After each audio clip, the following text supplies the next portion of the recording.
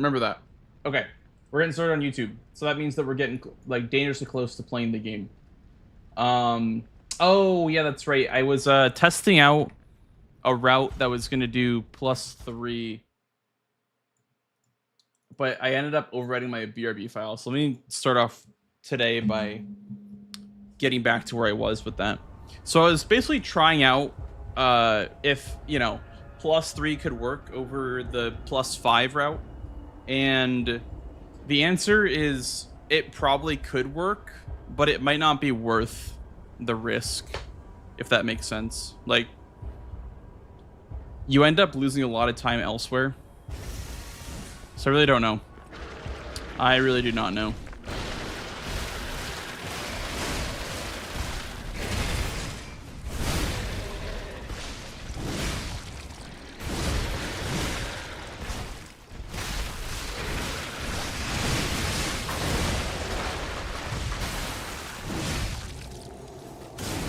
Also, hello everyone over on YouTube land, by the way. Welcome in. Hope you all enjoyed yesterday's, or not yesterday, the stream that I originally did the other day. So what's happening? And today we're just doing some more grinding, of course. I kind of been on a hot streak with PBs lately, and it's made me think that like the category is not optimized fully yet.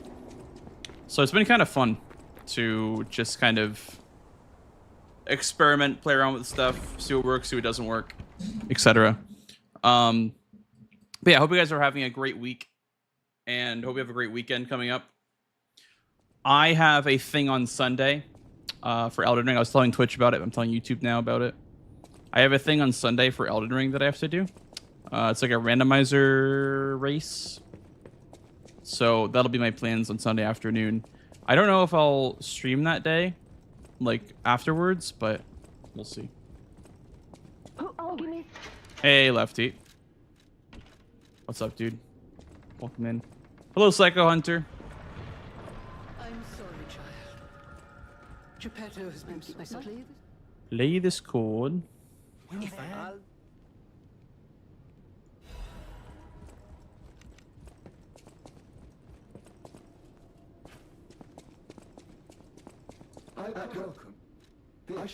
So like you can skip all this, and you can also skip the, you know, grabbing of the boxes, but I tried out what that would entail, and that means that your BRB2 is actually like really scary. So not even just scary, but also kind of just like straight up not viable, because it always ends up being that the second one does, or the third one does not die in time.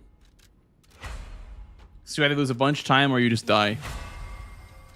So unfortunately, I don't think +3 is going to be a time save at all. Unless there's a way to get more damage, but I don't think there really is a way to get more damage.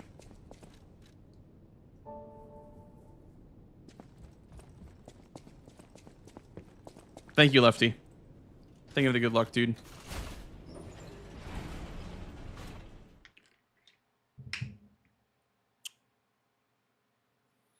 I will say that I think all three of the, you know, different members of the Rabbit Brotherhood that you can get to buff, I don't think any one of them is good or bad, besides the youngest. But the youngest, there's kind of a strat for.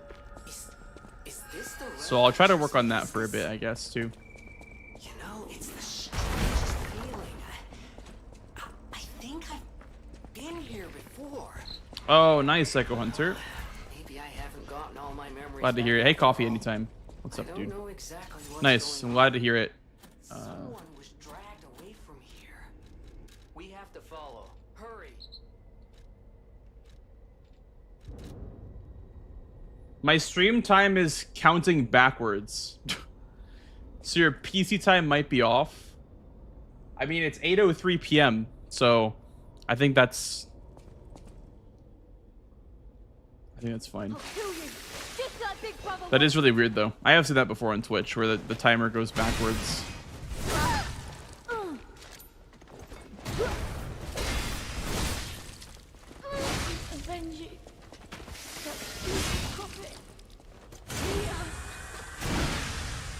I don't know what that is, what causes that, actually.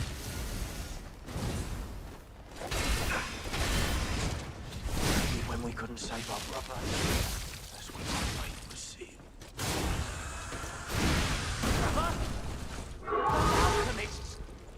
It's steady! Okay.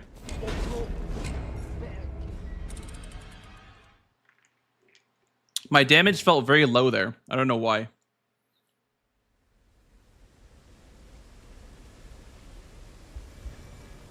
Also, we have an ad break, guys, for those of you on Twitch in 50 seconds. Let's go back to the corrupted Parade Master. And then we'll make us like a new file for BRB2, I guess. It's showing negative 30, 40 seconds for you? Really? That's so funny. Yeah, that should mean that I can literally get any run. And it'll be a PB. It'll be a negative PB. A time faster than 0 seconds. The speed of light.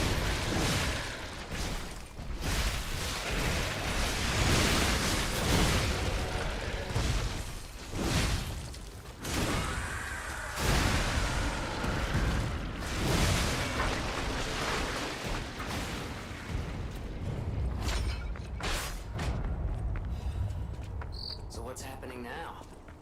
Let's get back to the hotel and our friends.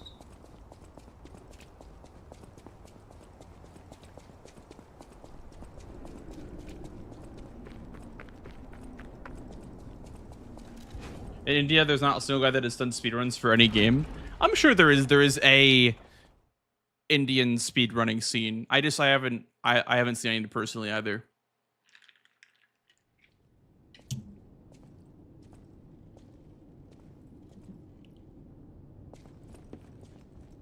I'm sure there are some Indian runners, but it might be like a different website or a different, you know, different way to organize them. It's kind of like the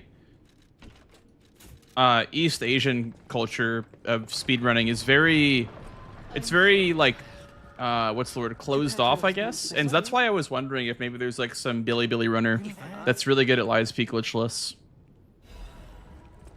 Because they don't have direct communication between the global speedrunning Discord and whatnot. I know we have Igni, who's a Korean runner, but I don't know exactly how much entanglement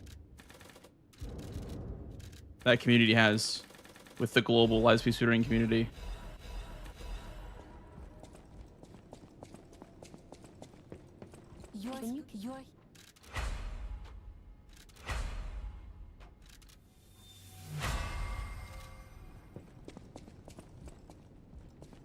Either I caught you really early or this is mid-game from another day / run. I'm doing some practice right now, Pineapple. I'm also making a new save file because I accidentally overwrote my save file that I used for practice. Finished the DLC yesterday and I, as you told me to try it out, it was amazing. Really? I'm glad to hear that, dude. I'm really glad to hear that you enjoyed the DLC. Hell yeah. Thank you for sharing, dude. Hello, Carly. This is a... Oh, I guess you're asking when. I'll do base game plus DLC when I'm satisfied with this category. I was gonna do it, and then I realized that this category can go lower. So I stopped doing it. I stopped trying to get the DLC practice because I could have gotten the base game faster. Exactly what's going on, but someone was dragged away from here. We have to follow. Hurry. Okay. So we'll call this BRB2 plus 3, and then we'll make a new one. BRB2 plus 5. Okay. Yo, what up, Irish? Welcome, dude. Even if we're just fates to buy time. Good to see you. Going down.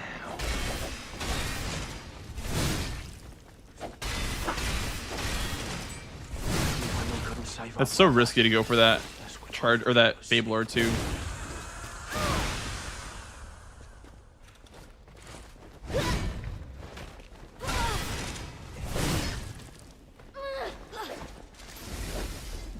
See, because now, oh, I guess I did get it off, but it would be super awkward if I didn't get it off in time. Getting the buff off is the hardest thing, honestly. Alchemists. Steady. Brother, you are with us. Oh my god. I got alley-oop there. Oh my god. Hey, Fox, welcome in, dude. Welcome in. I came in late last time. I asked about a gaming laptop that could run lives beyond other Souls-like games, but also needed for university. Yeah, I mean, I don't have a gaming laptop, so I don't really know what you're looking for per se. But if you want like a machine that can run this and other Souls-like games, like you might need something pretty powerful. Like Souls games run at 60 FPS native, so I don't think it's that bad. It's mostly Elden Ring that has a high base requirement, but other Souls games should be fine for the most part. But yeah, I really am not an expert on laptop specs.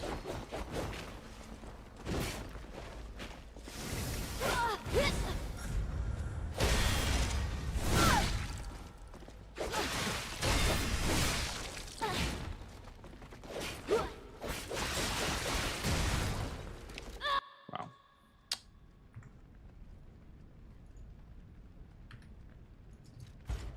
But I would say if you want to run this game at high FPS, you probably need something pretty beefy. But I don't actually know what to recommend because I'm not a big laptop guy. If anyone here has a laptop and games on it, definitely give like a recommendation to Hollow Pineapple. Who wants to watch this guy break apart?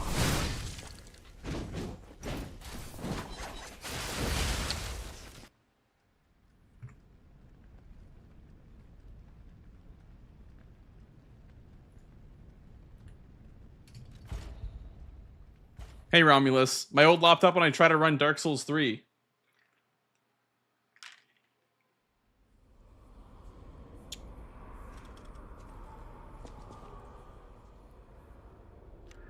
brother always looks out for me. I'm gonna smash you to pieces. Man, this looks kind of... This is kind of awkward, dude. I feel like I just can't do this fight anymore. Hey, thank you, Lascara. Welcome in, dude.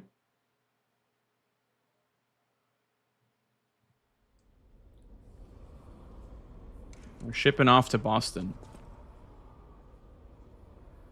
This is for my brother. This is for my brother. Rip your heart out. This is perfect RNG.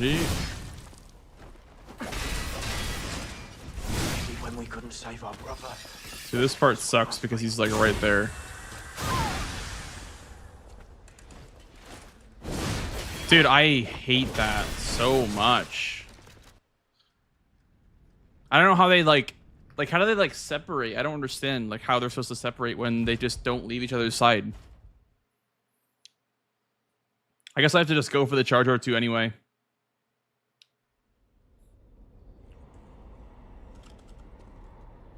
Maybe I have to like move a different way to influence them to move. I'm gonna rip your heart out.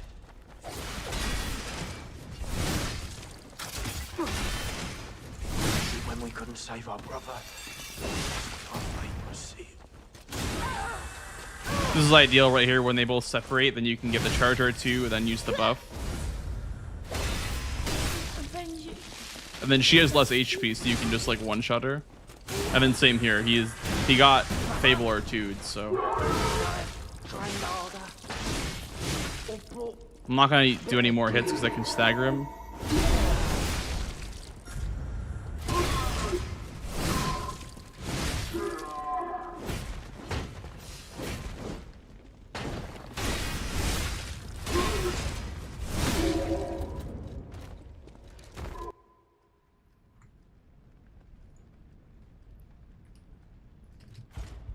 That was like perfect RNG there.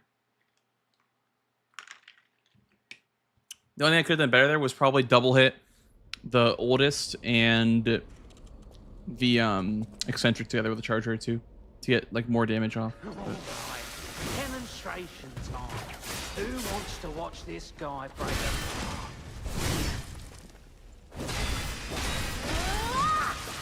Yeah, that's why I don't ever do 2 Fable R2s.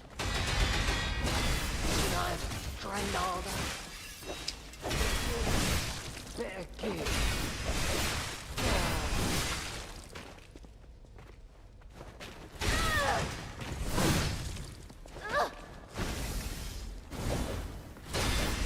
Avenge you.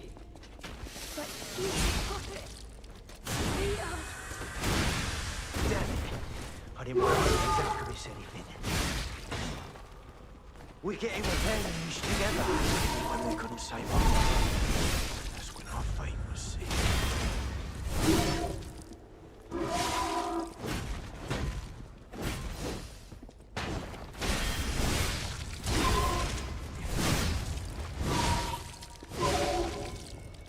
Okay, nice. Hello, Max. How's it going, dude?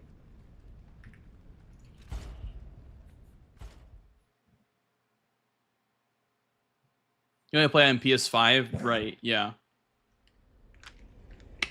Yeah, if you want to like speedrun on a PS5, you would need to either stream from the console or get a capture card that you can use to capture the gameplay from your PS5. Which either way, it requires to have a PC or a laptop. I guess not if you stream from the console, but I should dash forward there. When we couldn't save our brother, that's when our fate was sealed.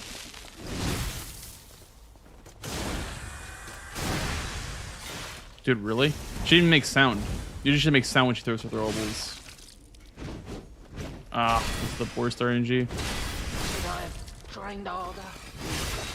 Or brought better gear? So slow. Welcome. I thought it was all a big trick. Avenge you.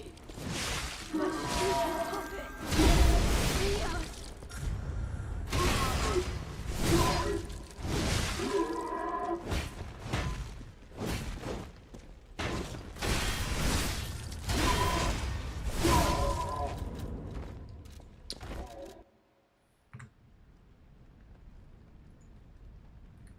Hey, Brian, thank you for the good luck, dude. And thank you for the 5 streams, brother.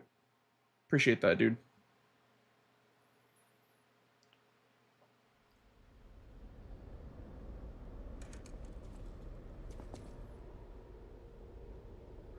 Big brother always looks out for me. And this is the one that you don't want to pull. When you pull her, it's like kind of bad things happen when you use the puppet string on her. Avenge you. It's gonna be him. Stupid puppet. It's always the one that's not doing anything after the other one dies.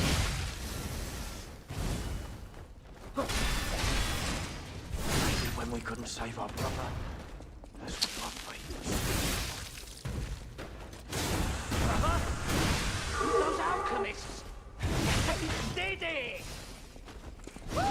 Even if it's intelligent, brother, you are with us! Should I have trained harder? Or brought better gear?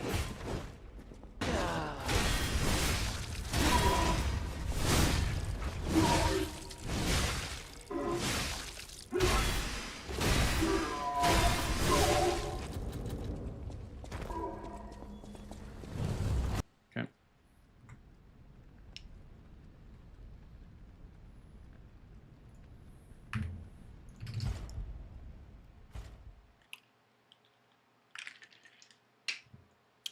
Hey, Jack, thank you for the good luck, dude.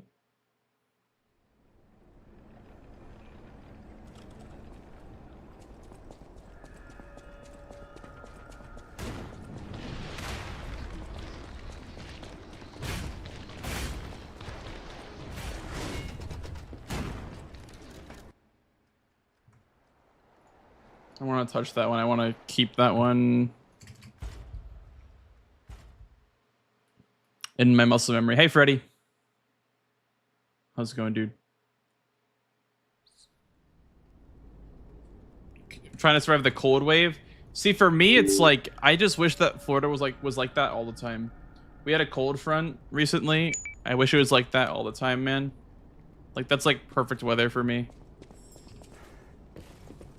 I love that weather. Like 60s, high 60s, or even like high 50s is good too.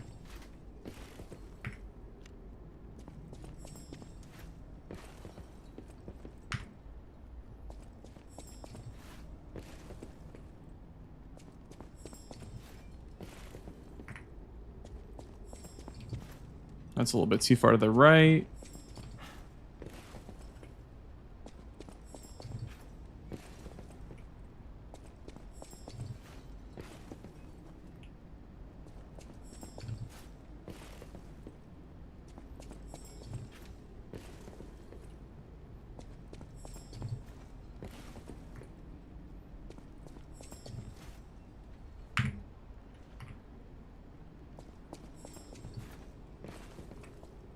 Hey, Retro. 1, 2, oh. 1.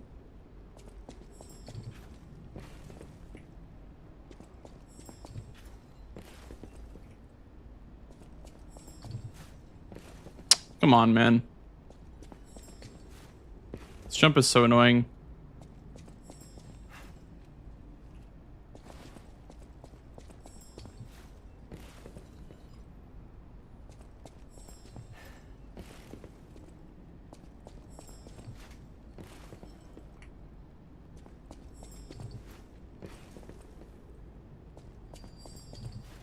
Come on, man.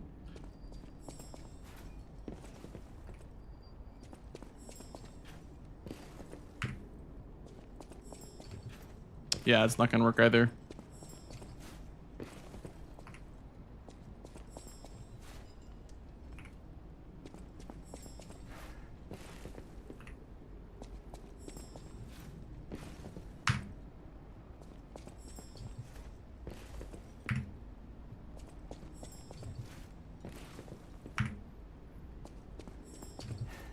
Nice. Okay. Okay.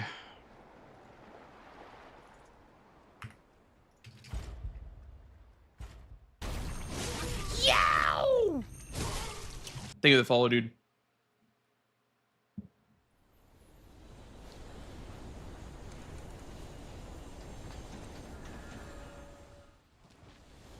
Show me everything you have. Upward up Geppetto.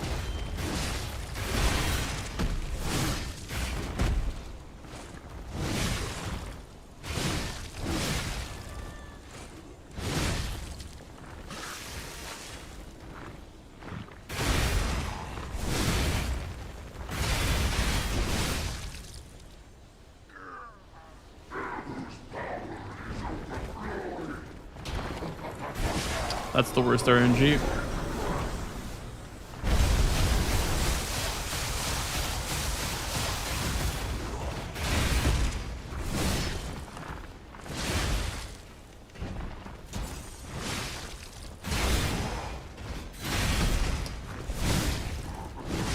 Does this still work even?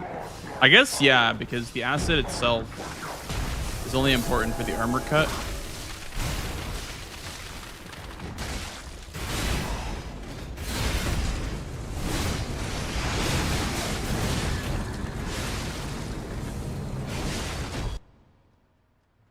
Hey, Gurkat. Welcome in, dude.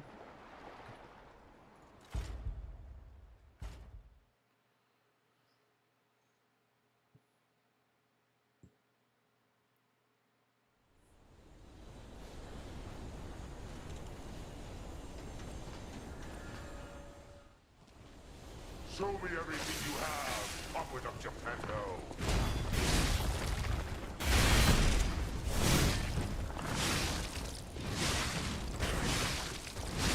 Nice. It's able to cancel the bad attack.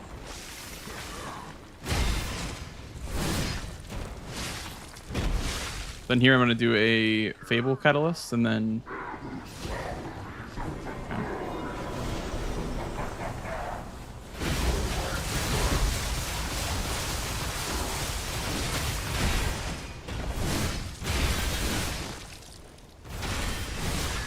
Oh, man. Probably should have done R2 there, then.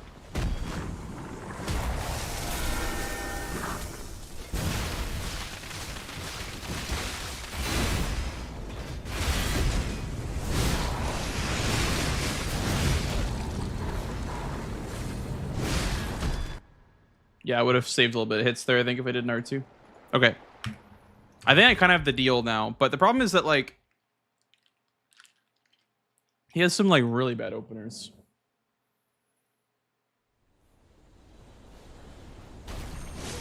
Yow! Thank you for the follow, dude. Show me Welcome, everything welcome. you have. Open up your panther.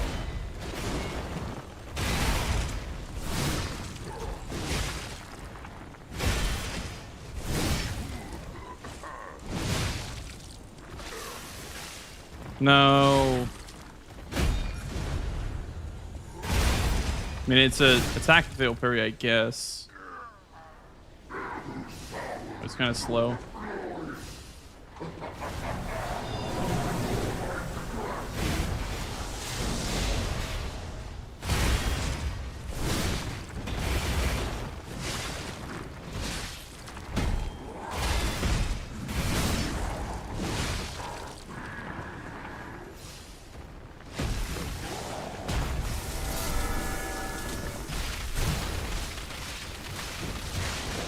Oh.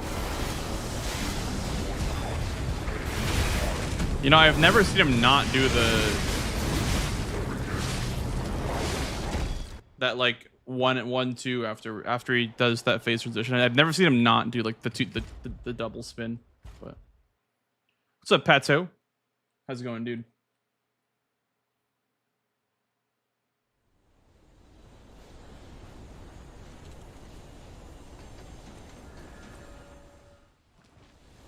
Show me everything you have. Open up your panther.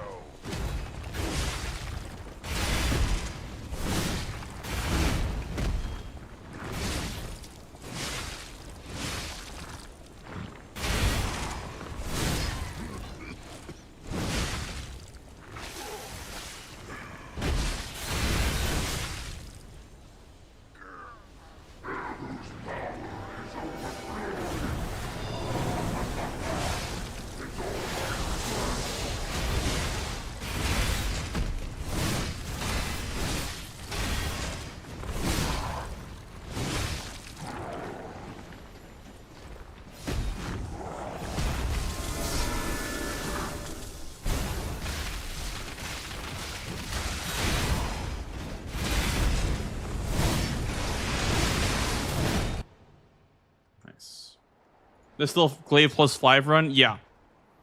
I tested out +3, and it makes BRB2 like even worse than it already is, and it's already pretty terrible. So you know, it would probably save a couple of seconds, but I don't think it's worth it per se, because you'd be losing out on a lot of time here and on BRB2.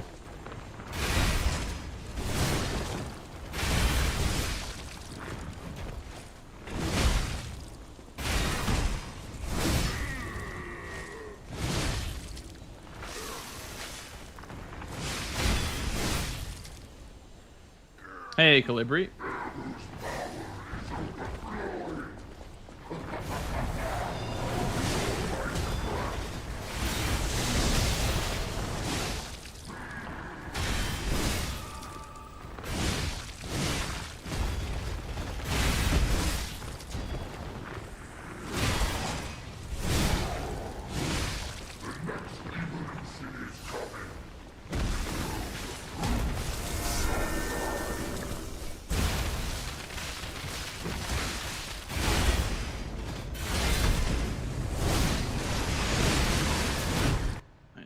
Okay.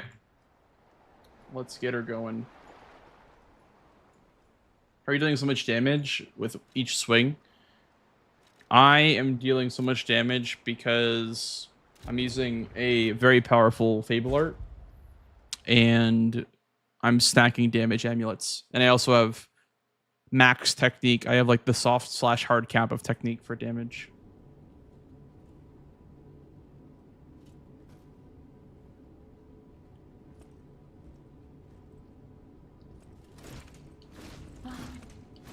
Here you are. I'm looking all over. What the? Wait, did I? I swear I did not press L2. Huh. I wonder if I'm holding my controller wrong.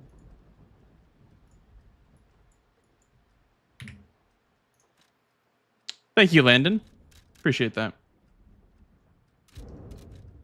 Yeah, we'll see how today's runs go.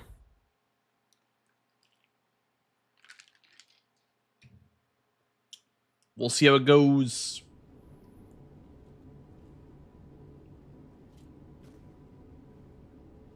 Evens out then? Yeah, I don't think it's worth it.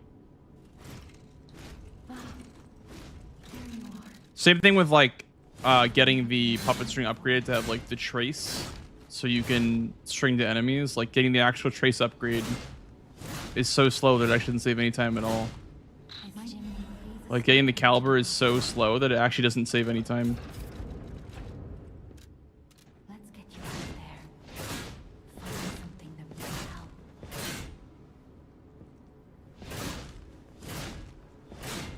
But it'll be... Like even though puppet string can save time here and there, getting the actual upgrade itself is way too slow to be worth it, unfortunately. It's like 25 seconds to grab the caliber, but you save like 20 something, like 22 seconds with all the puppet string skips combined. Now, if we could string across the bridge and skip past the carcass monster thing on the bridge in Archabbey and like skip using the alchemist badge, then that would be worth it. But you can, but it's very difficult.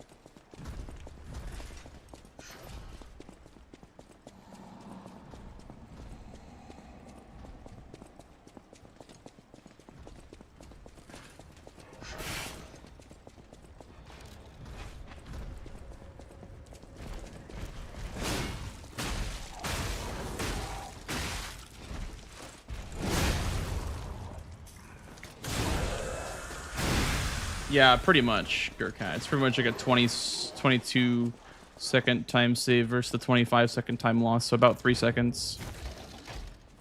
I added them all up and calculated them before I was going to apply it to the run.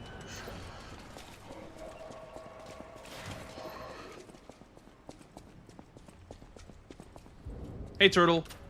How's it going?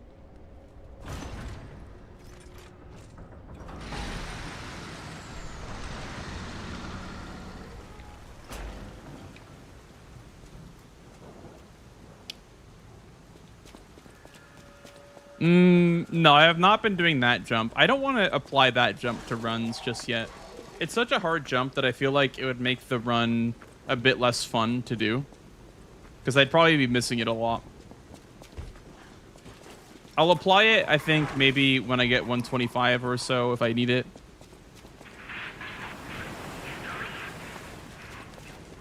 I still have like a minute, more than a minute, to shave off my PB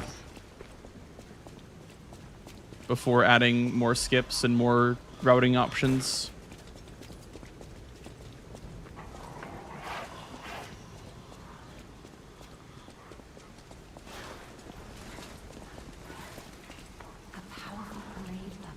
Yeah, I want to just like keep going with the runs the way they've been going.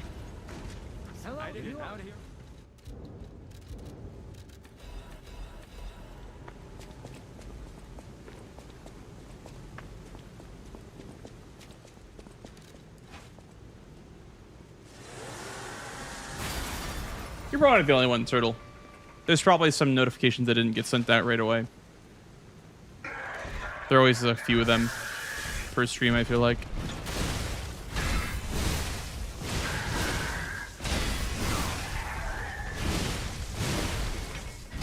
Yeah, that's the point. It's like, damn. I want to get like sucked in there, so I try to like just spam R1 because it's a bit faster, but I didn't have any stamina to take the riposte right away. Yeah, that's the point though, is to like exhaust all my other options before I go back and apply new things, new skips and new routing. I mean, if it was like something that I was excited about doing, then I'd be more eager to try it, but I don't think I'm that excited about trying that. That jump looks very toxic. Looking all over.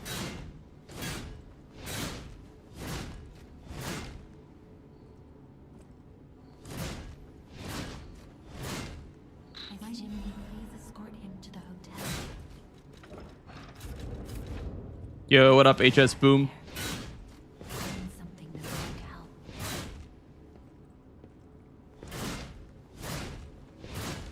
But it'll be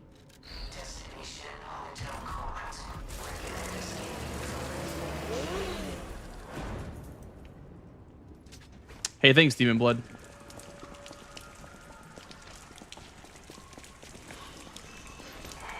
And thank you as well, Volatile.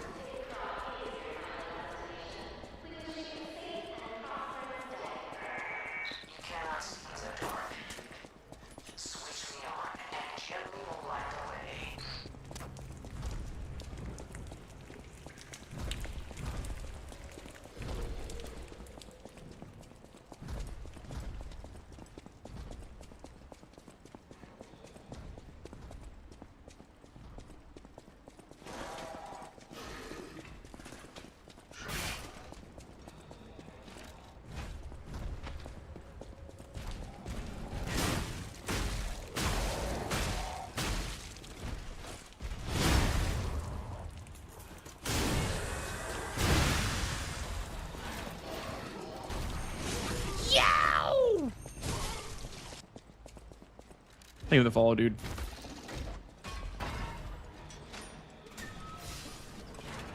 I played yesterday. I played about, by the way. I know I said I was working on my video yesterday, but I was actually playing Cyberpunk for quite a while yesterday. I put like 7 hours in Cyberpunk yesterday, which is kind of unheard of for me. I don't ever play games that aren't Lies of P. Like, ever. Unless I'm really feeling, you know, something new. I don't really stream variety games, but last night I really felt like just gaming on Cyberpunk for a couple hours, and it went from like 2 hours to like 7 hours.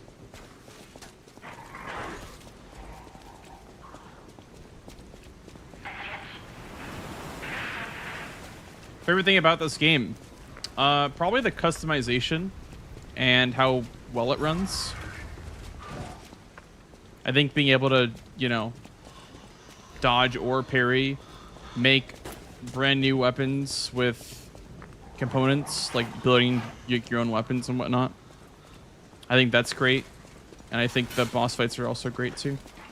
a powerful parade puppet is blocking the entrance, and that's the only way in.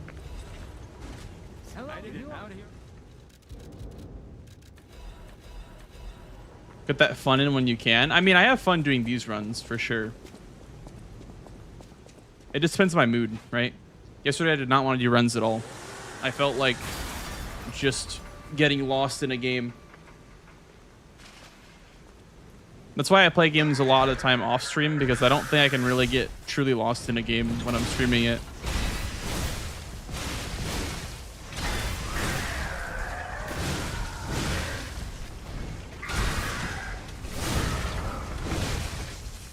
There we go. That's what I was looking for.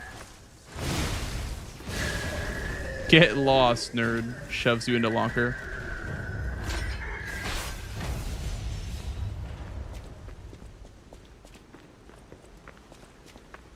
Yeah, that game is super fun. One more thing I should Love the gunplay. And also, again, like, the customization is so cool. puppets like you, I love games that are just so you'll that just sound like so, what's the word? Like the possibilities are endless in that game, you know? I got myself some mantis blades.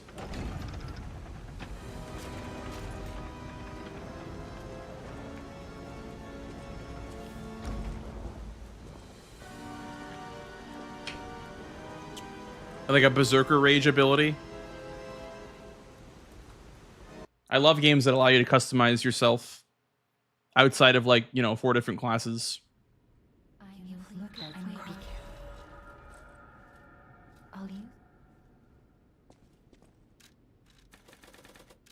Yes, this is the best weapon in the game, Benny. Yeah. The glaive is very, very good. Yo, what up, George? Or Splorge? Had a name change? Nice, dude.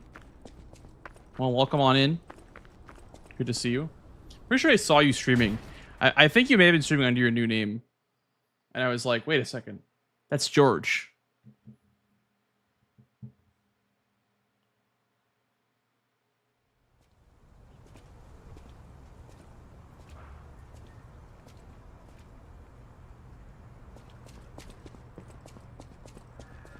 Started playing Arc Raiders and also did not think it would be that enjoyable, but it very much is. Yeah. Hey, let's be more Yeah. Honestly, dude, that's how I felt about Battlefield 6. I hate these guys. I'm very hesitant about trying new shooters, but Battlefield 6 is so much fun. I've been playing that a lot too recently. It's like the only shooter game that I played in a long time that I actually have a good KD in. Elysian Boulevard was a regular rich people row. You wanted fancy boutiques and shops. No place better. But that was long ago. Before the puppet frenzy.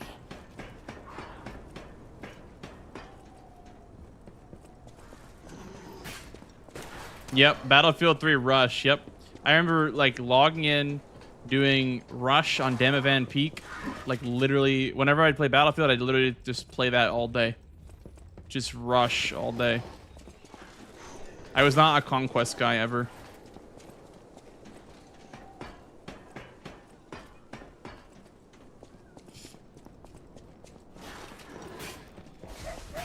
Damavan Peak was... That's what I'm saying, dude. That's what I'm saying.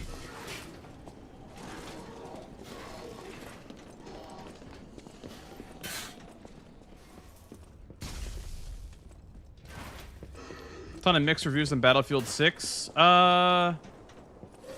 Maybe it's because of the battle royale mode, the Red Sec mode. Because I think the game itself is very good.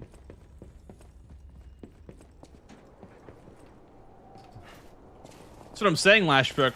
Dude, on on Damavan Peak, you would like jump off the edge. I'd always try to like take out the helicopters while I'm parachuting down. I would have like my anti-aircraft on while I'm parachuting down.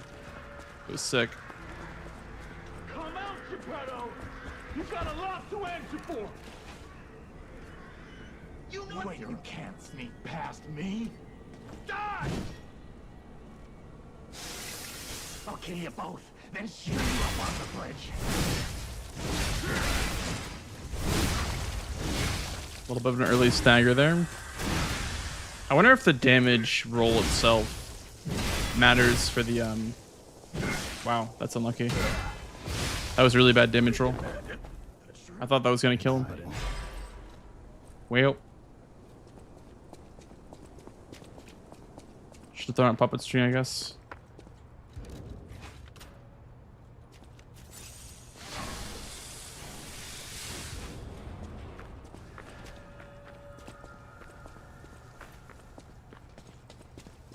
Not being able to glaive parry from keyboard to mouse to controller is rough. Oh, so you transferred from keyboard and mouse to controller. Yeah, I guess that could be rough then.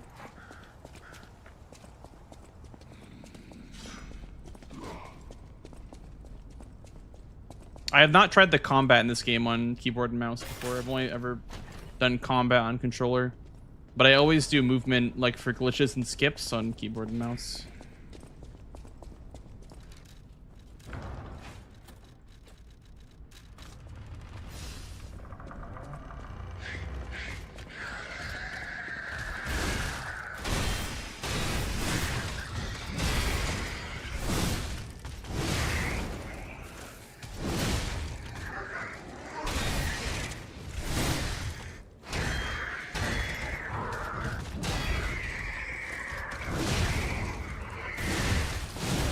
That's unlucky.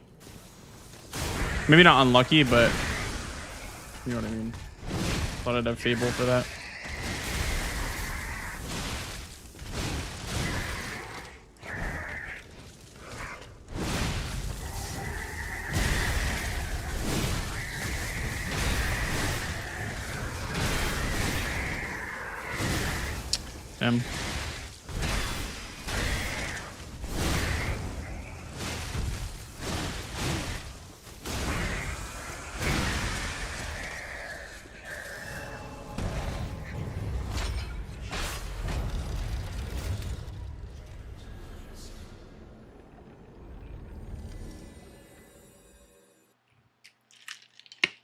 Well, that wasn't great.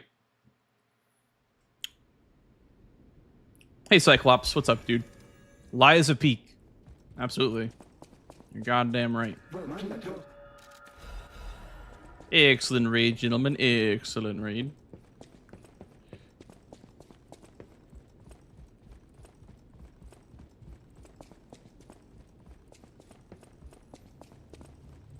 My friend. Remember, you can get from City Hall.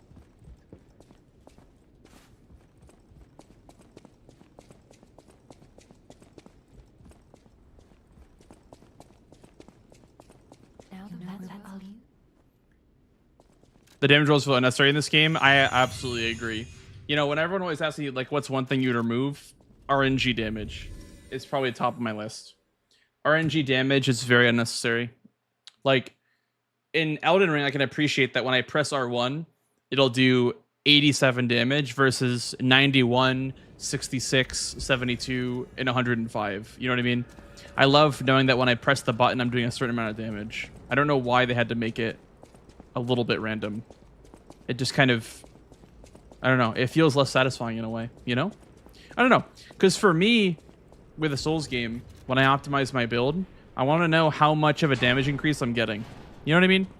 Whenever I'm like, okay, let me try with Golden Vow. And then it's like, you know, it's 115 damage rather than 84, right? Instead of it being 115, 96, 125. It's plus or minus 10%, Lashbrook. So honestly, quite a big number, especially for speedruns. I mean, our scripts consider random damage, but for example, like at the end of Romeo in this run, there's like a 10% chance that he does not die from the final hit. So it takes like 2 seconds off of the final kill. You have to R1 him again.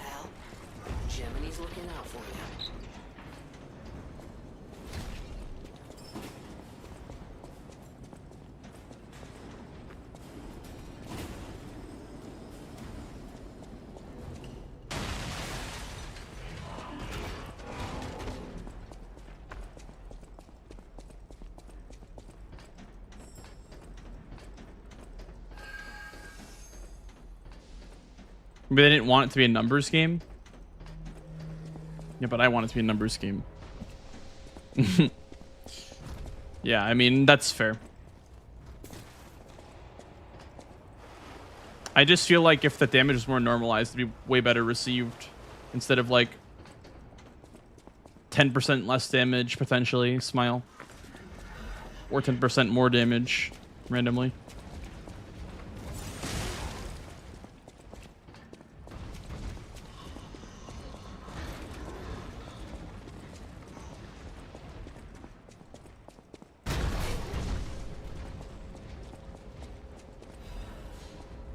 Yeah, the scripts, they do like keep the random potentially low roll and the random potential high roll in mind.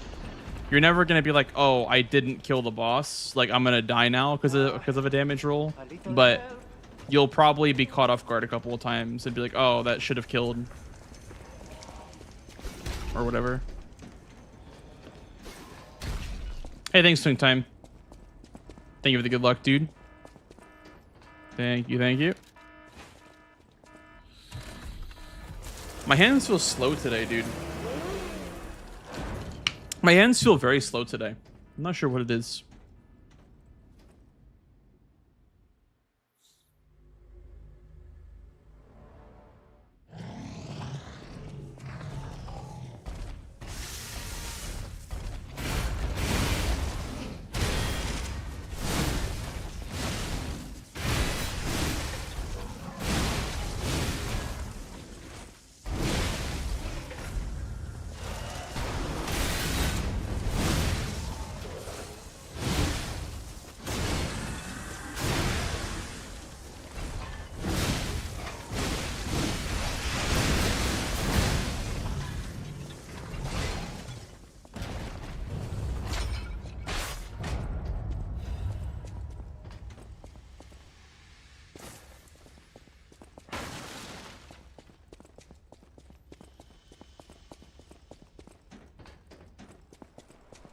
Probably could have just done an R1 there, I guess.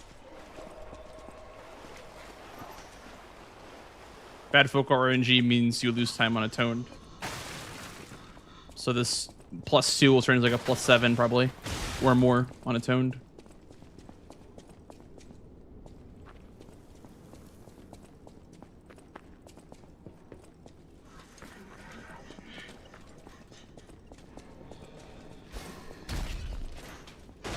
Bad folk RNG means you have to use the Fable that you've, been charging up on a spin versus just saving it for a toned.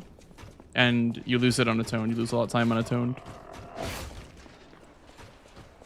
All the time that you've made up by fabling Foco gets lost right away. Could they be from Moonlight Town? Whoa, did puppets do this? No. Did I jump too early or something?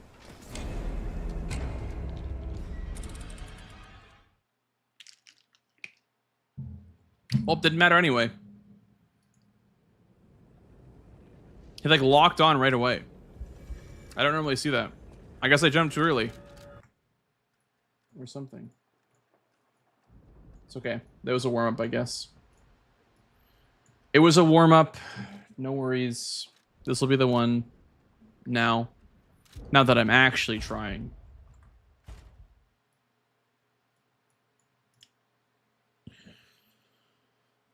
You notice that when you had to fight the bosses like 20 times in your first playthrough? Yeah. I didn't notice the random damage until like I started doing speedruns, because I thought at first it was just like, hitting a certain part of the body, certain like, weapon sweet spot memes and whatnot. Never did I predict it to be random damage. Like actual random numbers. I did not think that would be the case. Let's get you out of there. Find something that might help.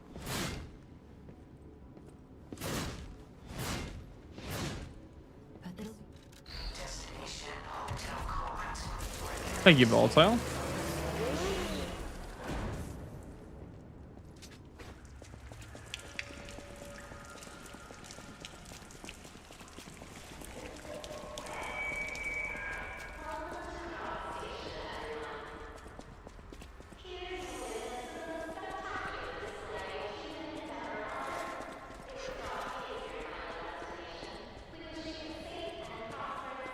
Hey. Thank you, Rick, for the good luck, dude. And thank you, Zyra, as well. Or I guess you did listening. Thank you, Brick Pizza. Welcome in, Zyra.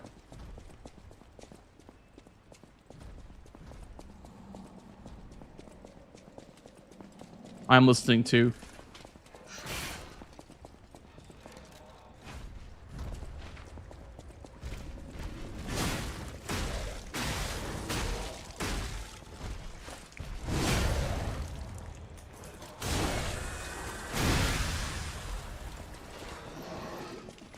Almost a gold. Holy schmoly.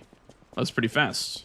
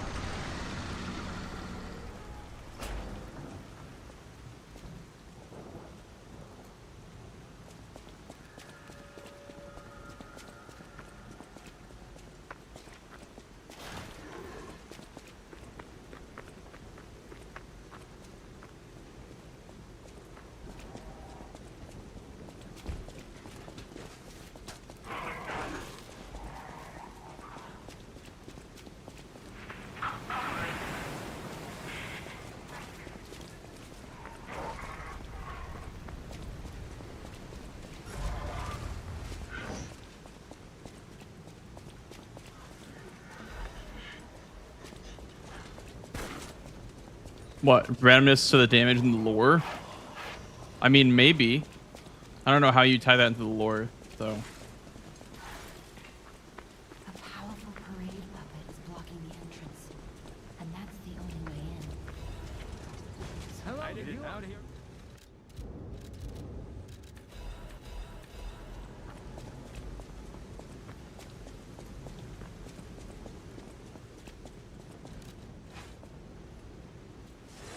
You had a casino.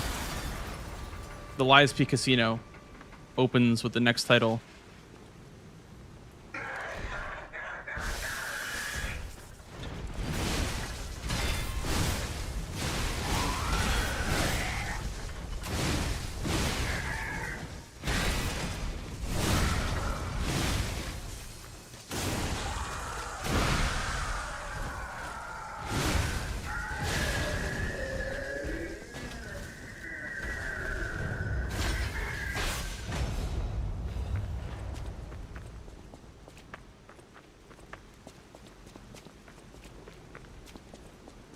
One more thing I should mention. The hotel's security excludes puppets like you. So you'll have to lie to get inside.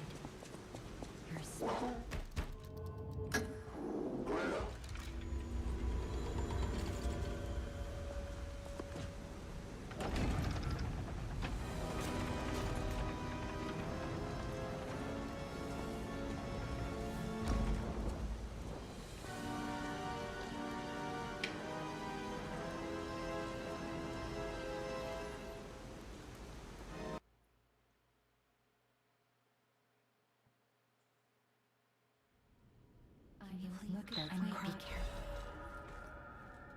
I'll use.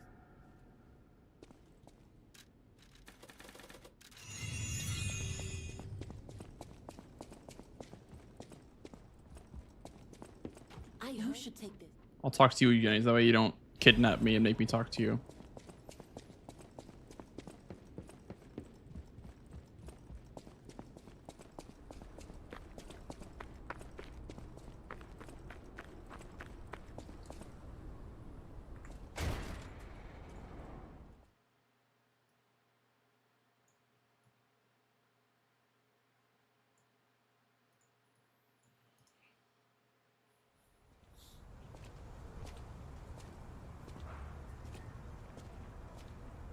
Oh, random thought. I know this kind of doesn't really pertain to Lies P at all, but I saw that Fallout 3 Remaster got leaked again. But this time it's supposed to be coming out this year. It's similar to how Oblivion did. So I'm kind of hyped for that, honestly. I know it's Unreal 5, but that'll be cool. Was a regular rich people row. Fallout 3 Remastered. I've been waiting for that for a long time, dude. It does not even want to run on PC.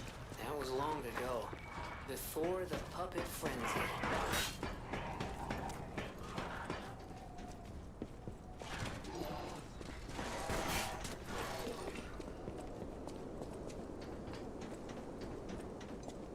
Would you rather have its own engine? Well, doesn't Bethesda have like their own engine, like Creation Engine or whatever, that Starfield runs off of?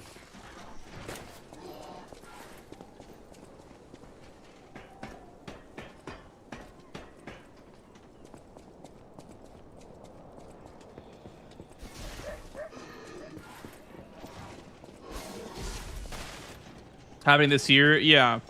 Probably similar to Oblivion Remastered, where like rumors come out and then yada yada yada, and then it like just shadow drops one day.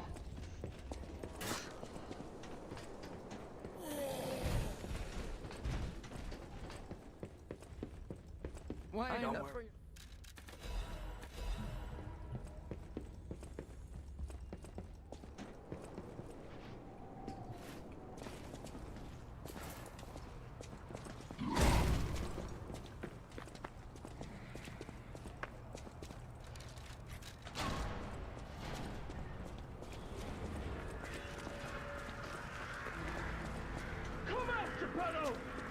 You've got a lot to answer for! You know Wait, you can't sneak past me! Die!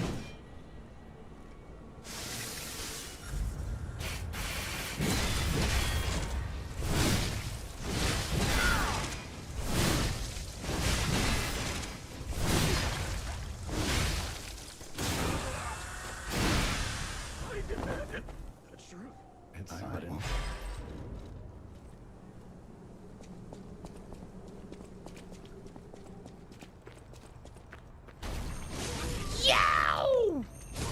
Hey, thanks for the follow, dude.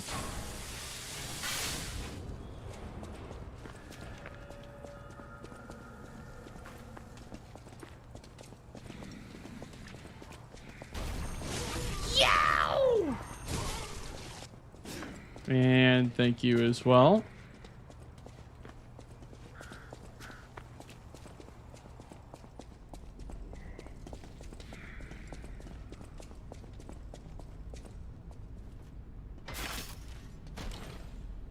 I think that qualify as a remake because they wouldn't just be like porting assets. Like the Oblivion remaster is really just a remake, but they call it a remaster.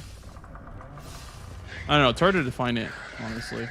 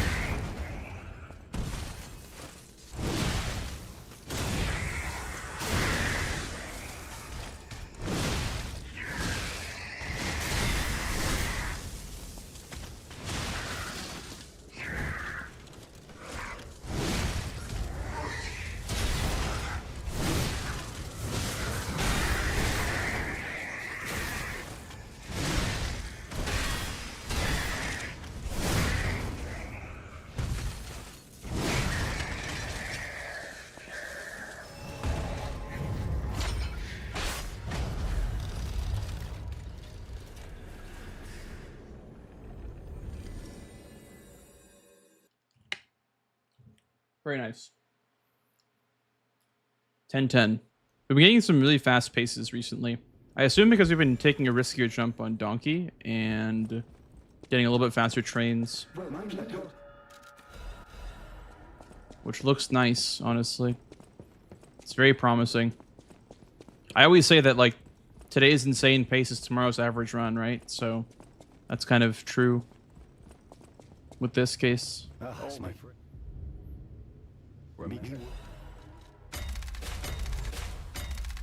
You can get from City Hall.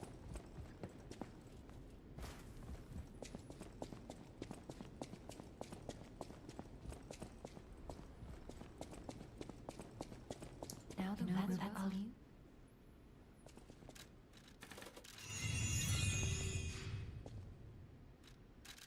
Really splurge, yeah. I don't know. We'll see. You know, those rumors can be false, so I don't really tend to cling on to them too hard.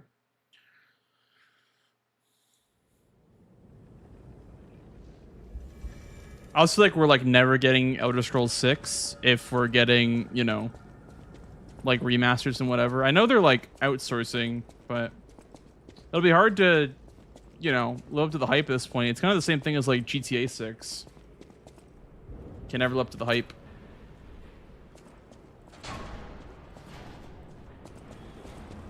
We have an ad break, guys, by the way, coming up in about a minute on Twitch.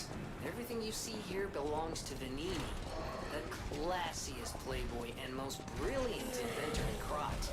Just ask him. Not just puppets. Almost every machine and tram in Krot is supplied from here. You gotta be curious about the guy. What kind of person is he?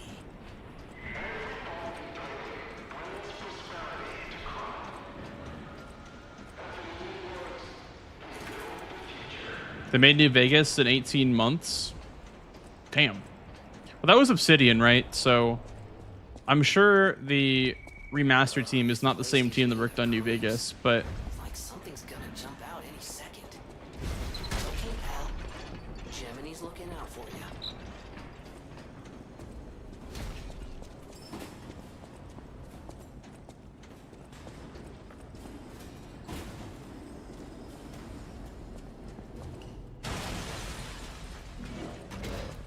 definitely the expectation, Gurkat, because Elden Ring had delays, right? And I think they delayed Elden Ring twice, right? And I mean, it still lived up to all the expectations. It just kind of was a tasteful amount of delaying. That's crazy.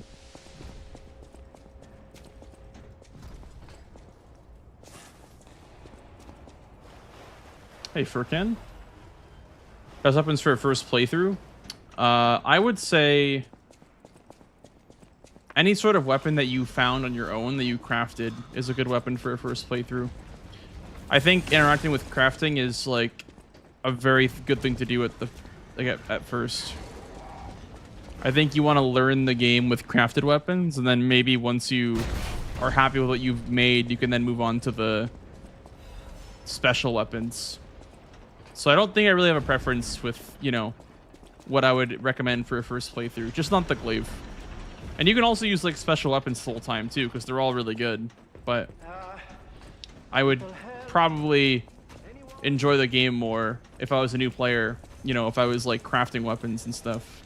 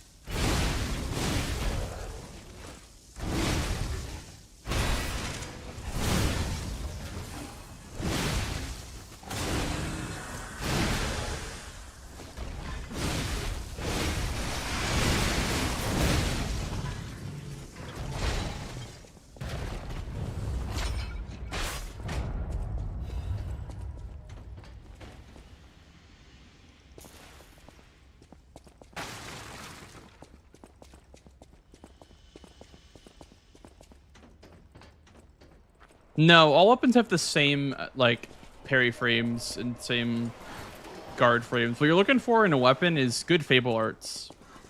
Fable arts are very important to experiment with and play around with.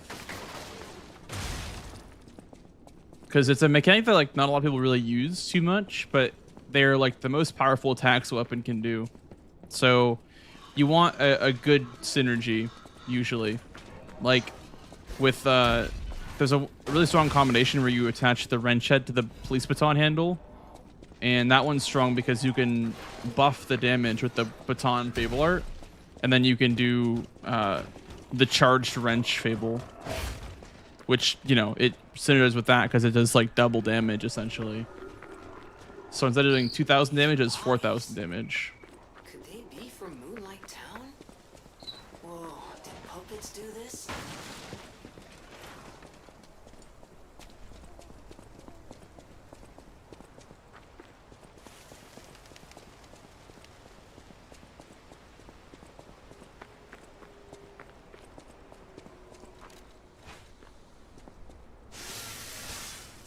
Do you want to you even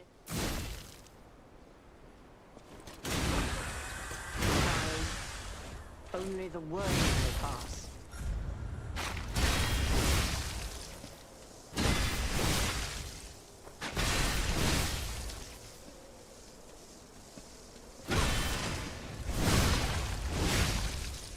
Bit of a low roll there.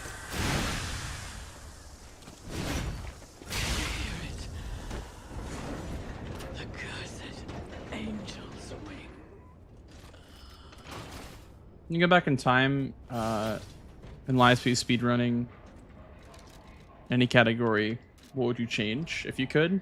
I would probably, if I could change anything, I would probably tell everyone, don't quit the game to go play Lords of the Fallen. Because that's what happened. Everyone was running this game and they all quit to play Lords of the Fallen and never came back. So I would say, hey, Lies Be is a great game. Don't quit for Lords of the Fallen, please.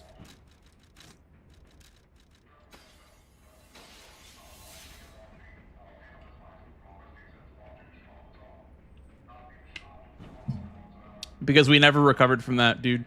We had like, I don't know, 12 or so active runners, and then after Lords of the Fallen came out, we had like 3. It was me, Spicy, and Mitch for like 6 months after. But no, in all seriousness, I would probably, if I could change anything, probably not patch out all the skips. That way you could do like all the skips on current patch. That'd be very fun. To do like a current patch run that has all the glitches in it.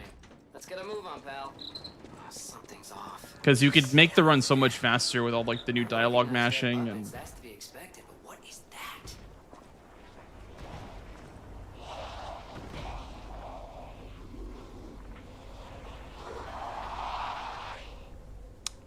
Why do they leave and not come back? Well, when you speedrun a game when it's brand new, the first couple weeks are very important because you have to be like looking at the Discord every single day to see what changed from the previous day, like what people are doing that's new, all the new strats. Like, hey, oh, we're skipping this. Like, hey, we're doing this new skip, or like, hey, we're not grabbing this upgrade material or whatever. And when you are away for 2+ weeks playing a different game, it's hard to come back and, you know, still want to grind because everyone's so far ahead of you. Also, this game is a really hard speedrun, like at the highest level for like with glitches. Glitchless is you know, it'll be the same forever, right? So you don't have to keep up with skips or anything, but everyone was running any %, so there was a lot of glitches you had to learn and keep up with.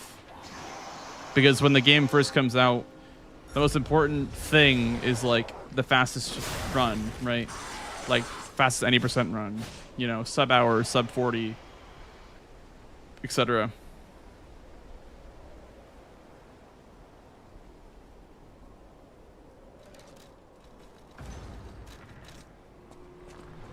Lords of the Fallen, shitty souls-like wooden bosses, 500 ways to go, 0 wish to play.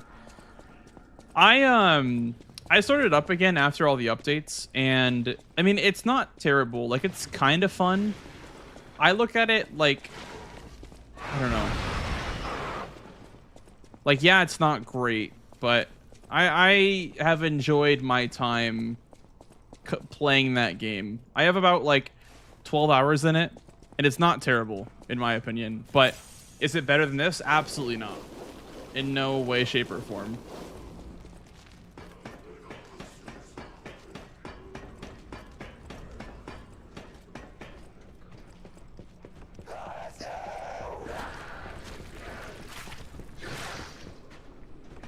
I mean, the thing is, Xenon, is only if I get, like, gifted a Switch 2. I don't have that kind of money. I don't have Switch 2 money right now.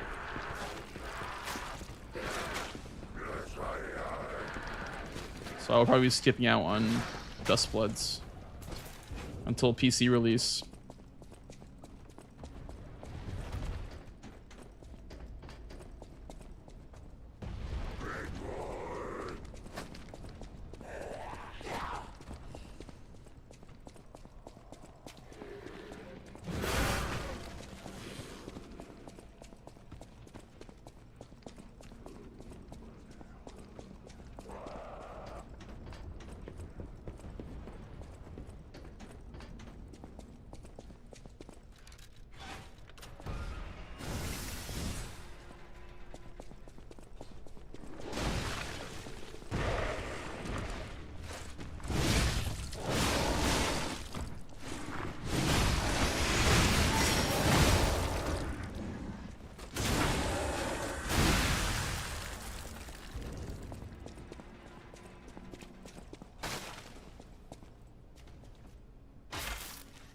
Is it subjective or objective? What, Lords of the Fallen? Like my take on that game? I never said it was terrible. I never said I didn't enjoy it. I mean, everything's subjective, I guess, when it has to do with an opinion on a game. But I would say that a lot of people think that Lords of the Fallen is not as good as Lies of P.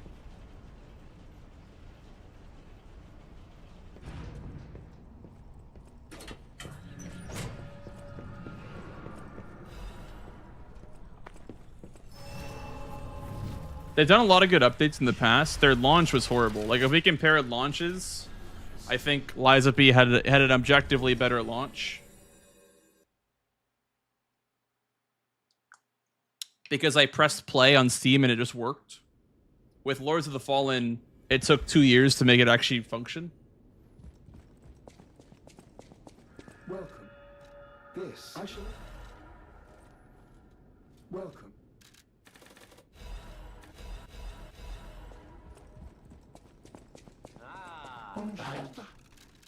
Other than that, though, I think Lords of the Fallen is okay. I'd give it like a 6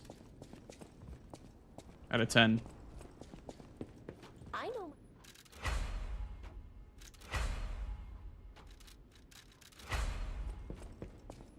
Wait just one moment. Is that not my vision?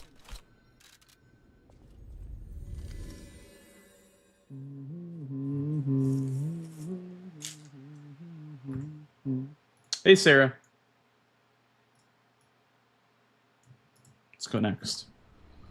Liza P more better. I mean, I'm obviously biased because I have so many hours in this game, but I think this game is like better than everything besides, like everything from Soft besides like Elden Ring or DS3.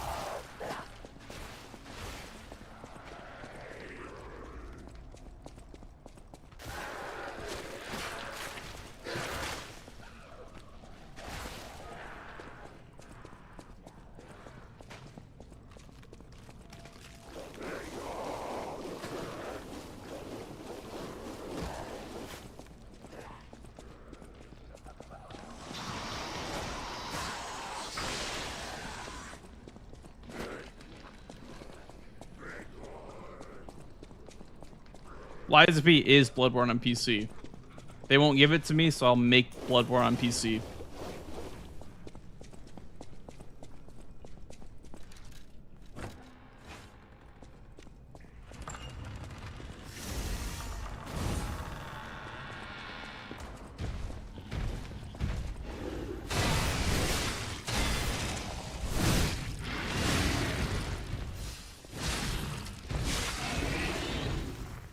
Oh my god, Caveson, thank you for the super chat, dude. Thank you for the 20 goddamn bucks. Thank you so much.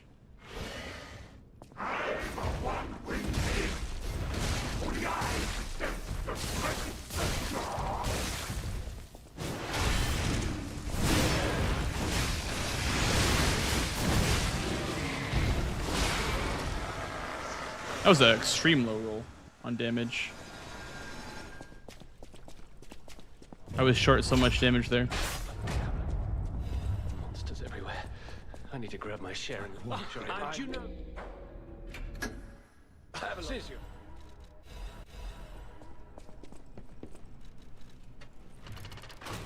Emulator is great. Played 4K 60 FPS was awesome.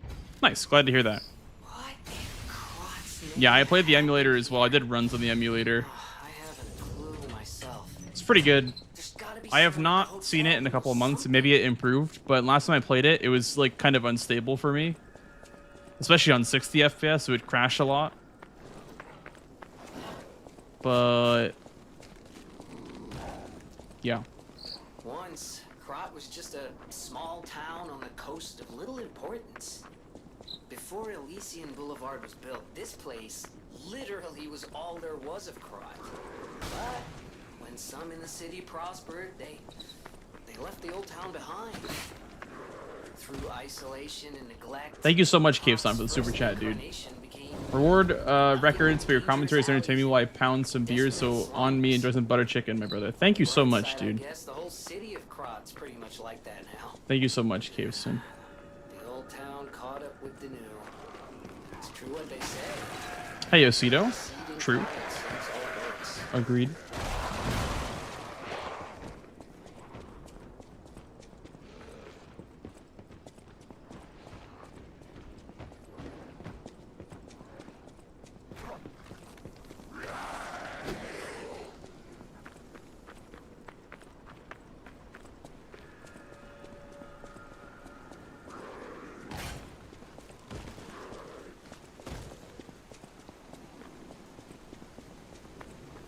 Yes, 1, 2, 1, 2. We have a schedule update for It's time. Tonight! Elden Ring is probably a better game, but Lies of P I enjoy more. Now, here's a safety reminder for all the malcontents in the market. I think Elden Ring is a more ambitious project. I don't know if it's like better or worse per se than Lies of P. I think it's just a more ambitious project. But I also enjoy Lies of P more.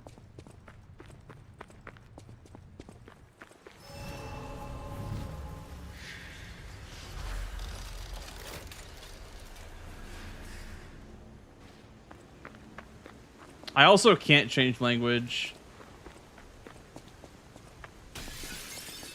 824. I cannot change language because I think it's like bound to your Steam account, like localized Steam account. I've tried changing the language, but only changed subtitles.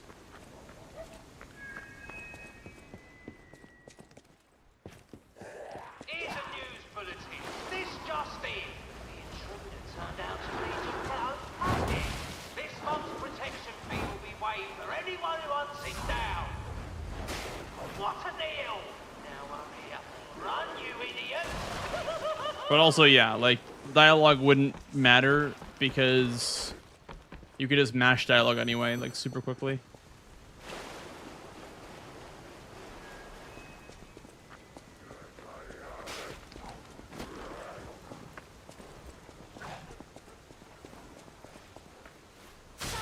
It's funny seeing him all stood up like this.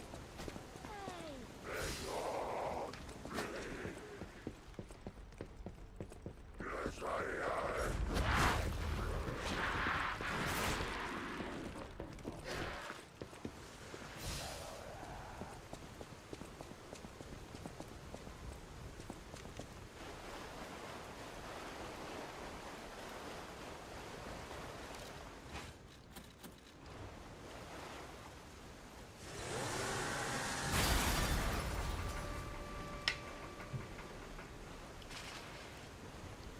Bring it on.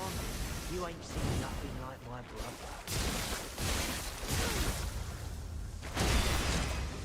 Boy, it's mine! Mine! Move for me, brother! Fighting fair, surviving.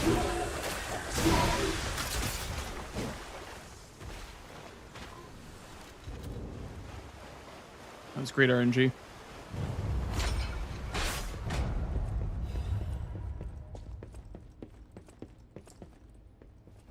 Bloodborne equals to Lies of P equals DS3 is better than all. My list would probably be Lies of P equals Elden Ring over DS3 and then the rest.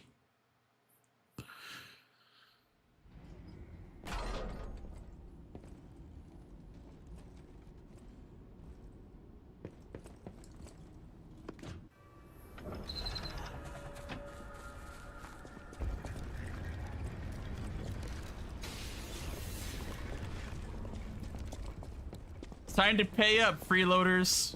Thank you for the 11 months, Jackie B. Thank you so much. Thank you, thank you.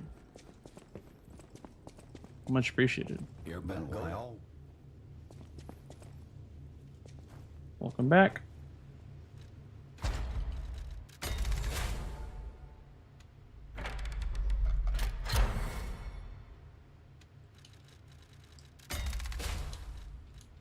Oh my god, oh my god. Dude, that was terrible.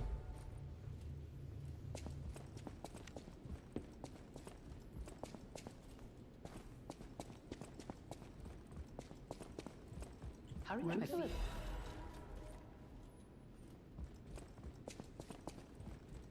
All you?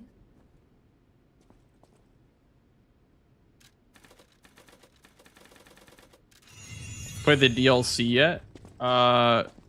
The answer is yes, no matter what game you're asking about. Because there's not a single From Software DLC I've not played, or Lies of P DLC. So whatever the question is for, then yes, I've played the DLC extensively.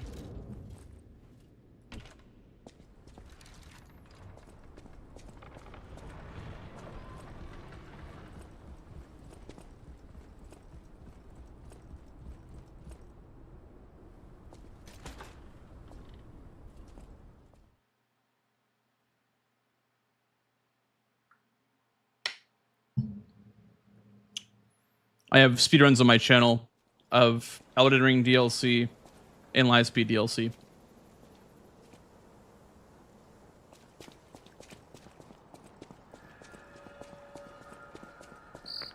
Rosa Isabel Street, the entertainment district.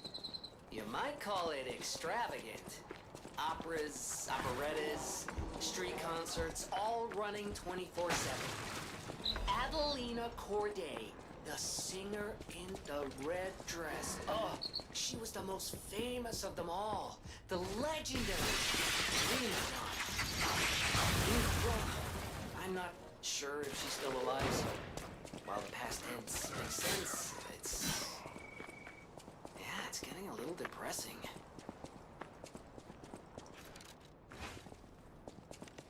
I dedicate this performance to my sister Adelina.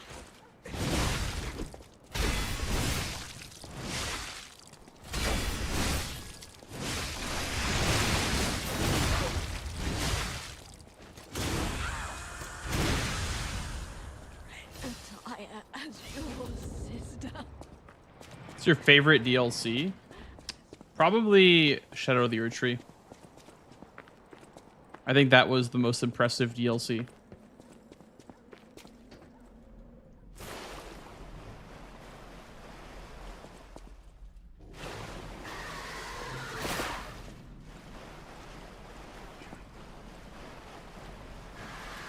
Overture is definitely a close second, though. For sure.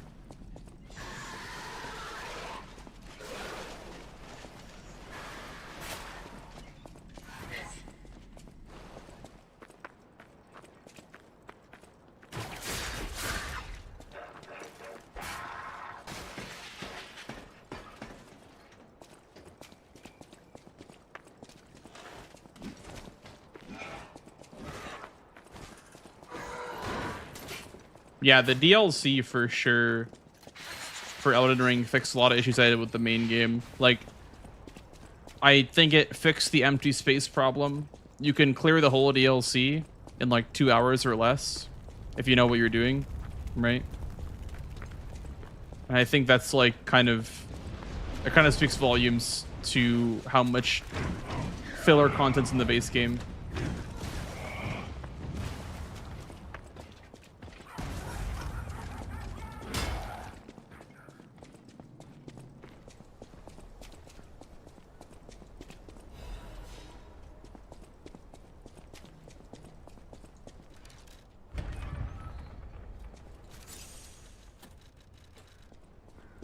Favorite game outside of soulslikes and RPGs? That's a good question. Probably like Monster Hunter World. I guess that is an RPG in a way. And it is kind of still in the same vein. Maybe like Destiny. Like, you know, Destiny 2 back when it was good.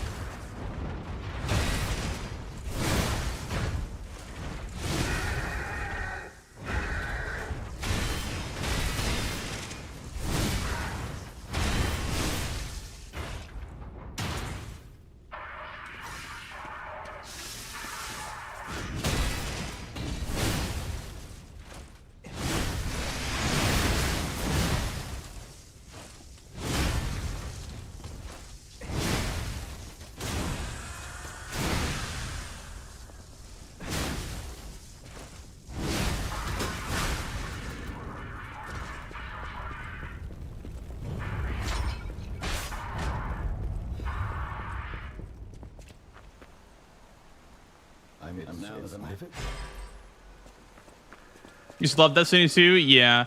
I played it literally from the release of Destiny 2 all the way through, like, Forsaken / Shadowkeep, but after Shadowkeep, I spent like more time off of the game, and I would, you know, spend less time playing it per season.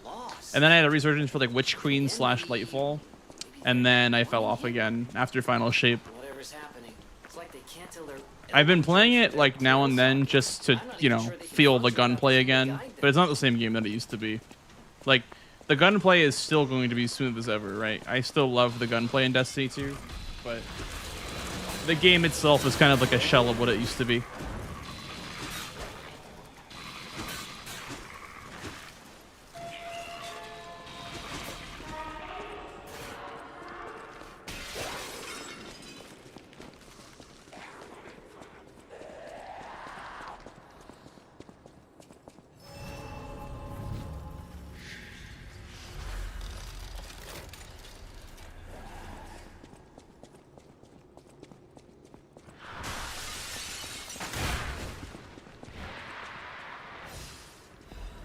Yes, ability spam is indeed a problem, for sure.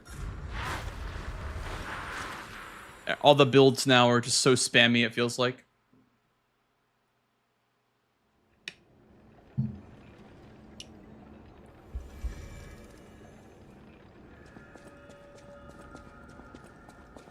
Hey, thank you, Cactus, for the good luck, dude. What just is the hardest for you to beat? I would say probably, as a first-time player, I would say probably, oh no. Probably Arlecchino. Hardest boss to clear in a Souls or Souls-like DLC.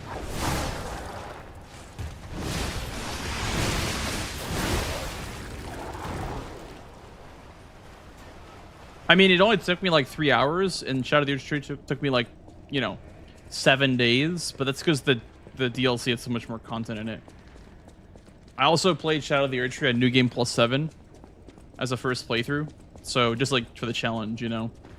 But I would say that Lies of P is probably the hardest Souls DLC, just because it feels like, even going back to it nowadays with the most broken weapon in the game, it still just feels like I'm playing, you know, SOTE without Scadu fragments.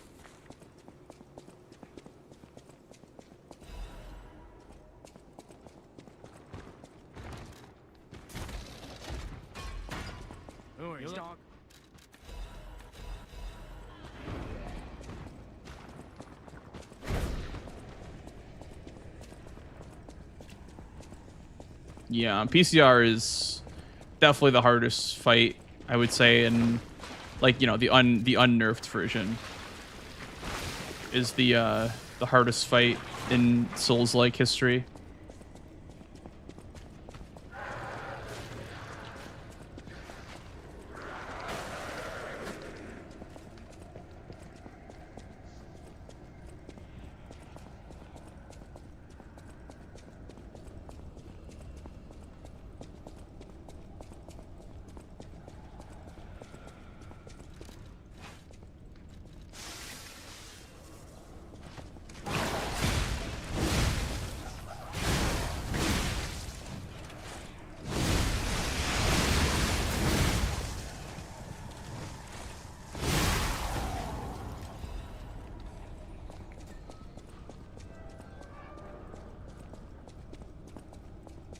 Yeah, the end boss in Elden Ring.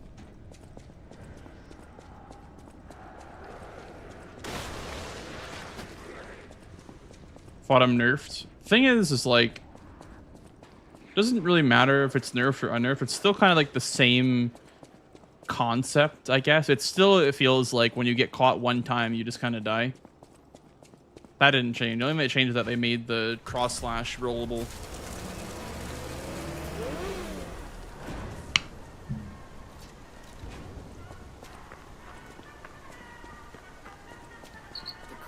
Hey, Wara, what's up, dude? Welcome in. Would say Gale was the hardest. I think Gale for sure, like for its time period, was actually like, Gale back then is like what we think of PCR today, right? And now the whole city is an exhibition of a nightmare.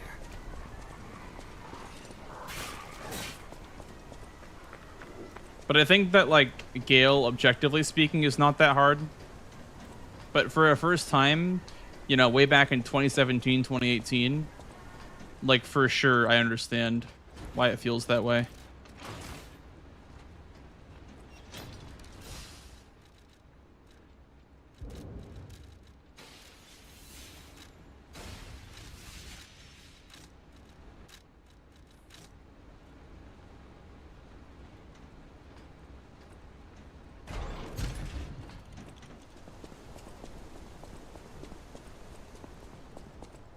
And yeah, I almost feel like Freed is like underrated in a way.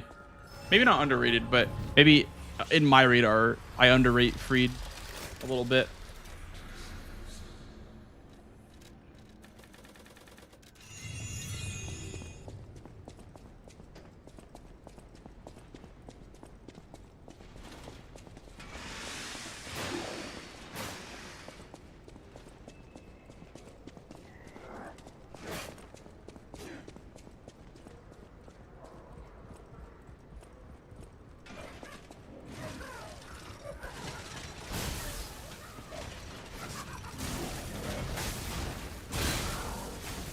Ow.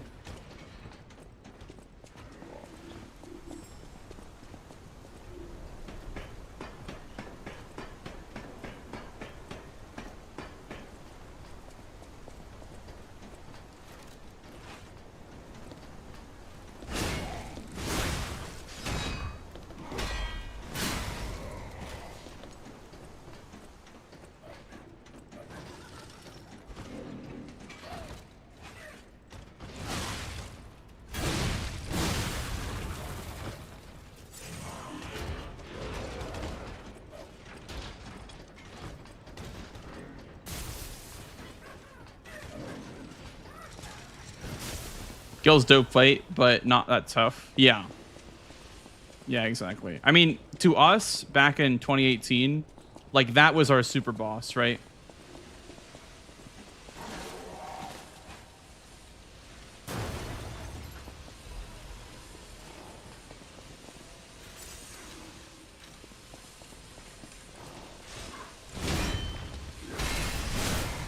Favorite horror game? Oh, for sure Silent Hill 2. Yeah. Absolutely Silent Hill 2.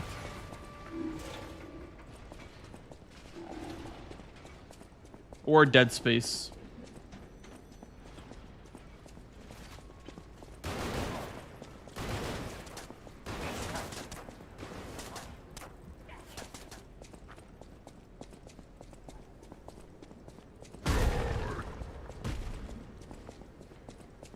I think Silent Hill 2 is a masterpiece, though. I think it's one of those games, like, I love those games that are just like, that have no, you know, that have no definite answer and no, like, canon. You know what I mean? I love games that are like that, where it just makes you think after you play it. Love those games.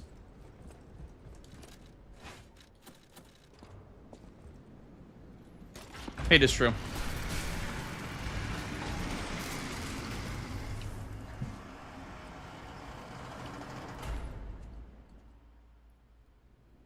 Light to the followers of the truth!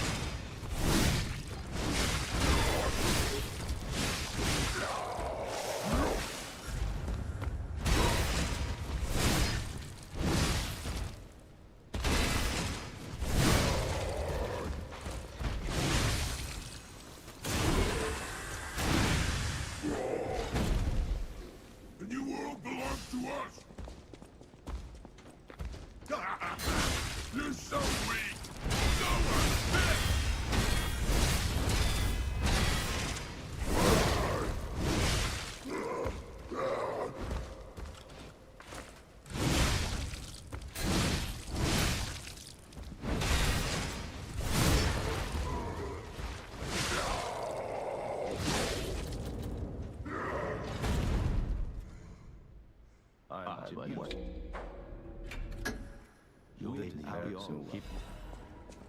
That was like a purely RNG time loss. I could not have really saved any more time there because I got bad RNG in phase 2. Visited that place. That's something, I guess.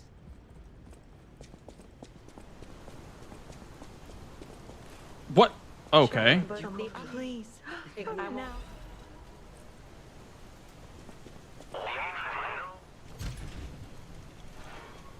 Did not mean to roll there, but thank you, Link.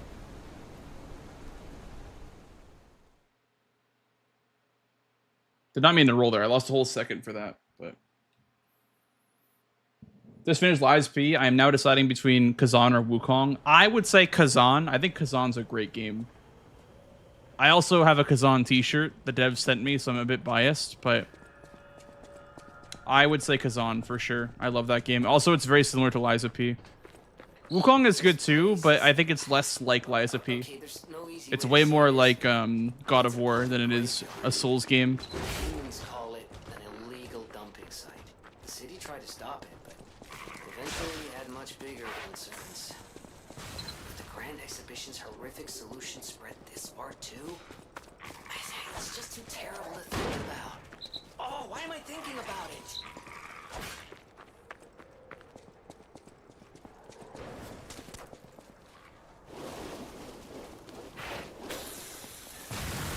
Yeah, so you have to give them 3 coins, Jack, or else they aggro on you, or at least the fox aggro's on you at the end. You can skip the cat encounter by running past him, but the door won't open next to the fox if you don't give them the coins. So you have to give them the coin.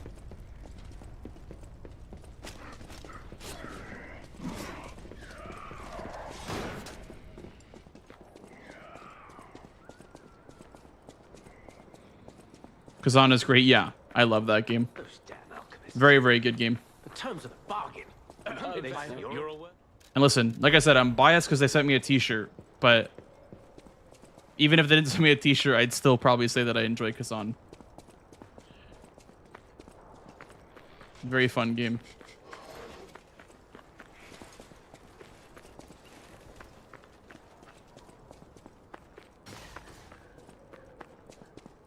OG Dead Space was the first game that had you freaked out. Oh yeah. Yeah, when I was a kid and my dad was like playing games on the TV, I would get like nightmares about like RE4 on the PS2.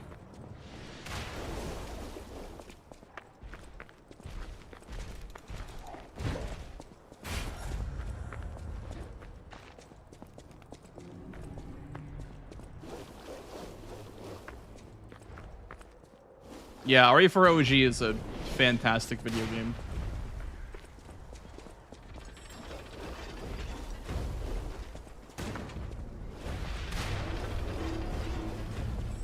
Oh yeah, my dad was a huge gamer.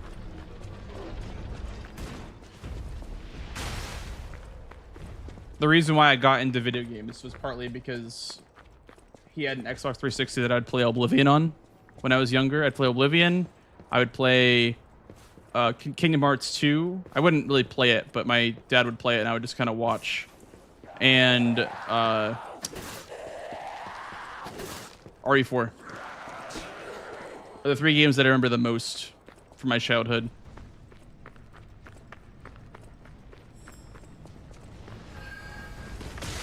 Also Dirge of Cerberus too. The Final Fantasy game with Vincent, the guy with the gun.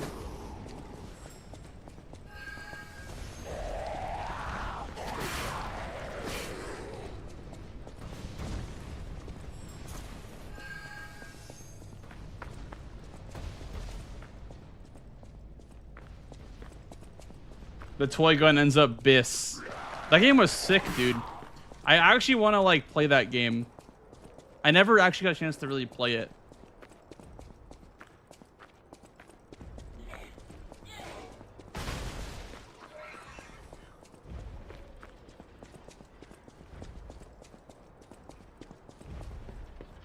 But yeah, no, my dad was a huge inspiration for me to get into video games.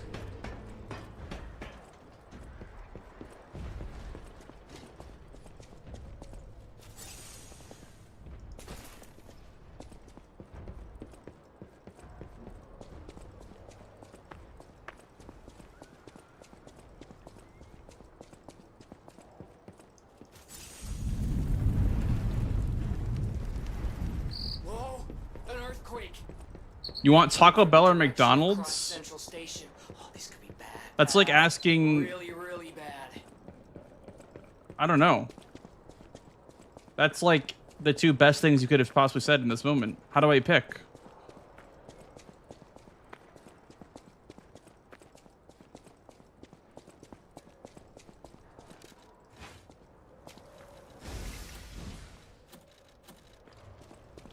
Oh, let me take my... Oh, I also fucked up. It should be fine, I think.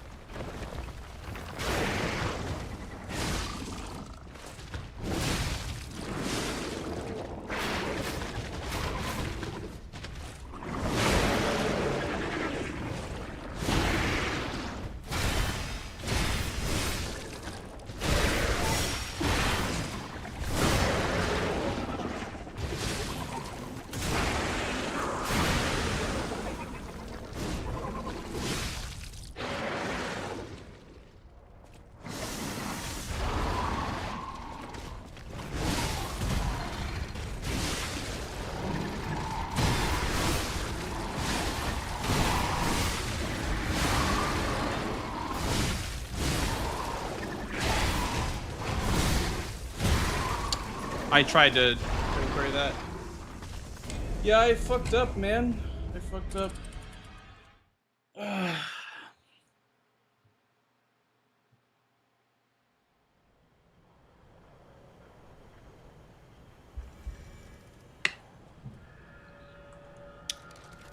No, I never really got a chance to try any Souls-likes. I tried to get him into a Souls-like.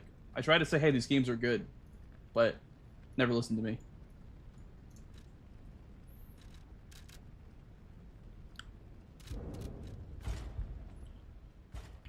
There's no age limit on gaming. Yeah.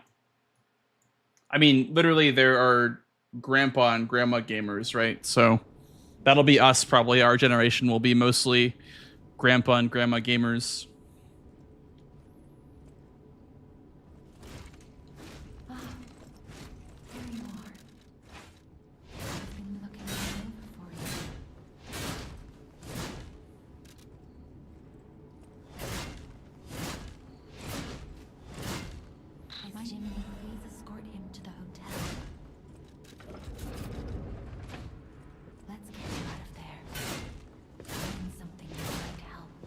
Not even a dad gamer? Well, you'll be an uncle gamer then, right? You'll be unk.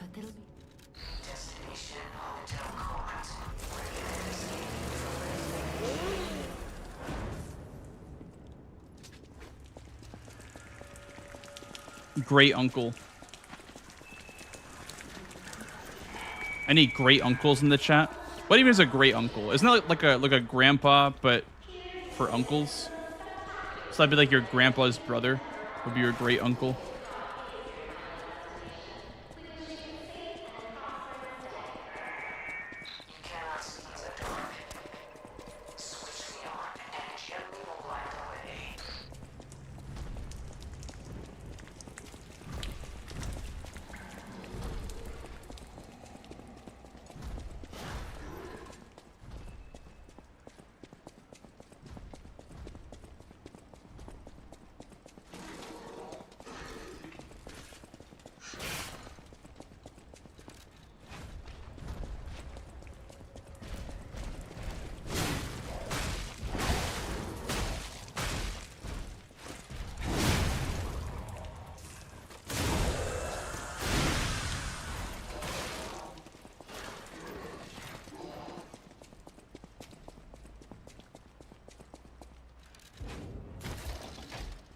Yeah, symmetries are very confusing.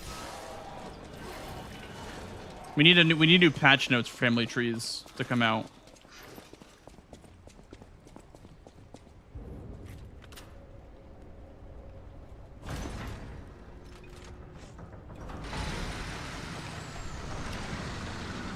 When you're playing casually, what's your favorite boss in Lies of P? Favorite boss to fight casually? Laxasia is a lot of fun. Nameless Puppet's a lot of fun to fight casually.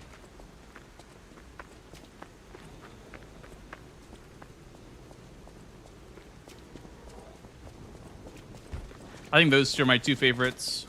casually and in the speedrun, honestly.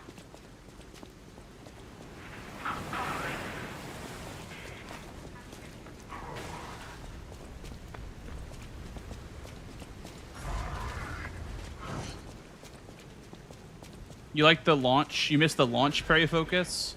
I think the game on launch felt more intuitive, in my opinion. You know, like when someone's trying to learn this game, they'll like press L1 like way too early on a parry. I think that's because they changed the speed of everything. The game was a lot faster, and I feel like when they slowed it down, it made it more deceiving about like hitboxes and, you know, when to parry. Ah, I didn't sell the right thing.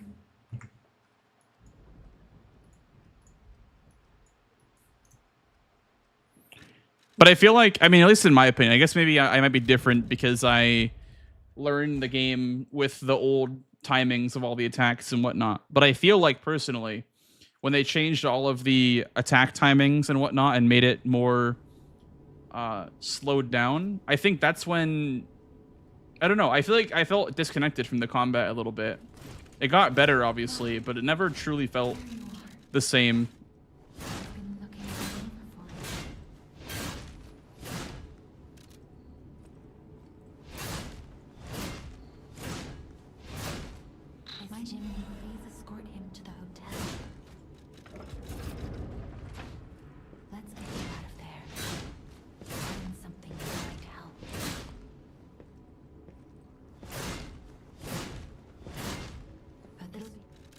Well, yeah, because even like the mini bosses were super deadly in this game when the game first released. Like mini bosses like the jesters and the guy in the cathedral with like the shield arm thing. The mini bosses were very, very strong when the game first came out. They ended up nerfing a lot of them, which is fair. I just feel like if the game launched with sliders, that would be optimal. That way they could, you know, make changes for lower difficulties. Or at least, like, you know, maybe not change anything, but also just have a lower difficulty option. But I think they definitely, like, went in the right direction. I think sliders are a good way to separate the casual enjoyers versus the more, like, you know, the more serious players.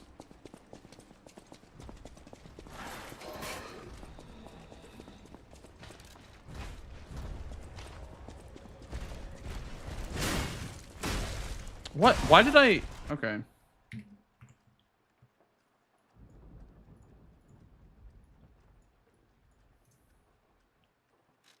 Hey, Barbos. The shovel robot just killed you? Yeah, okay, I will say there were a lot of good changes they made with that patch, which is why, by the way, I was so upset about that patch, because we had to speedrun on 102, which is like a lot worse of a patch for like quality of life. And so the patch that had the great quality of life changes ended up being the one that patched all the skips.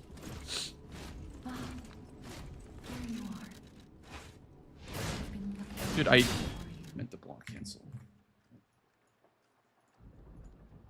Yeah, that was like one of the good changes for sure, was like letting you panic roll, or not panic roll, what was it called?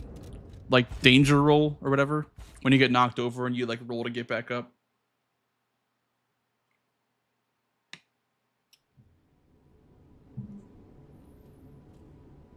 Yeah, there's three endings, which makes all achievements a very annoying category, because it's not even all the quest lines that are annoying. It's that you have to go through the game 3 times, and it takes like an hour and a half each time, right? So all achievements would be kind of a nightmare to run.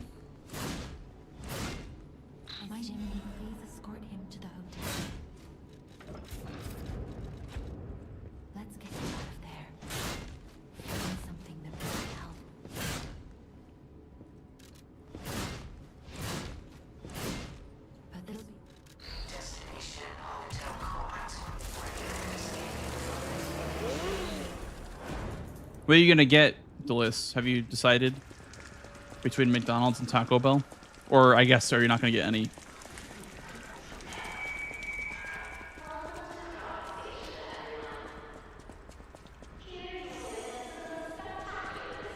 That's so bad and got McDonald's. I told you to get Taco Bell while you were out.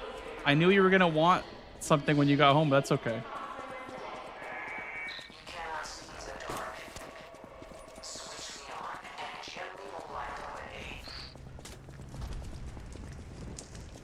Got a milkshake. Ooh. Hopefully the driver doesn't take it this time. We're playing milkshake roulette tonight.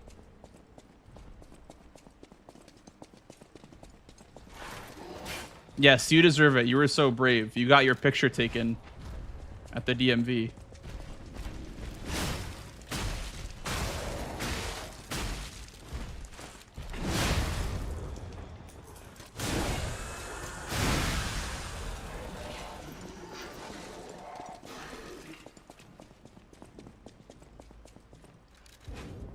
Yeah, this guy on launch was also a lot faster too. And in my opinion, I think was easier.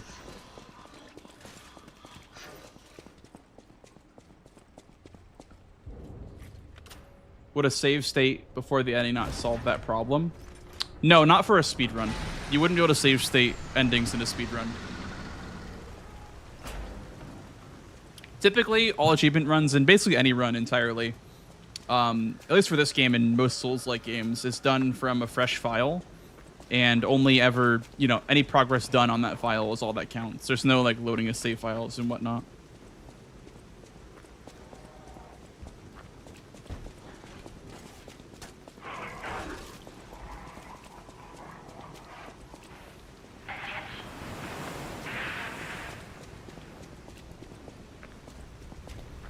Bing, bing.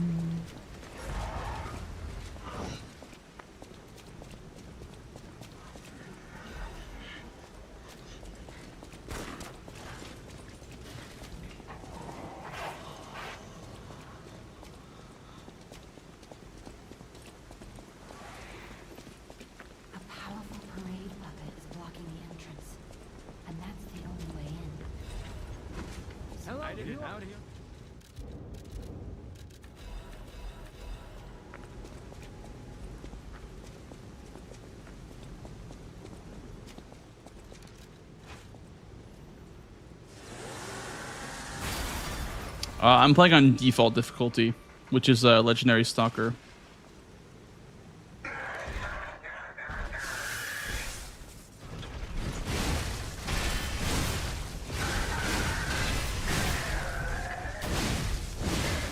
Oh, okay, I see what you mean. Asking fix. Low roll and damage there. That's annoying, dude. Are you serious? I hate losing time because of that.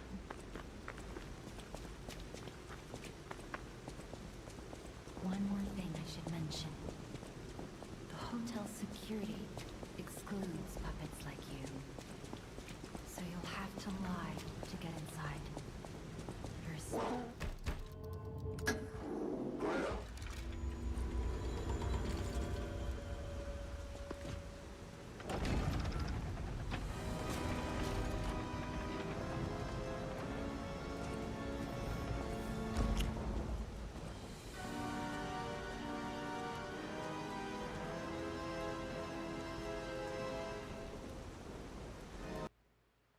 I tried out the DLC on the easy difficulty, and it felt like the base game, dude. It's kind of funny because like the DLC is so like hyper scaled that it feels like in normal mode when you play it on easy mode. It's kind of crazy how crazy the DLC is on Legendary Stalker.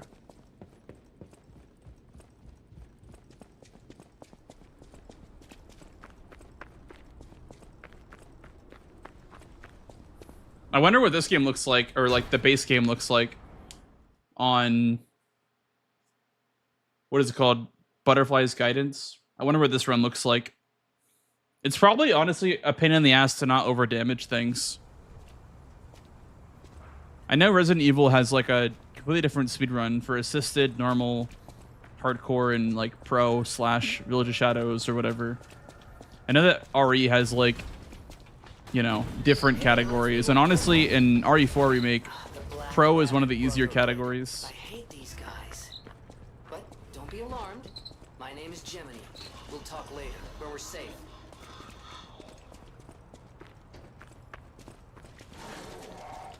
Elysian Boulevard was a regular rich people row. You wanted fancy boutiques and shops. No place better. But that was long ago. Before the puppet frenzy. You can Vix, but you need a lot of setup, like a lot of courts and a lot of setup that we don't have time to do. So we just use the one that's given to us at the start of the game for free. The glaive is like undoubtedly the best weapon in the game.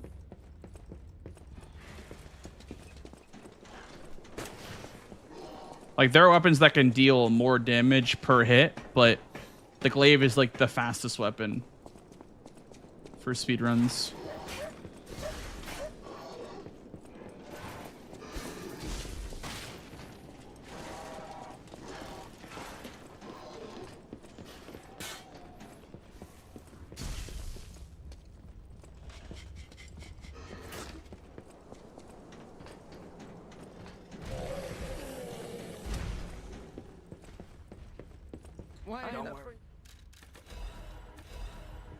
Dude, what? Why did it make me puppet string him?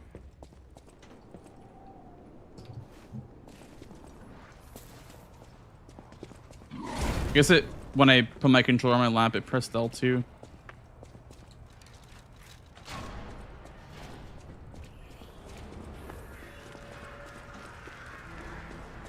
Come out, Geppetto!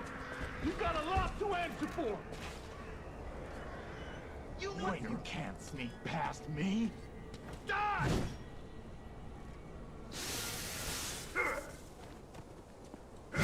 Are you a dream or a nightmare? I'm showing up already.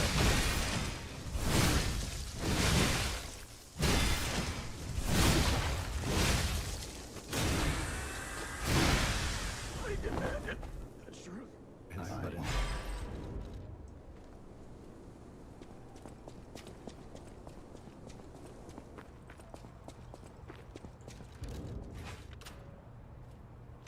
No, I didn't look into that. I mean, no one ever sent me a video of it, so I didn't really know how to do it.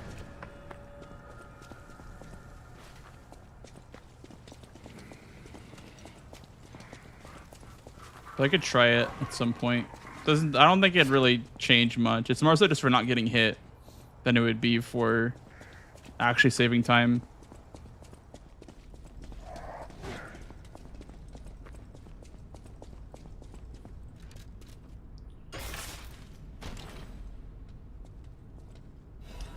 We're gonna break guys in about a minute, by the way, on Twitch. Yeah, I run a lot of games. I run this, Elden Ring, Bloodborne. Pretty much every Souls game I've touched, besides DS2.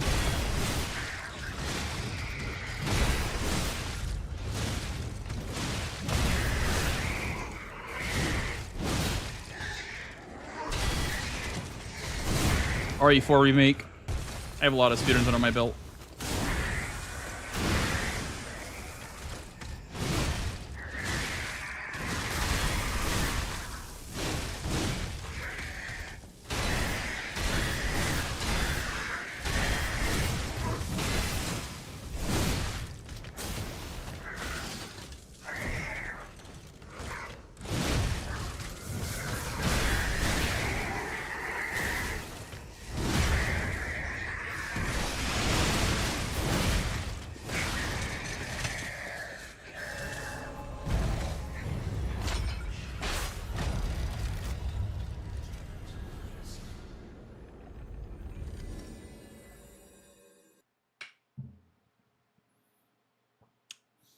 Sekiro? Yeah, very briefly though. I had a very brief Sekiro arc.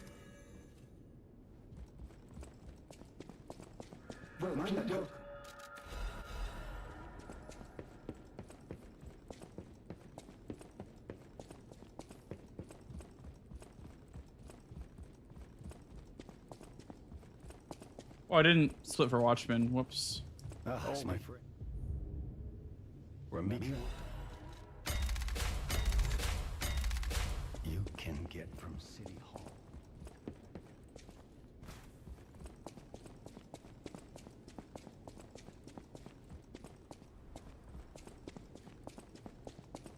Now that's all you.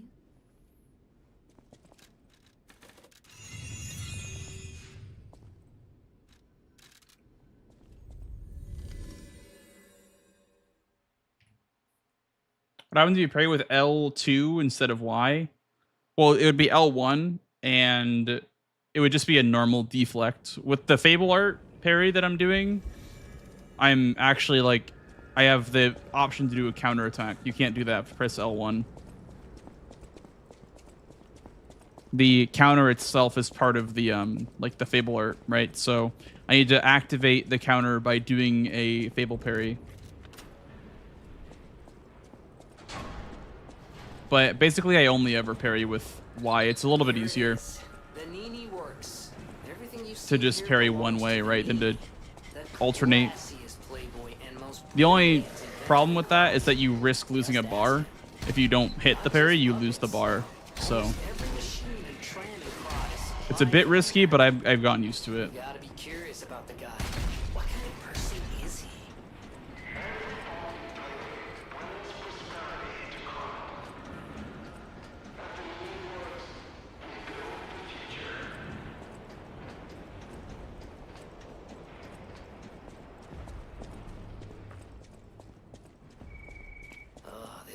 Gives me the creeps.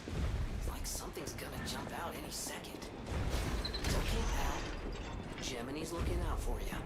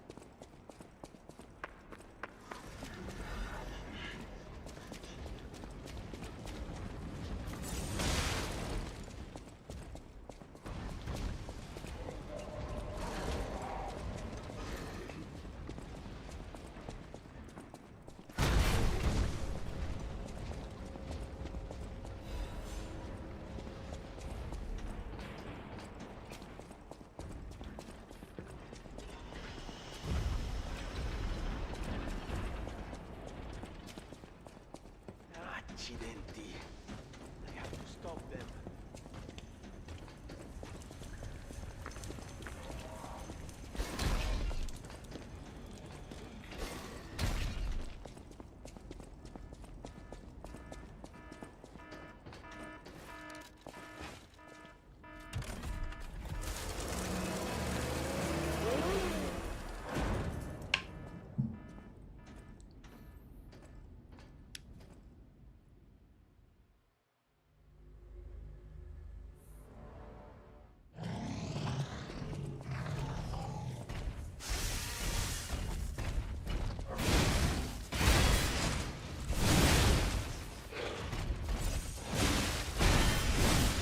Worth it.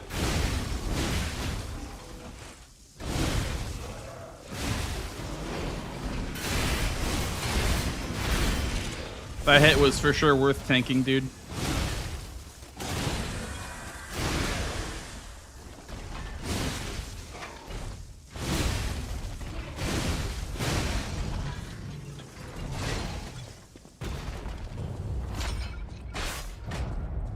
I have to heal again, I guess, but... Oh, it might actually come into play after Atoned. I might need to take the ladder after Atoned, but...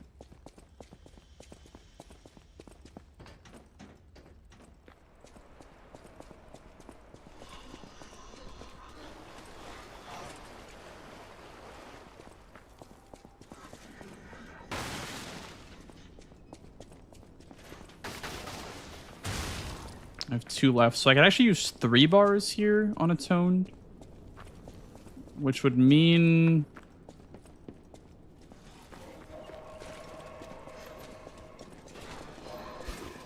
Fable Spin. Yeah, I'd say just a couple of heavies instead of using the Fable Spin.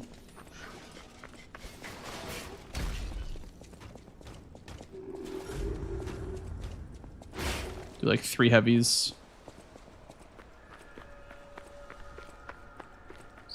These bodies, could they be from Moonlight Town? This would be a bit of a trial. I don't know if this is going to work or not, but this is my alternate method of, you know, using 3 Fable on Watchmen instead of using 3 Fable on Atoned, I guess. Which I know it's more worth it on Atoned, but I felt the opportunity to just get a faster Watchmen fight by using Fable. So I just took it. We'll see. Or I could be throwing here. Let's see. This is a day for experimentation. Let's see what happens. Only the worst may pass. Yeah, that's 1. That's 2. I mean, honestly, not too bad. That was not too bad at all, actually. I might have gotten lucky there, but you could do like a variation where you don't use that much Fable, I guess.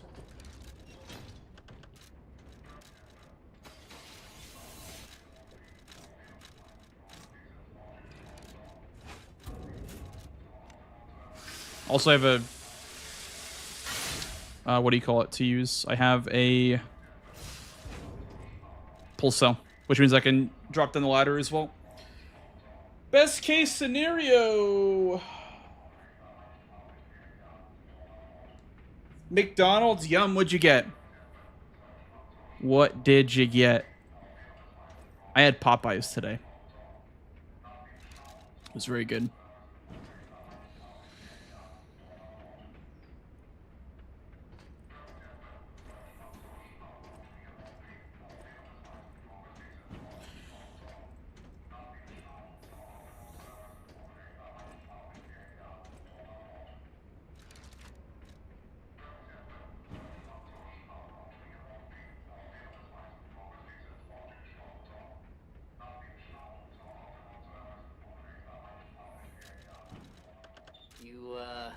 You look annoyed.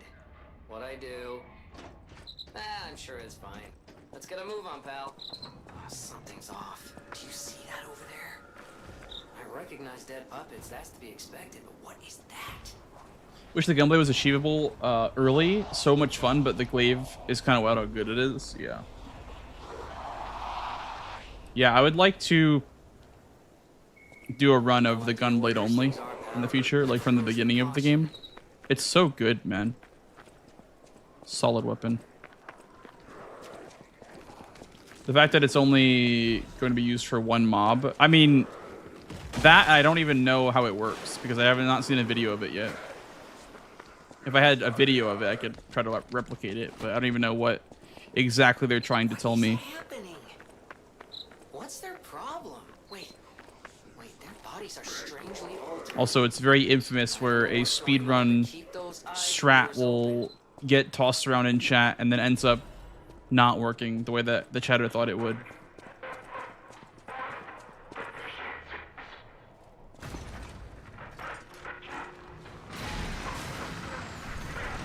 Kind of like +3. Kind of like the +3 incident.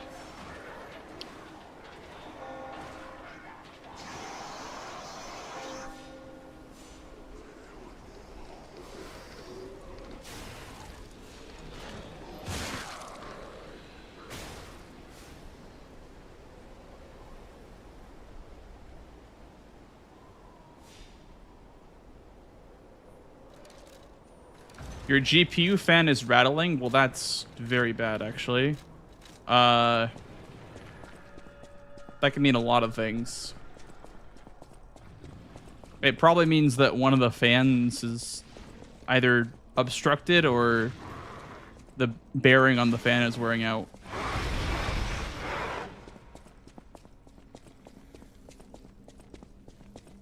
Are you sure it's the fan on the GPU, or is it the power supply? Or yeah, it could be a loose screw, I guess, too. Because the power supply would make like a rattling like noise as well if the power supply was going bad.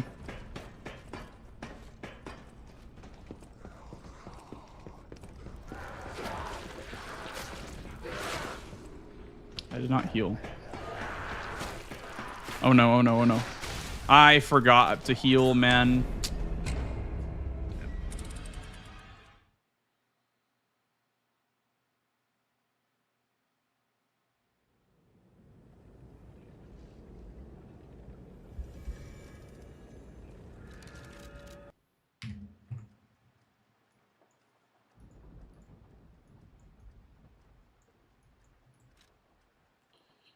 I always feel like right away when I get down to the ladder there.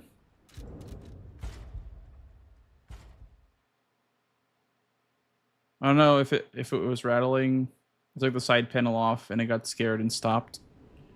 Well, it could have been your side panel screw being loose and that it vibrated with your PC.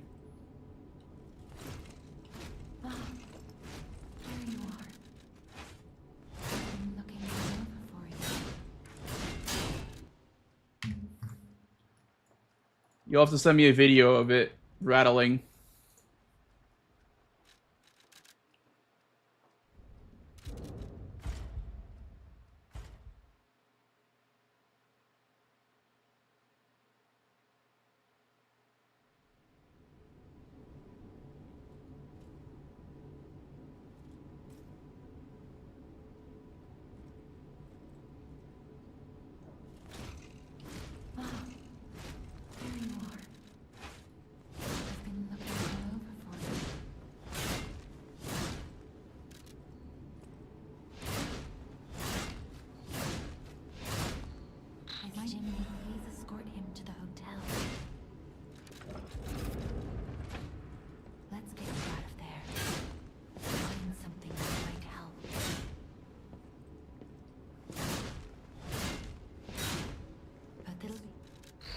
I just ask Dr. Google whenever I have a PC issue and read Reddit forums. But it's hard to tell exactly what it is without, you know, being able to replicate it.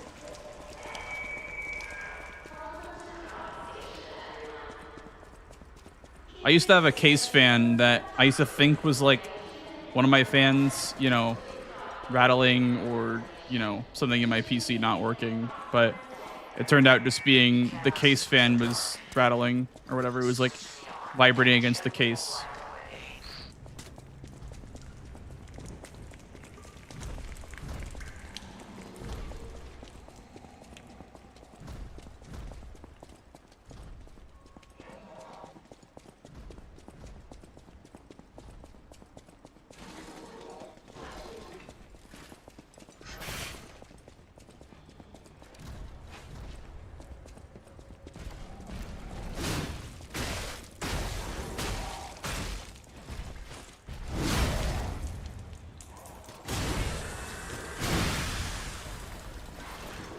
Hey, Mop.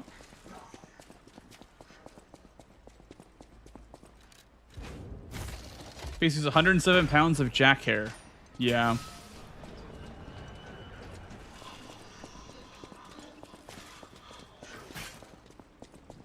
That'll do it. I mean, especially if you're doing like open case. Or like open side panel or whatever. Is Reddit actually that useful? It really depends. It depends because like your question usually has an answer from like 9 years ago that still works to this day. But sometimes it'll be just like the people on the post being unhelpful. People commenting, doing normal Reddit things and like not actually answering the question. But a lot of times it is useful. I think the best PC help forums are like Tom's Hardware and I don't know. There's got to be another one. Like, surely not Quora, but definitely not Reddit. I think Reddit's like a good third option. Reddit is good like diagnosing the issue, And then once you diagnose the issue from a Redditor, you then look up that issue that they diagnosed. And then you're like, okay, that wasn't it. And you look for another issue. And then eventually you find your answer on a YouTube video. And that's the only way in. It's not the GPU fan, it's one of the bottom case fans rattling. Yeah, and that could just be like the fan itself is, you know, wearing itself out by running, which is fine. That's what case fans are supposed to do. They just, you know, you buy them for 15 bucks and they keep your PC cool for years and then kind of just die.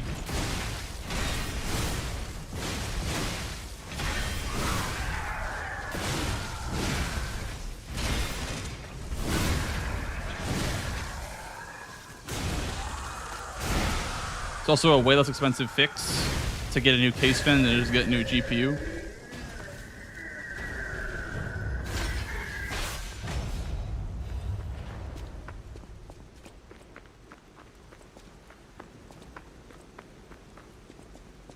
One more thing I should mention. How do you clean the CPU fan? You have to take it out of the PC most of the time. My Noctua, I don't know what yours looks like, but my Noctua cooler has a fan attached to it that you can kind of like have these little thingies that you like take off of the actual like vent thing, and the actual vent thing is what you clean, but the actual fan blades themselves attach separately, and so I can just take that off separately. But I don't know what yours looks like.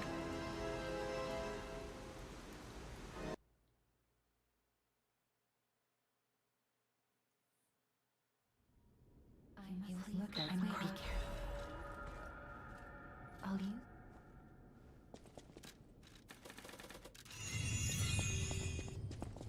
You're goddamn right, Maki. I hope.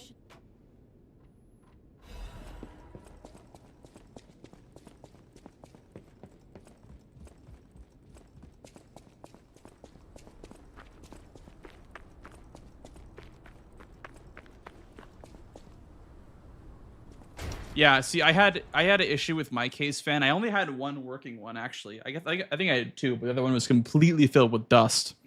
And I remember, like, I had to like kickstart the fan because it wouldn't spin. There was so much like debris inside of it that I couldn't like get it to spin. I had to kickstart it, and it just stopped working eventually. So I just bought 3 new case fans, and my PC's been running a lot cooler ever since. The Black Rabbit Brotherhood. I hate these guys. But don't be alarmed. My name is Gemini. We'll talk later, when we're safe. Hey, Crafty Fox.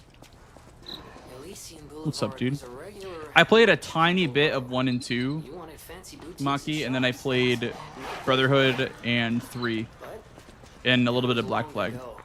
Before the puppet frenzy. Why was the plank jump not working anymore? I didn't run off the platform. You can get coyote time in this game. I just didn't run off the platform enough. I could have ran a bit more before jumping.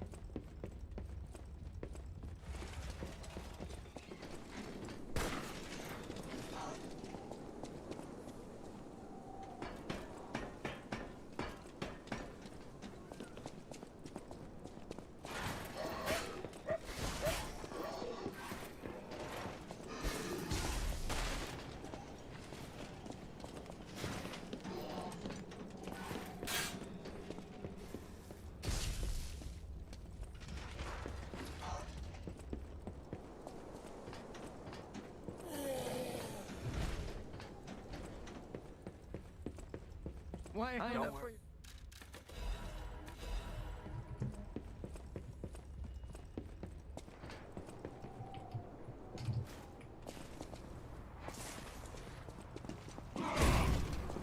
Brotherhood was the best one in your opinion? Yeah, I liked 3 actually. I mean, I know like 3 was kind of one of the worst ones, but I remember playing that one a lot actually. 3 and Black Flag I remember playing the most. You've got a lot to answer for. You can't sneak past me. Die!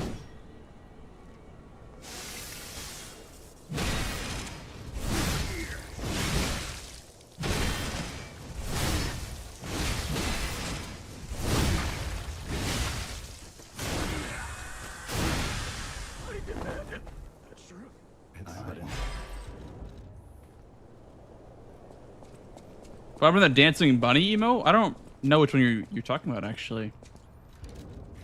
The dancing bunny.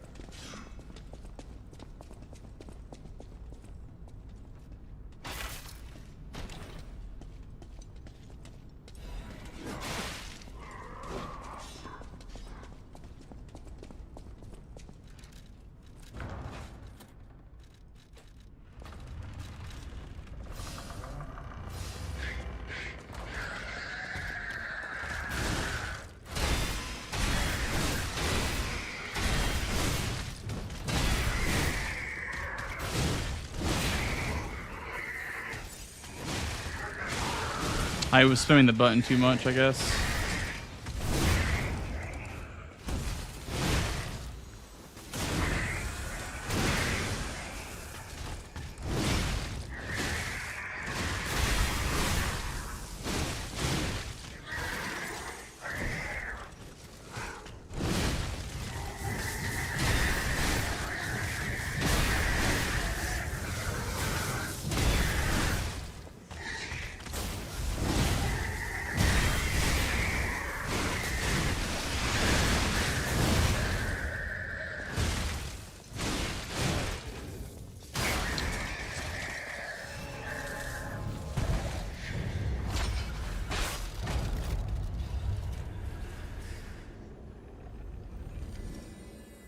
Yeah, thank you, Dan.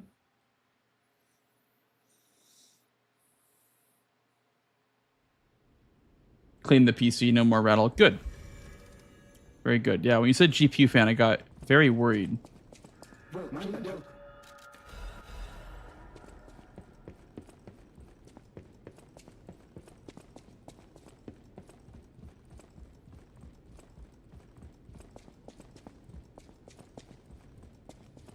I think if this one ever had issues, I'd probably get like a 3080 or something. Dude, I hate the menuing in this game, man. I hate the menuing in this game. It's so bad. It's so delayed, man.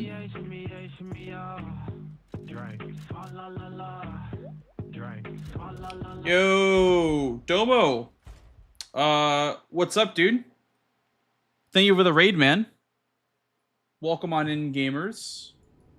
Welcome on in. Welcome to some good old Liza P.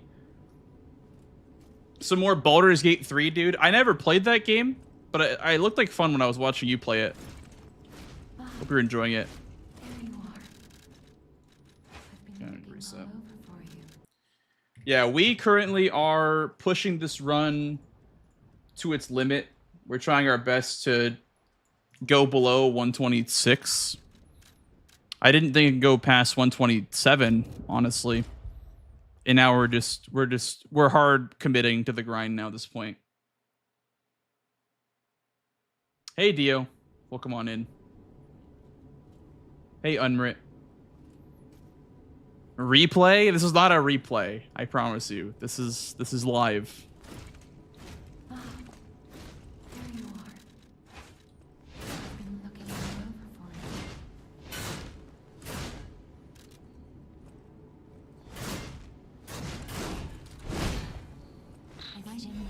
Oh yeah, good luck on Night Rain, by the way. Let's get you out of there. Find something that might help.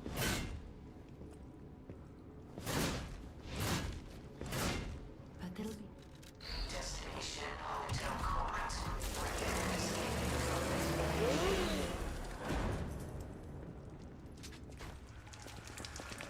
Oh, okay. I see. Yeah, I assumed what Dilla said. I thought you were on the couch with Mitchja, Joshja, and Chrisja. But I guess 3 mics is enough.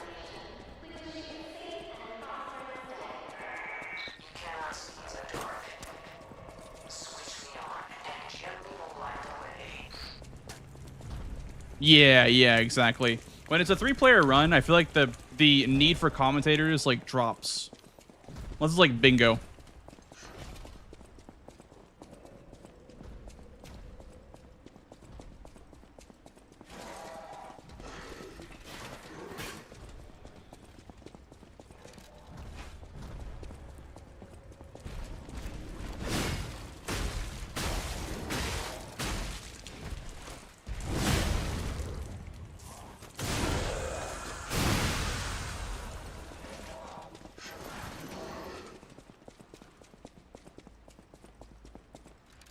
Very big game, but been quite fun so far. Yeah. That's my thing about getting into Baldur's Gate 3 or something like that. It's just the scale is just massive.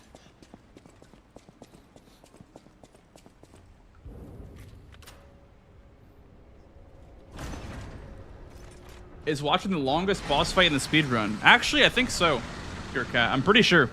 I'm pretty sure that Watchmen is like one of the, if not the longest fight. It was even longer when the glaive didn't exist because all the weapons were kind of trash for him. Unless you upgraded them, which was, you know, even slower.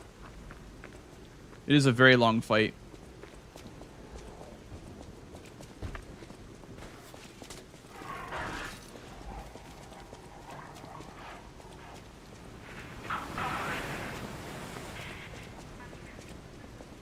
Hey, Axel. Cheers to the first speedruns of 2026. Hell yeah. What a good year for speedruns it'll be. I already kicked it off with a 1:26:26 on 1:6:26, so kind of a blessed year.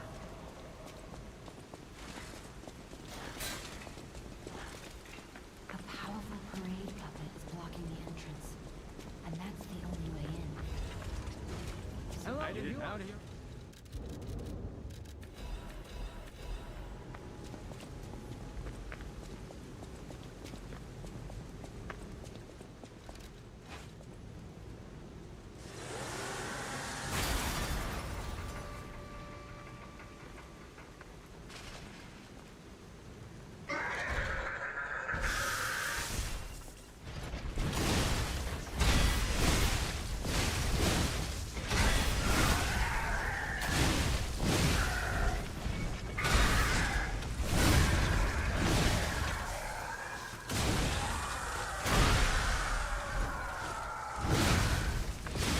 Dude, I keep low rolling this R1 here.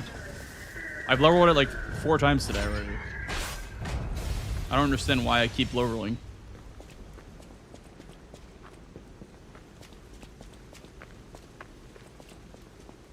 One more thing I should mention.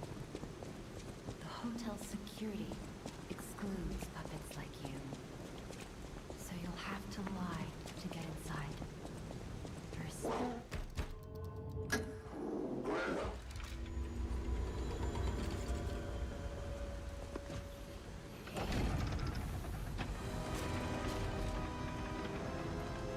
At some point it was live. We love pre-recorded record. Yeah. One day I'll just boot up stream and just watch a recording of myself doing a run and react to it.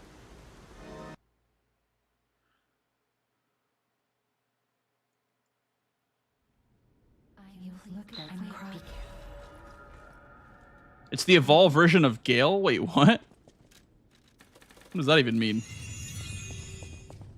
I was watching anything like Gale.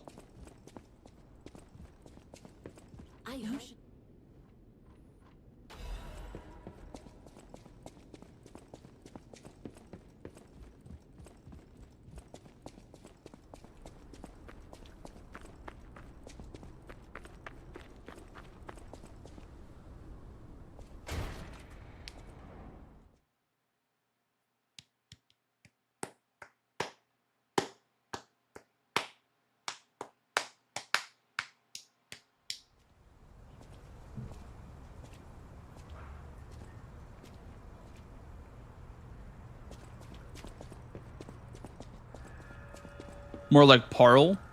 I think Watchmen is like Watchmen, you know? Hey, let's be more careful. I think Watchmen's a quite a unique design of a boss fight. Yow! Don't be alarmed. My name is Gemini. We'll talk later, where we're safe. Hey, Chocolito. How's it going, dude? Thank you for the follow, dude. Elysian Boulevard was a regular rich people row. You wanted fancy boutiques and shops. No place better. But that was long ago. Yow!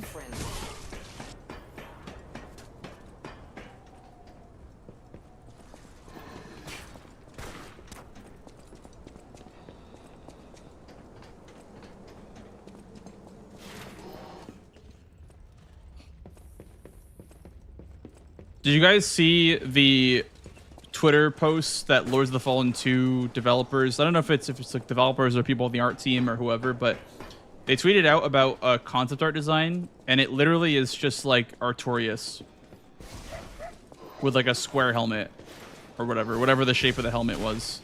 But it was literally like Artorias, but with a different helmet on.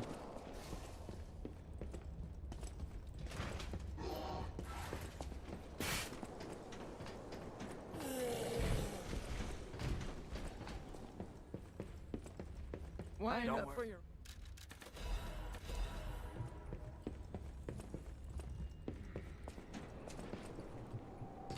Which, like, I get it. Like, creativity is hard to come by these days, especially in gaming. But it looks... It's like the PAL World version of Artorias. You know what I mean? Like, quite literally, PAL World Artorias. Come out, Geppetto! You've got a lot to answer for! You can't sneak past me! Die! That's it, puppet! Back again!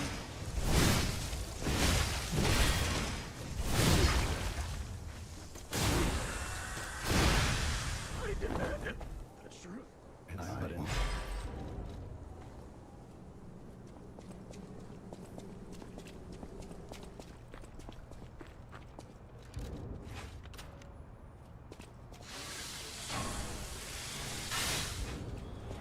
A popular YouTuber called Acre, who reacted to one of your clips. I don't know that YouTuber, but I'll take a look.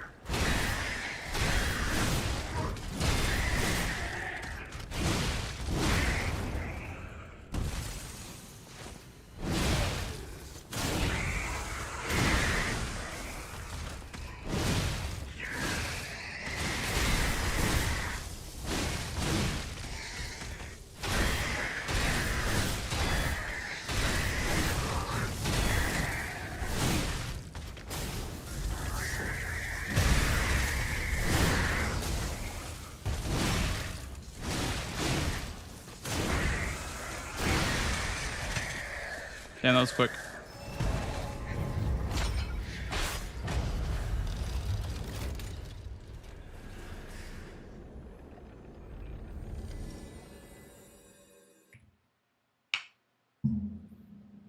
No, I don't watch Stranger Things. I've heard that it's good, but never tried that show before. Well, I'm gonna be honest, I've not seen many shows like in my time. It's hard for me to follow a series, you know, especially when it's ongoing. It's very hard to be like, all right, you know, let's wait a year for the next season. The only show that I did that with are, let's see, there's a couple I can name. Make sure I do this correctly first.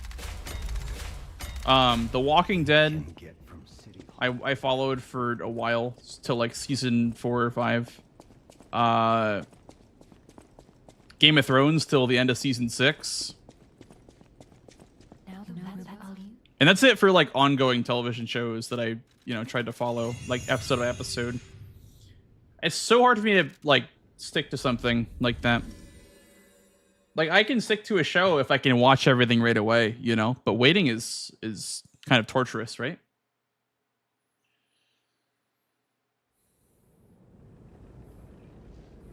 Hey Dash, welcome in, dude.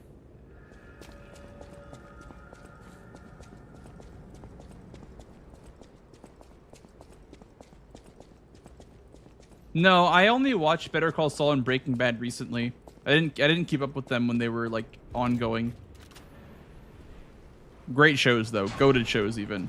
But I have never been on top of watching those shows. Back in the time when they were popular, I didn't get the hype because I didn't ever watch it. Classiest playboy and most brilliant inventor in Krot. Just ask him. Hey, what's up, dude? Almost every machine in Tran and Krot. Don't watch past the first season. You gotta be curious about the guy. Honestly, it's kind of a goated strategy. Like with Game of Thrones, the first season is like a complete story, Season 1 is just it's a completed story in itself, and I don't know. I guess I don't remember The Walking Dead enough, but Game of Thrones, definitely not Breaking Bad, Better Call Saul. Those ones heat up and they get better later on, but. Gonna jump out any second. It's okay, pal. Gemini's looking out for you.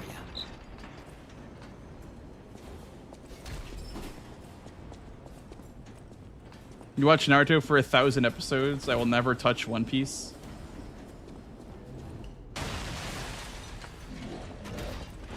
I don't get One Piece either.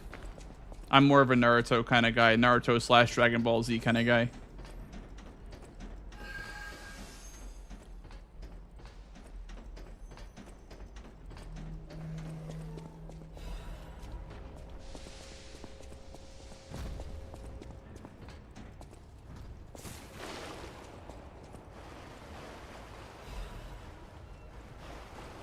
I mean, isn't it like 200 something of OG, then like 700 of Shippuden? Titus? Pretty sure that's the spread.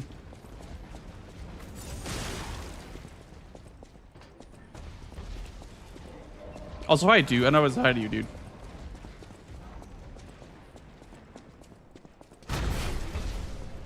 $350? I think it's like 700. I'm pretty sure. But maybe I'm wrong.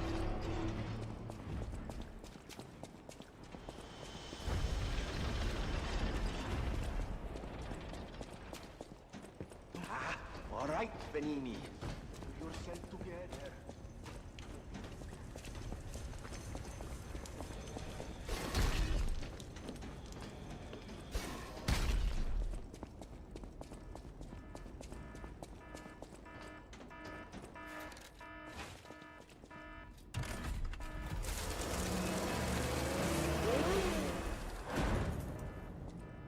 $720. Yeah. See, I remember like trying to commit to Naruto. I watched like all of OG on Netflix, but never made it to Shippuden itself.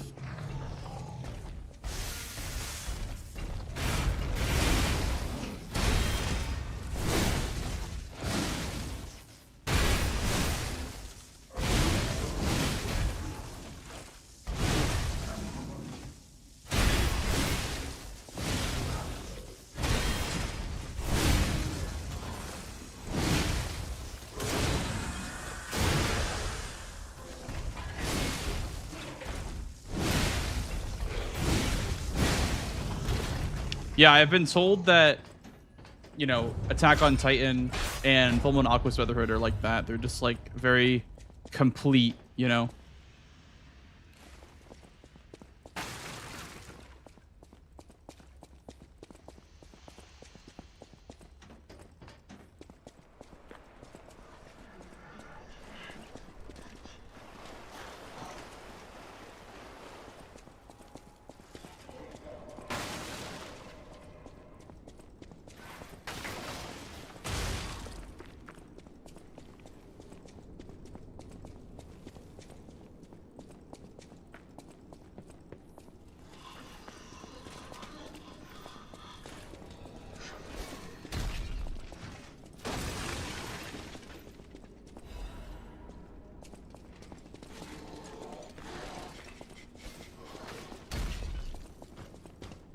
You know what sucks, dude?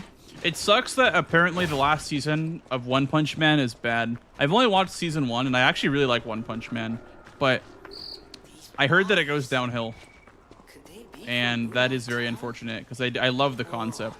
Puppets do this? I watched the whole first season in one day. My goat was Moomin Rider, dude. That was my guy. Do you want I you even no, only the words may pass. Bro, ugh, I hate when she does this, where she just like strafes. Yeah. She just like steals your time save, just yoinks it by standing still and not rushing you.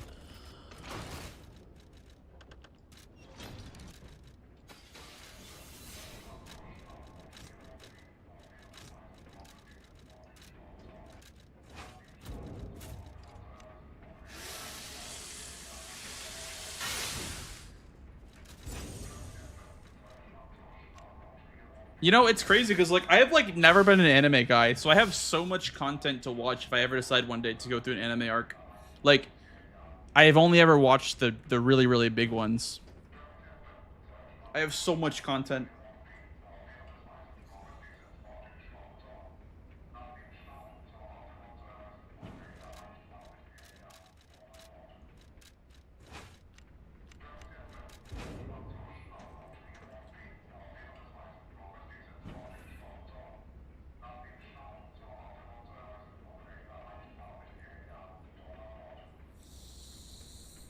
I've always wanted to watch Berserk, but I don't know, it might be a bit too dark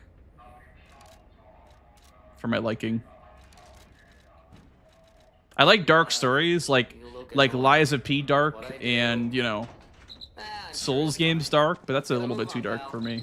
Something's off. Do you see that over there? I recognize dead puppets. That's to be expected, but what is that?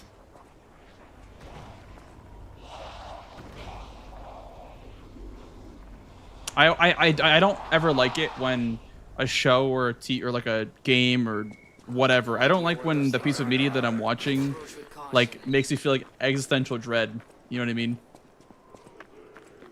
I don't know, it's hard to explain, but there are definitely shows and games and, you know, things that are so bleak. The world is so bleak that it affects my mental a little bit. What is happening? What's their problem? Wait, their bodies are strangely altered. I don't know what's going on, but keep those eyes of yours open.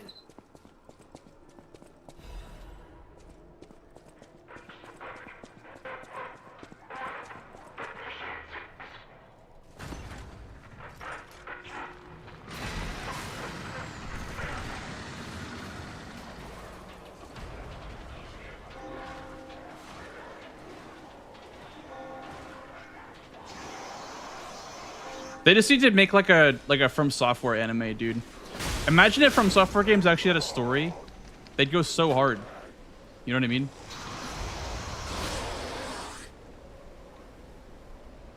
Like, I'm just so interested in the world, and I just feel like it's not, like, you can't experience it without watching a YouTube video.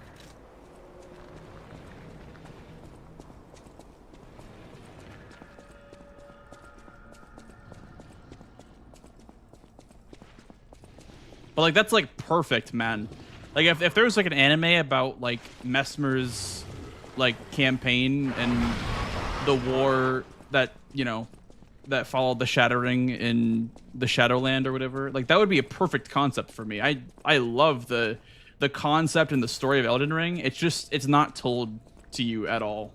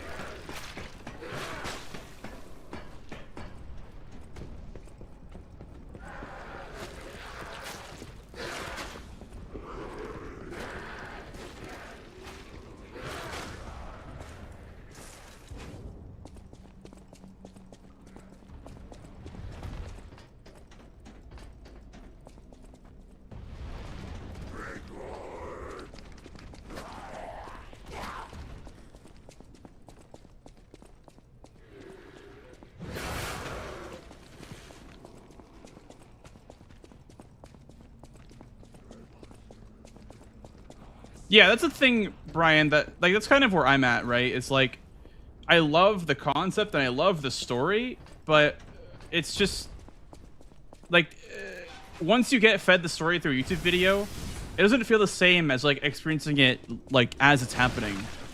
Do you know what I mean? Like I don't know, maybe that's not, maybe I'm not wording it correctly, but what I'm trying to say is that I would like to experience the story as it's unfolding, not after it unfolded. And like, even if you read all the item descriptions, you're not gonna know, you're not gonna be able to piece together the story yourself. Like, you're still gonna need help from somebody in some way.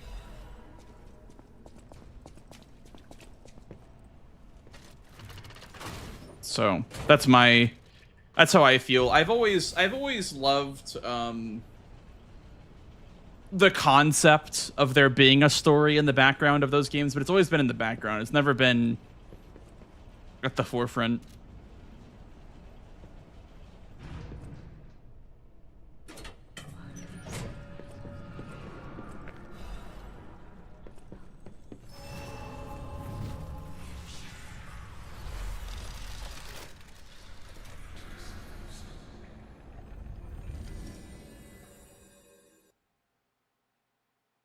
In terms of style, though, I think a lot of people like it the way that it is. I think it's a bit too obtuse to be enjoyed by the average player, though. I think the story is very, very obtuse. It doesn't make a whole lot of sense. And it's hard to be enjoyed. And it kind of feeds into the whole elitism of, you know, being a fan of From Software games. It's like, oh, you can't understand the story. You're not intellectual enough, or whatever. I know.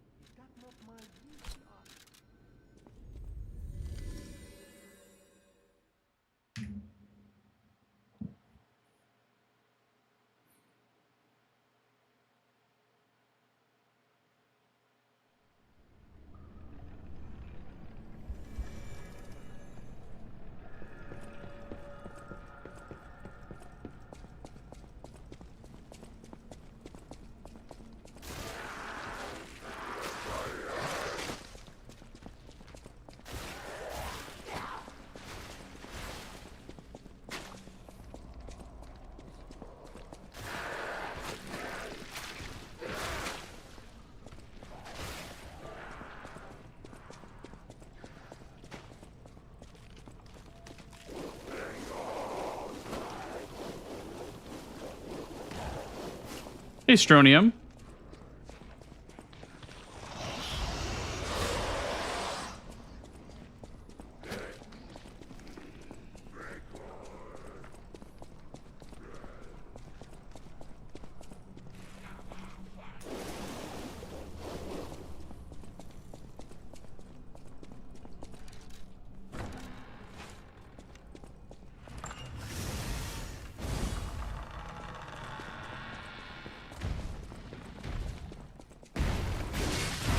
Really? That would have been so much faster.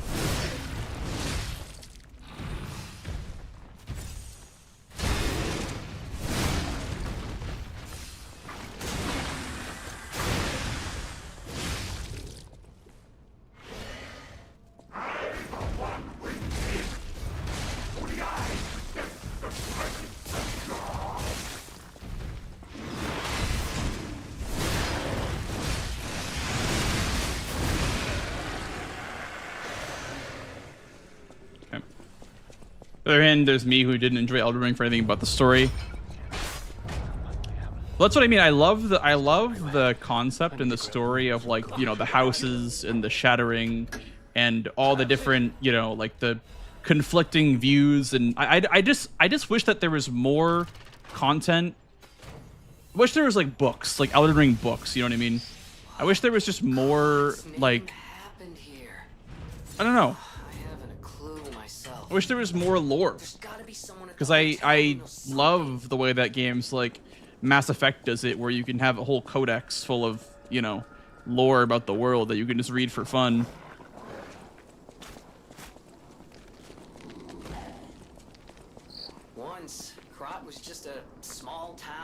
host of little Hey, Tony. planes. Yeah, sorry about that. Before Elysium I'll maybe Boulevard upload the could next go to one this pretty place, soon. I want to let this one that I have on YouTube now cook for a bit. I don't want to spam uploads right now.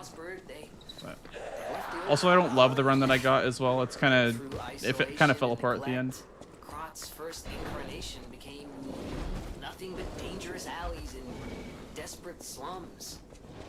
On the bright side, I guess, the whole city of Krot's pretty much like that now.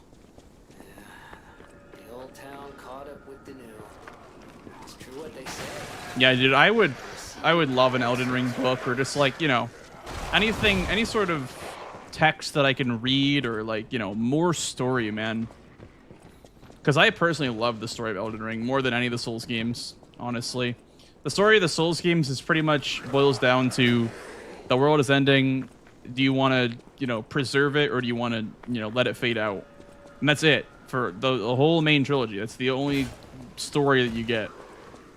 Sure, there's like, you know, less prevalent, you know, people that are arguing and certain events happen in the story, but at its very roots, it is just, do you want to end the world now, or, you know, keep it going? And that's kind of the whole point of the game. And like, I also feel like Elden Ring is kind of the same way at the end, but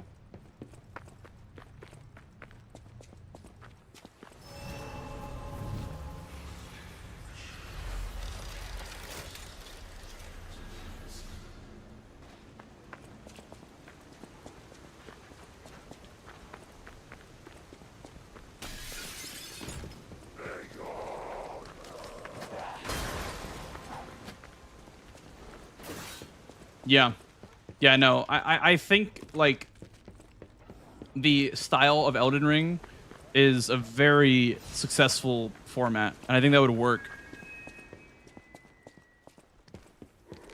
I just want more lore. I want more, you know, more important characters, more, you know, interesting details about the world.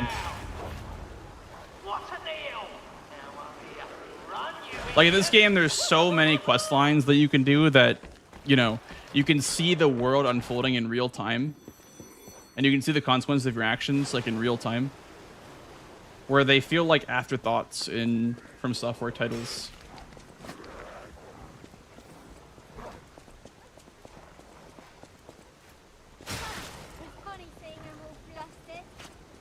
I mean, it's still a very linear game, right? So it's kind of the same concept, but all the quest lines have a choice to them, per se.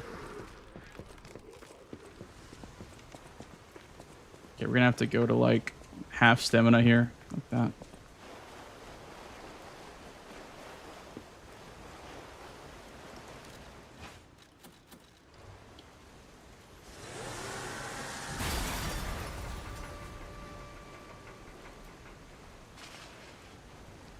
Bring it on. You ain't seen nothing like my brother.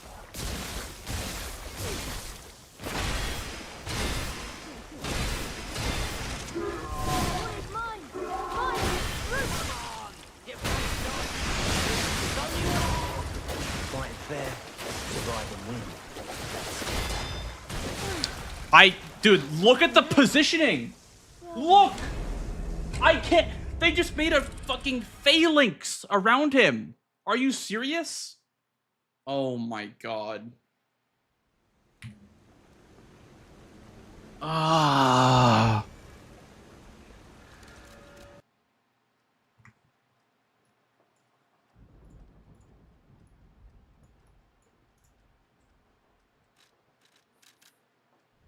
They actually just made like a Spartan phalanx right there to protect him. That was crazy. I've never seen that before.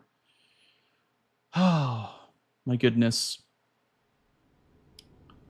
Hello, Live20. Welcome in, welcome in.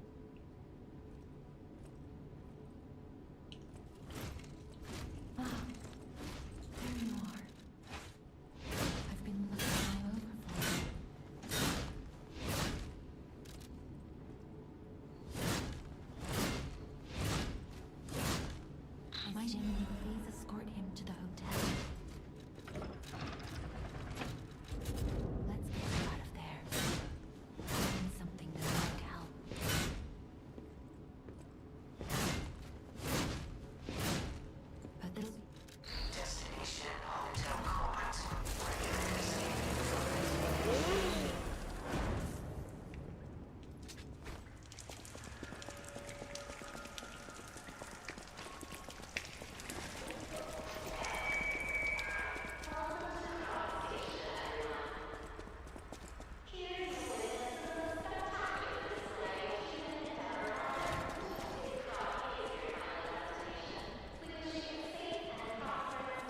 the moon attack at the beginning. It's kind of like an abuse in a way.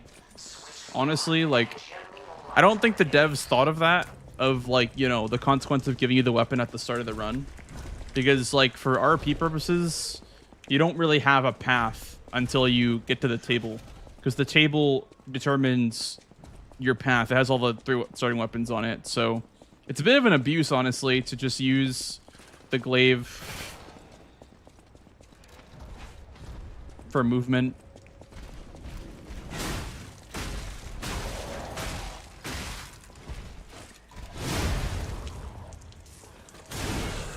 But it is very fun.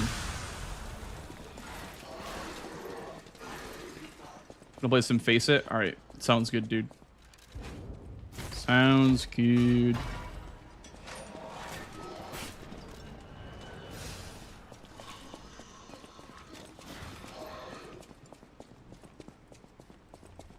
Also, we have ads on Twitch in about 40 seconds or so.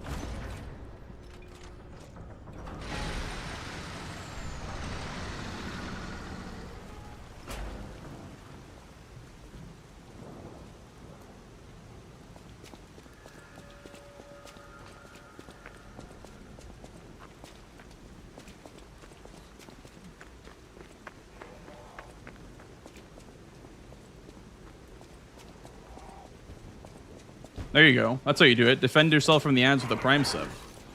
Now that's a high IQ strat right there. Dodge the ads and support the streamer.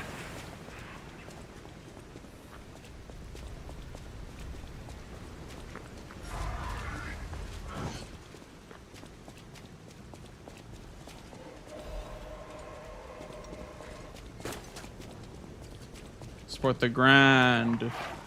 The Liza P grind.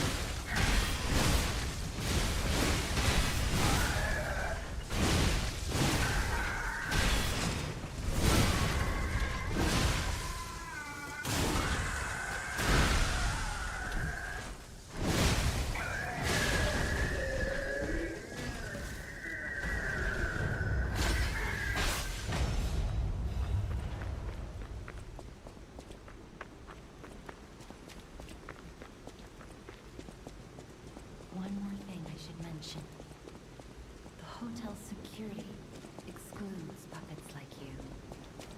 So you'll have to lie to get inside.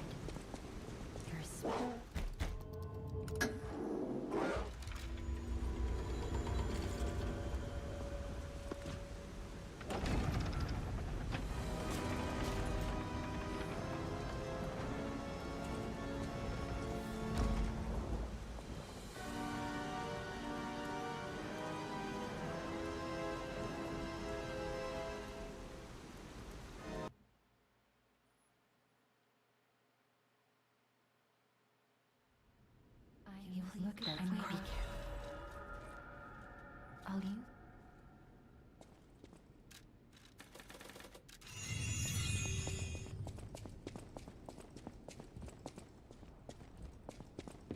I hope.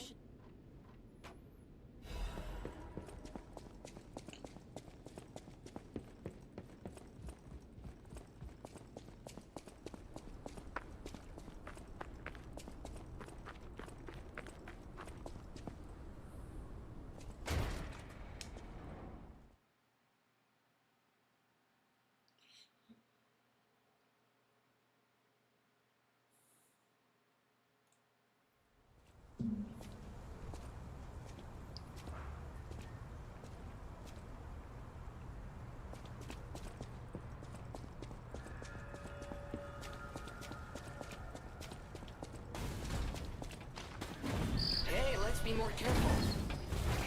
The Black Rabbit Brotherhood. I hate to go. I just don't know what I'm gonna be playing this year, as far as new games go. I think if anything, I'm kind of taking this year to catch up on backlog. Because right now I'm playing Cyberpunk. A couple games I want to play that I haven't played yet. But I wonder like what we have besides. We have like RE9 next month, right? So that'll be cool. I will play that for sure. Maybe not on stream, but I will for sure be playing RE9.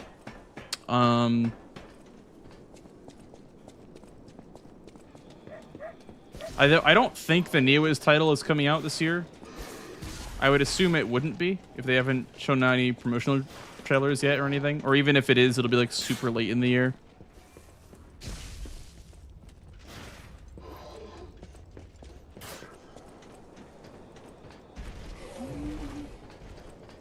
Hi, Sahara. Welcome in. Why don't worry.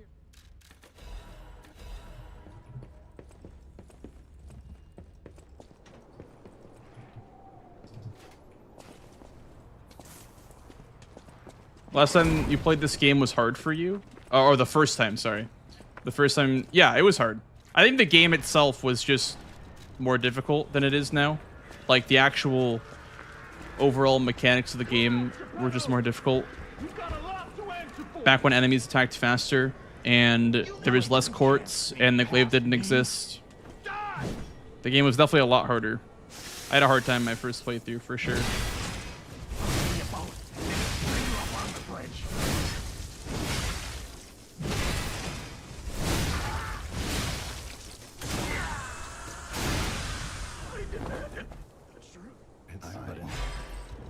Hank. Yeah. I don't know. I don't know what I have on my radar for 2026 besides Requiem.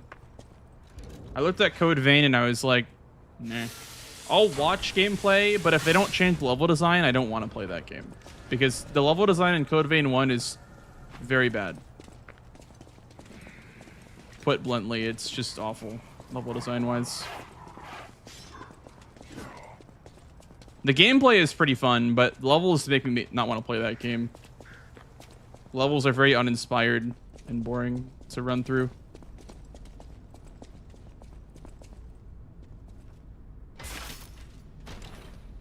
Phantom Blade Zero is this year? I did see that trailer. I don't remember when it's going to come out, though. That'll be fun. I'll play that for sure. Game looks pretty cool.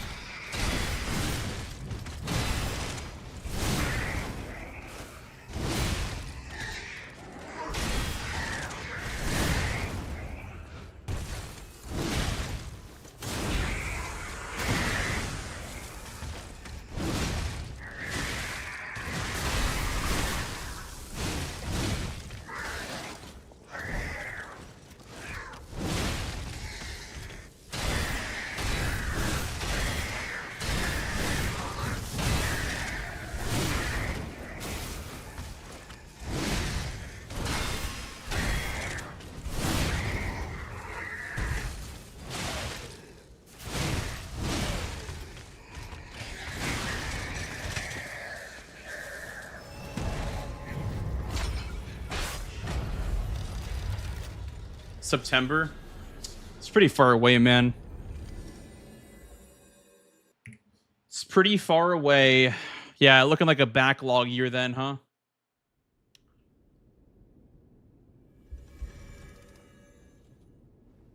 Lords of the Fallen 2 I'll probably end up playing as well. I mean, they're gonna use the same engine, right? I just don't know how good it's gonna be. If they use the same engine. It looks very polished, but who knows, dude? Mortal Shell 2 was announced like last year. I don't know when it was supposed to come out, but Mortal Shell 2 looks really good. Game looks like Doom. You can get from like Doom, Dark Souls. That game looks really cool. The first one was good. It just wasn't polished enough. Now that's all you.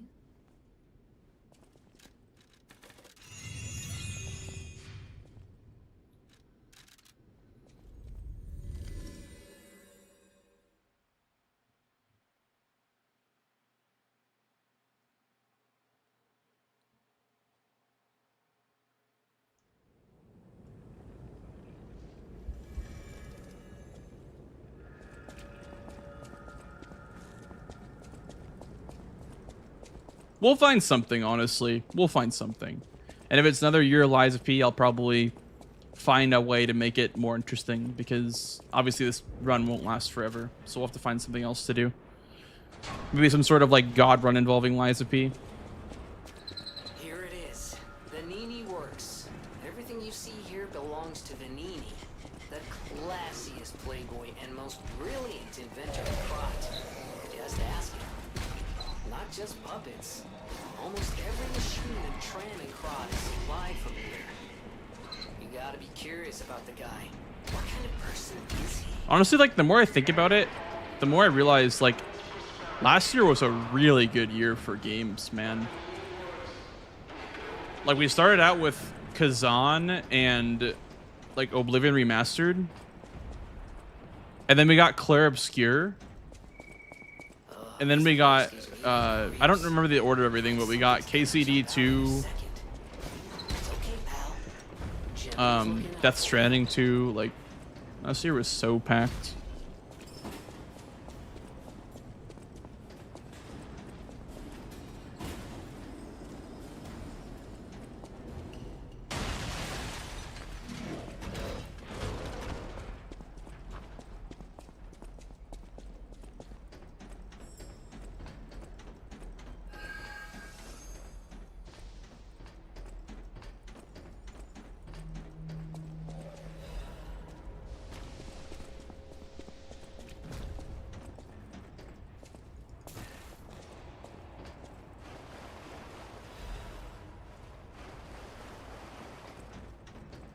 Everyone's afraid of GTA 6.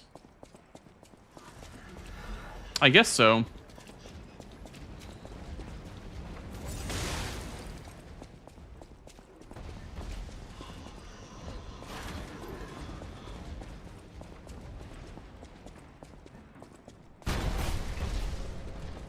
I just feel like there's not a lot of overlap with a lot of the games that would be releasing this year to like hold them off for GTA 6.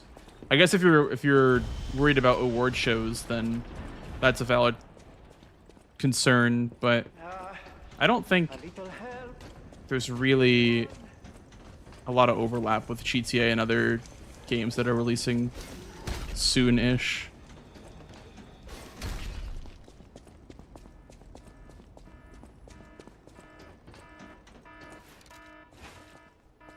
You know what I want, dude? I want Last of Us Part 2 factions. I want Last of Us Part 2 multiplayer. That goes so hard.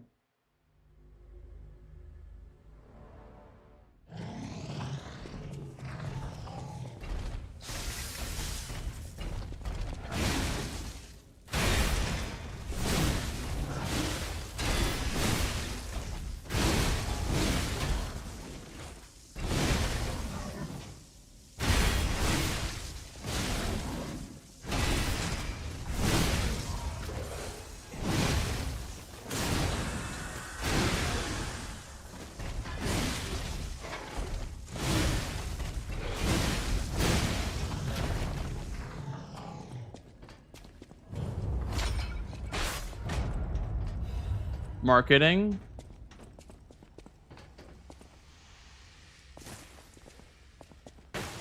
I mean, obviously, not to be a hindsight Andy or anything, but the devs of Claire Obscure, before Oblivion Remastered came out, they were like asked, you know, are you guys worried about Oblivion Remastered overshadowing the launch? And they said absolutely not. Which obviously I understand that GTA 6 is bigger than Oblivion, but the Claire Obscure devs were confident in releasing a week after Oblivion Remastered, and they hit. So I feel like that's not really an issue, but maybe it is, like, to some developers and some publishers, and maybe they're thinking of like the marketing. But I feel like marketing is such a buzzword these days, dude. Anything can be marketable if it's a good product, like Claire Obscure. Claire Obscure could have released the same year as GTA 6, and it still would have been one of the most, you know, culturally impactful games of the year. These bodies. Could they be from Moonlight Town? Whoa, did puppets do this?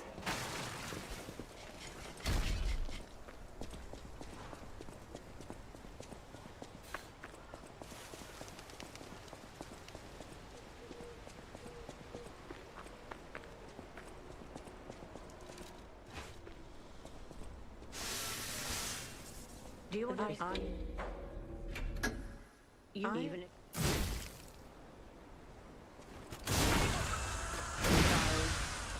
only the word may pass.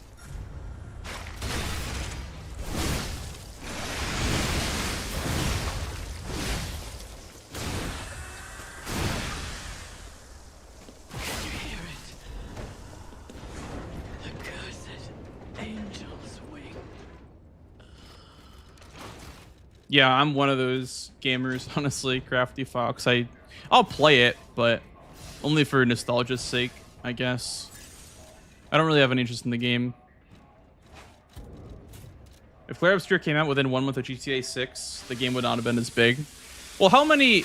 You gotta think, how many players that have played, you know, or that play turn-based RPGs would have been playing GTA 6 instead? You know what I mean? Like...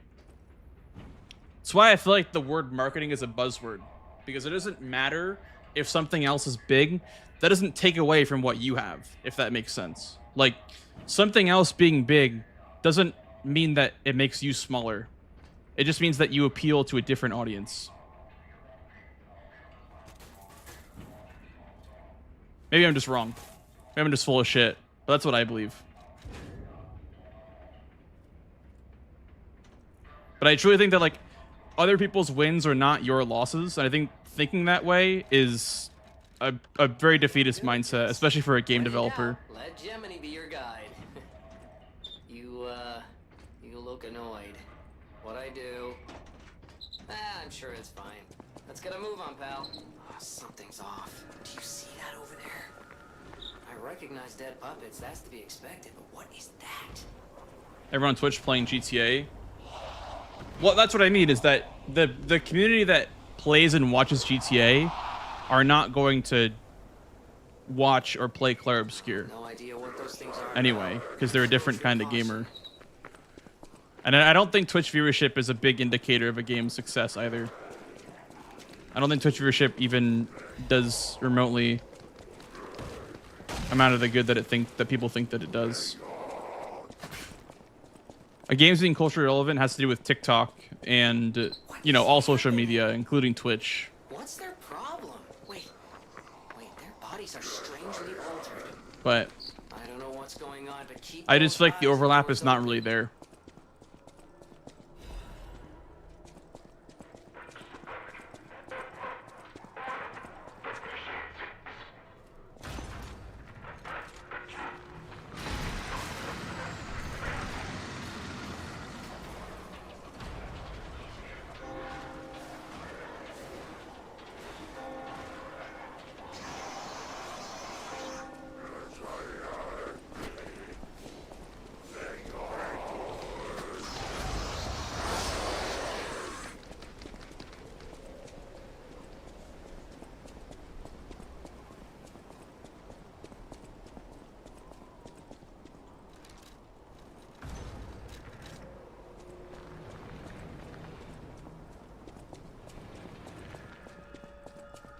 GTA 6 kind of has your interests, something to see further yourself. Listen, all I'm saying is the game is probably going to come out with the same recommended specs of like Monster Hunter Wilds and run at 30 FPS without frame generation. So I don't think it'll be very playable on launch. That's my creeping suspicion.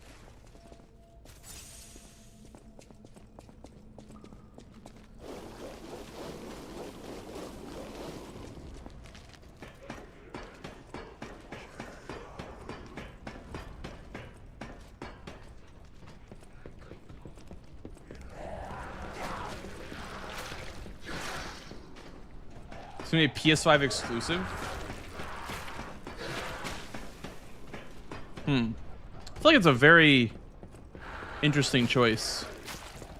I don't know. I guess it makes sense because your biggest subset of gamers would be PS5 gamers. I think PC gamers are a lot more of like the story game slash online game slash, you know, whatever gamers. I think console gamers are the biggest marketplace for GTA for sure. But that is very weird though, that it'd be a PS5 exclusive. I'd understand like console exclusive, but just PS5. It's a little bit weird.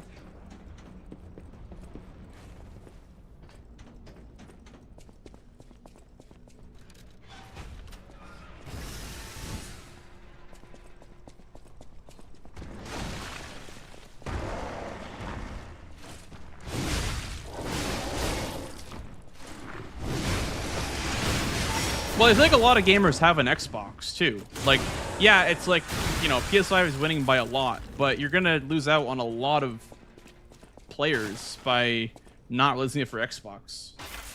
At least for the first year. And the way that games phase in and out of relevancy these days, like, the game will not be relevant when it releases on Xbox and PC. At least not in the same capacity. Because games are, like, in and out like that these days, I feel like. Cultural relevancy is like, it's like we like speedrun cultural relevancy with games and movies and shows and whatever.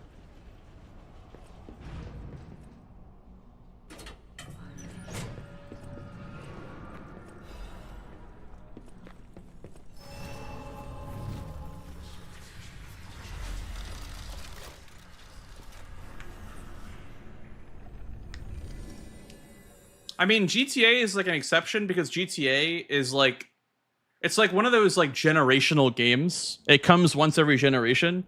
So, I mean, I'm sure the year wouldn't kill the hype per se. Welcome. But it is interesting to see like them going the console exclusive route. It makes sense though. Because I don't think the PC marketplace is very big for, you know, ball and gun gamers, for lack of a better term. I know. Thank you for the follow, dude. Welcome in.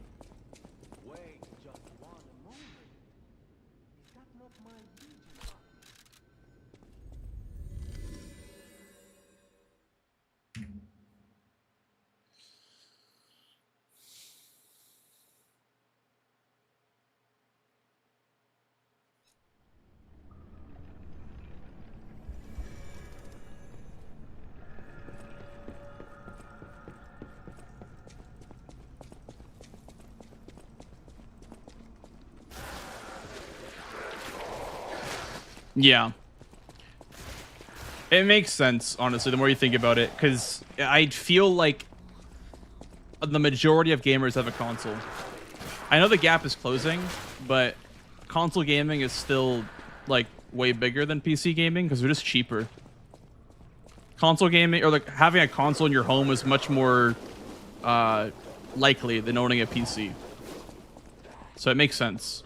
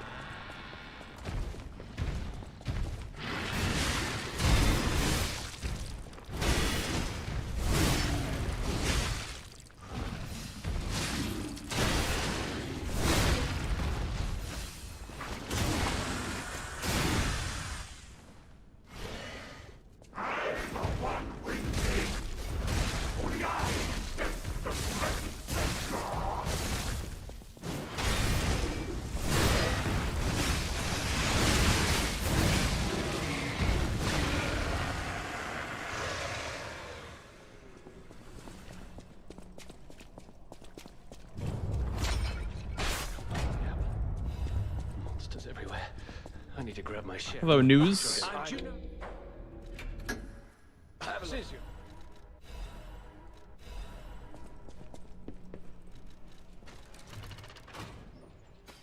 Yes, that's more than likely what's happening, right? Is like the PC port is an afterthought because it's such a big project that if they release it on PC, Gotta be someone at the hotel who knows something.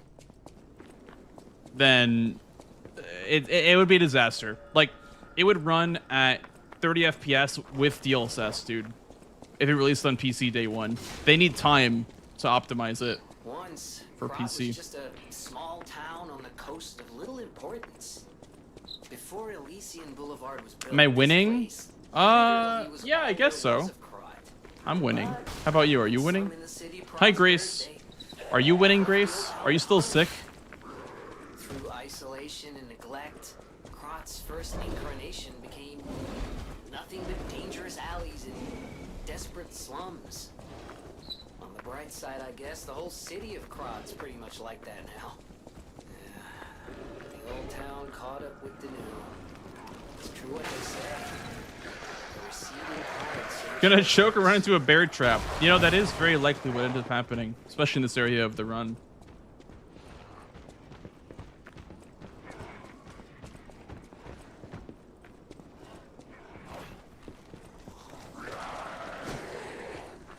The Steam machine. Oh, yeah. Dude, the Steam machine's gonna be kind of goated, I'm not gonna lie. Valve has never let us down.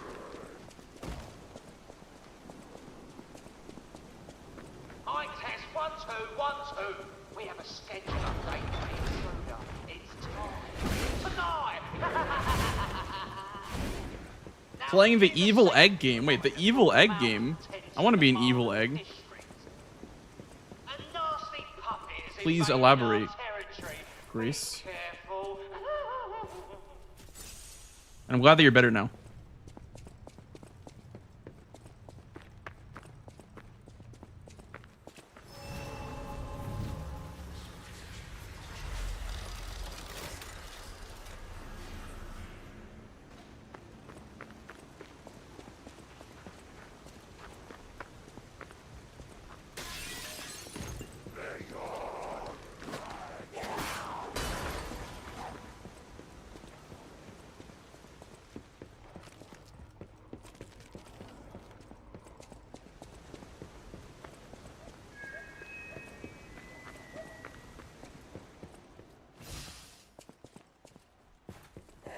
Here's a news bulletin. This just in. The intruder turned out to be just their own puppet. This month's protection fee will be waived for anyone who hunts him down. What a deal! Now hurry up. Run, you idiot! Maybe Valve already bought up tons of RAM. That's what I'm thinking. I'm thinking they did the research and they knew what was coming. And I don't think they would announce Steam Machine if they didn't have anything planned for it. You know what I mean? Like, I feel like they kind of knew what was happening.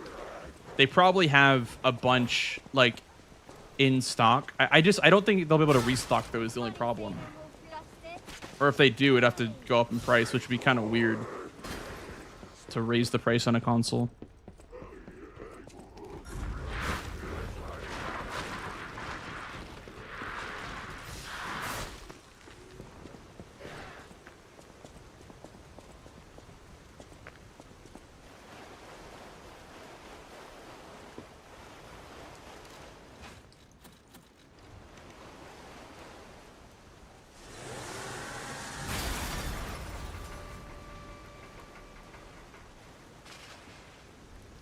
Bring it on.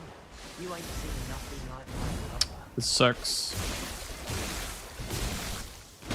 What? That took forever. Brother. Oh, bro. I didn't look at my screen because I thought that I just pressed the button. I just assumed that I pressed the button, man. Okay.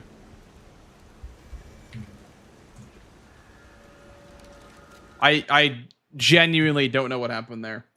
Genuinely, I pressed the button, but I guess I was mid throwable animation still because my grindstone didn't go off in time. Come on, man. That's so annoying.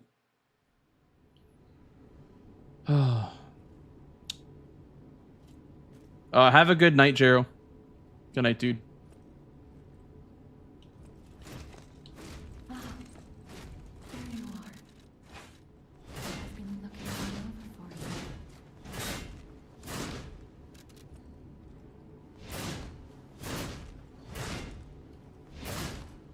Is Jimmy, please escort him to the hotel. Let's get you out of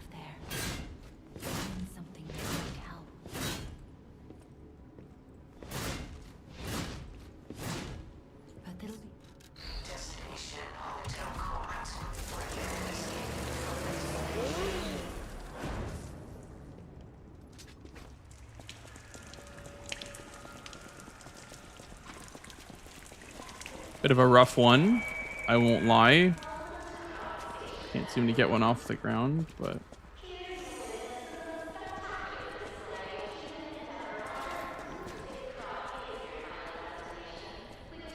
that's fine, I guess. I don't know. Like, I genuinely pressed the triangle button, but the parry didn't go off.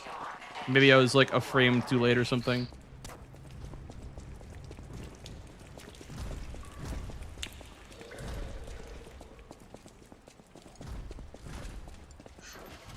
Having an insane PC rigs is overrated. As I've grown older, I'm more chill about specs. I think right now is the most like deceiving time to be like 5090, like, you know, bat chest, because I don't think you really need crazy specs to have a good gaming experience. Everything runs on DLSS anyway, or, you know, FSR anyway. So you're not really, what you're paying for is just how it looks, I guess, in your PC, because you're not really getting much performance. Yeah, that's what I mean. That's what I mean. Is like with a 3080 or something, you're getting the same performance as like a 5060 or like a 5070.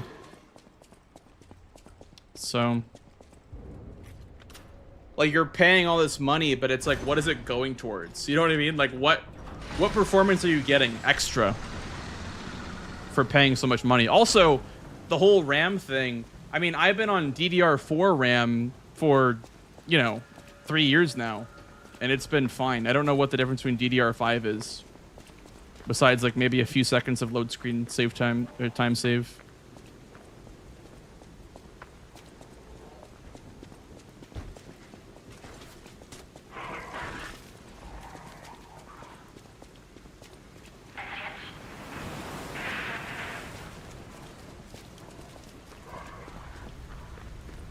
Like, everything is about the same performance-wise, besides, like, the super, super high-end, right? Like,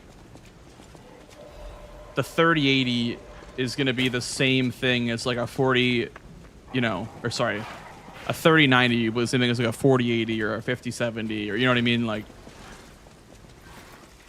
A powerful parade puppet is blocking the entrance, and that's the only way in.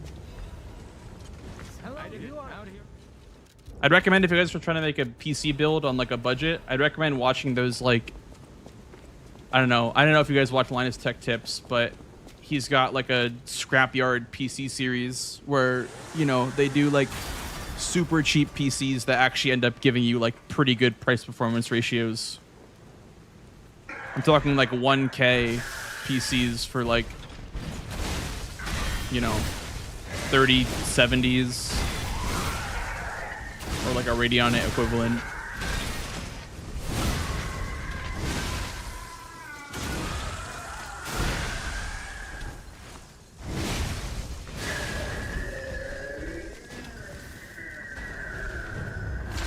Graphics peaked in 2015 in IMO. Well, yeah, I mean, I think what set everyone back so far, like what set all these devs back, was ray tracing. Because ray tracing is something they've been working on for like 3 or 4 generations now of graphics cards. And nobody cares about ray tracing. Literally nobody cares about ray tracing. Who actually thinks that it's like productive? You know what I mean? Like, I don't think it does anything. And I can't see the difference, at least, between ray tracing and no ray tracing. And even if there is a difference, it does not enough to warrant extra thousands of dollars. It's like buying every new iPhone. You know what I mean? It's like buying all the latest iPhones and whatever. Like, it's all junk. It's all like the same thing, just repackaged.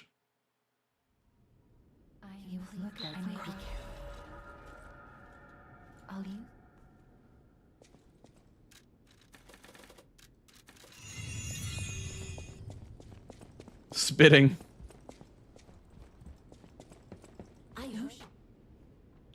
Hello, Gyro.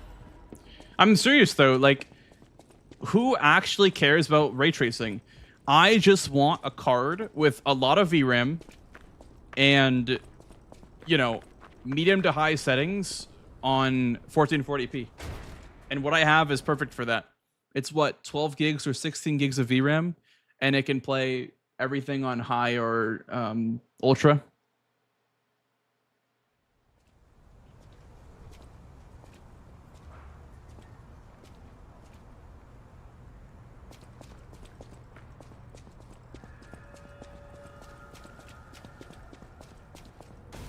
Because it halves my frame rate, yeah. Hey, let's be more careful. You want graphics to evolve? Rabbit Brotherhood. I hate these I mean, guys. we're in that like awkward stage of UE5, right? Where everything is kind of just like borrowed assets, AI assets, like generic looking worlds and textures. We're in that like awkward phase, so that's why I feel like owning a supercomputer is not like, it's not a flex these days, because you don't really, you still get like 120 without frame generation in most games, like most new games, even with like a 5090. There's no like 1080 Ti, you know, there's no like machine graphics card right now that is like miles better.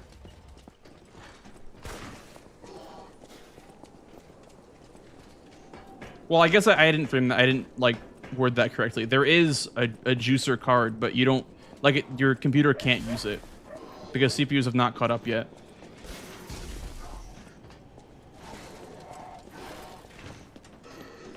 And nor like can they right now.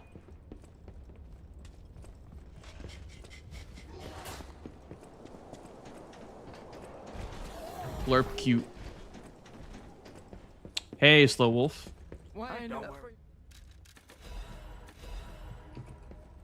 Yeah, I would always like take performance over fidelity, but also like fidelity is also important. Whatever makes live speed look good is what I want. Whatever makes this game look good is, I'm happy with this. Or like Demon Souls remake. Come out, Geppetto! You got a lot to answer for! You can't sneak past me! Die! Are you a dream or a nightmare? That sucks.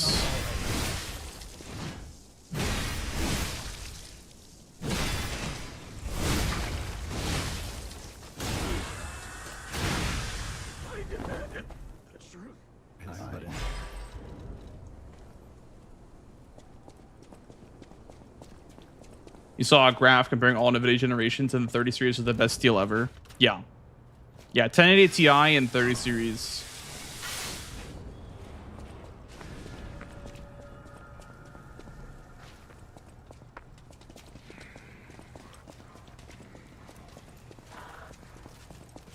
Yeah. Yeah, frame. Exactly. Or flame.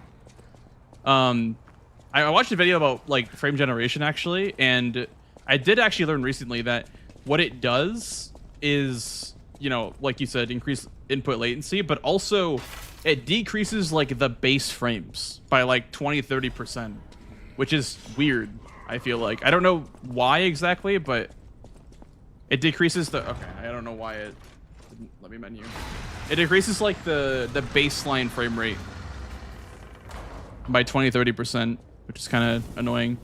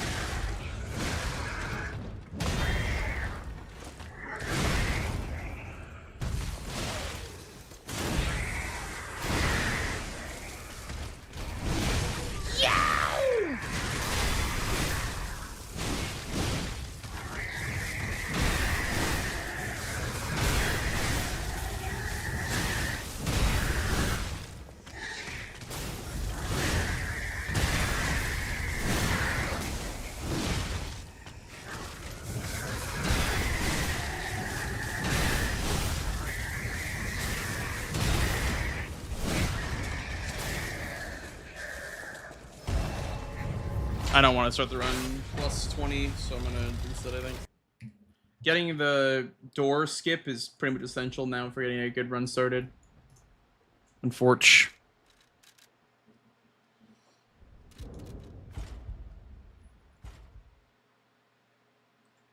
Extra load in the GPU to generate frames to use performance. Right, right. Which is why you enable like 2x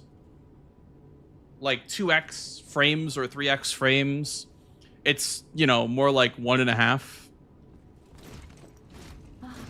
because of the added load on the GPU.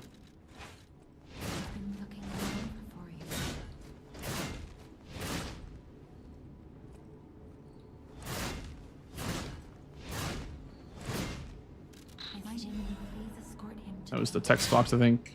I'm gonna keep going, even though I hit the wall right there. Let's get you out of there. Find something that might help.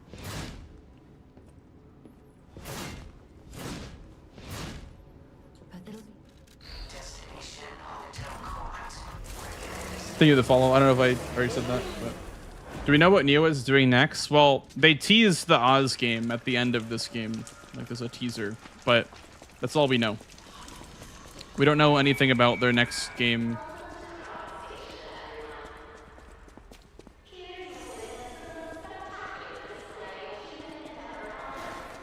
I never did level 5 React. I never really bothered. So I don't have a New Game Plus character to do them with.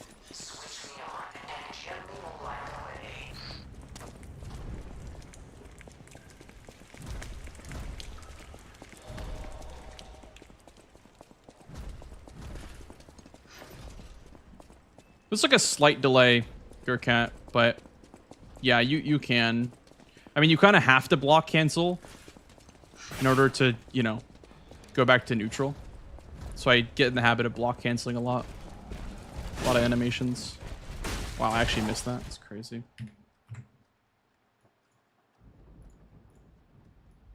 That is very crazy.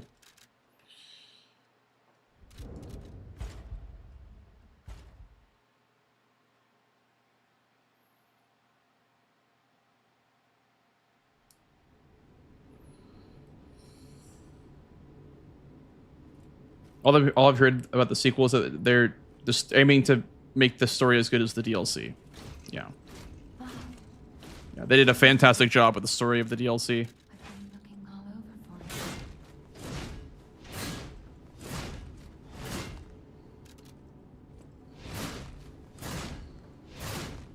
I'd honestly say that I'm more of a fan of the story than the gameplay of the DLC. Like, as like time goes on and I'm learning, you know, more and more about the DLC bosses as I fight them for speedruns or whatever. I honestly enjoy the base game fights more, but the story of the DLC more.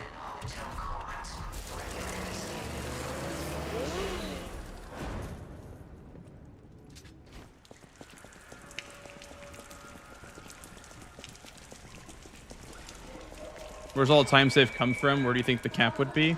Well, yeah, the difference between this and Hollow Knight is that Hollow Knight has like a very set, like, it's hard to explain, but platformers have very little RNG because there's, you know, there's no RNG in doing your jumps better, if that makes sense. Like, you can't just magically get better times because your jumps were, you know, 1% faster or whatever. In platformers, you don't really have time save. It's all skill-based. But Souls-like games have a lot of RNG in them. So time save comes from getting better boss luck, essentially. Getting better boss luck and I guess just being faster with the movement.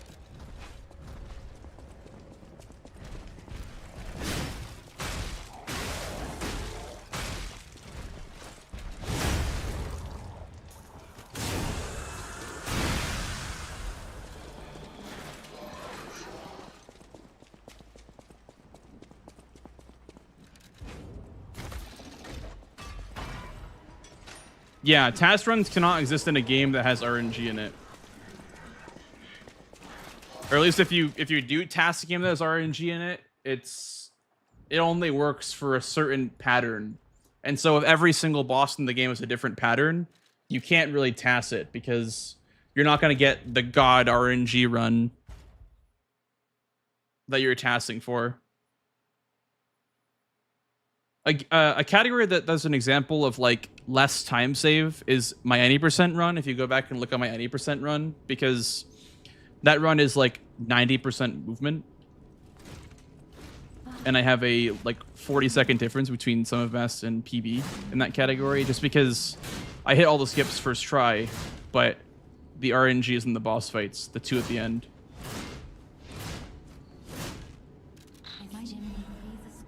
I can't hit the door here, or I can't go forward, I'll hit the door. Let's get you out of there.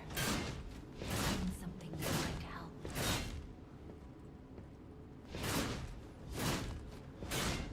But it'll be Yeah. I don't know how Hollow Knight task works.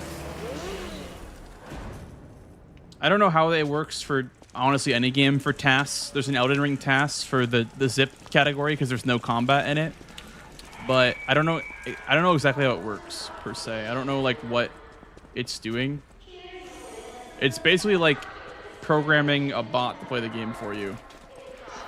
And it's normally, like, tasks, speedruns are made when you find a trick that's virtually impossible to replicate, besides with, like, a, you know, with, like, a program or a macro or whatever. And so a task is, like, the craziest tricks combined together, because you let a computer do it for you by like recording the inputs and just replaying them.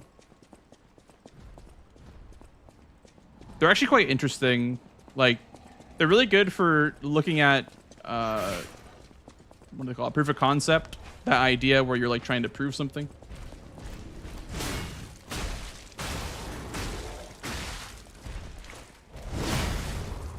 What up, Tater? I have a question. Does Perfect Guard stiffness cause or help for boss fights? Perfect Guard stiffness, it affects, like, you know, when you are fighting, let's say you're fighting like King of Puppets and you hit him too much and then he ends up like blowing up but not staggering, right? So like when you blow him up and he's like staggered but not actually staggered, that's what stiffness is. So yes, it does work on boss fights, I think. I'm pretty sure it works on boss fights.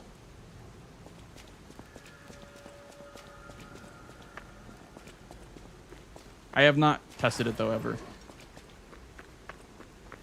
But it's like I guess kind of like Swamp Monster as well.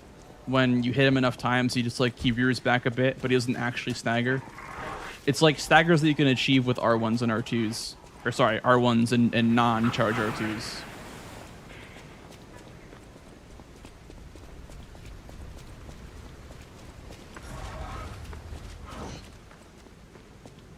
What was Lies for you out at the start? So, the route was for any percent we used, for weapon choice, we used either the Wrench Baton or the Great Sword of Fate blade with the rapier handle. And that was more popular because we skipped the Wrench Baton, the Factory, and Andreas, and like everything was skippable basically. So we never ran past the wrench per se. So we basically just used the two starting weapons, the rapier and the greatsword, and the greatsword and the rapier together, because one of them did skips, one of them did damage. That was kind of how we used those two weapons. It was kind of cool though, because like we used the crafting mechanics so much more when the game was first released. Now it's kind of dominated by the glaive, but for any percent we used the crafted weapons. Also for Glitchless too, we used the Wrench Baton. But there was a lot more throwable use, I will say. A lot more throwable and a lot more summon use when the game first came out. And I was not a fan of summons. I kind of hated summons when the game first came out. One more thing I should mention. I wouldn't use it, Tater, honestly. I'd probably respec that and put it into either the grindstone slot or you like the extra grindstone, extra fable bar, or extra amulet. I think any three of those are better than stiffness.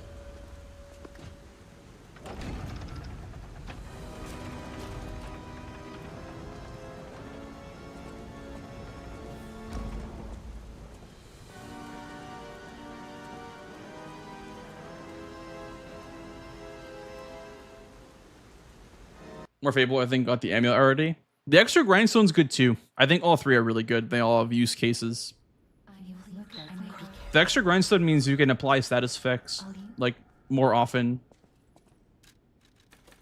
The element itself does damage, like extra damage, but when you proc the element, it starts doing a lot more damage. So it's up to you, whatever you prefer. Fable or extra, you know, potential status effects. They're both very, very good.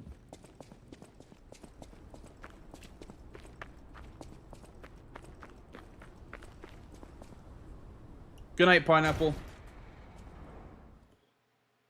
Good night. Have a good day at uni.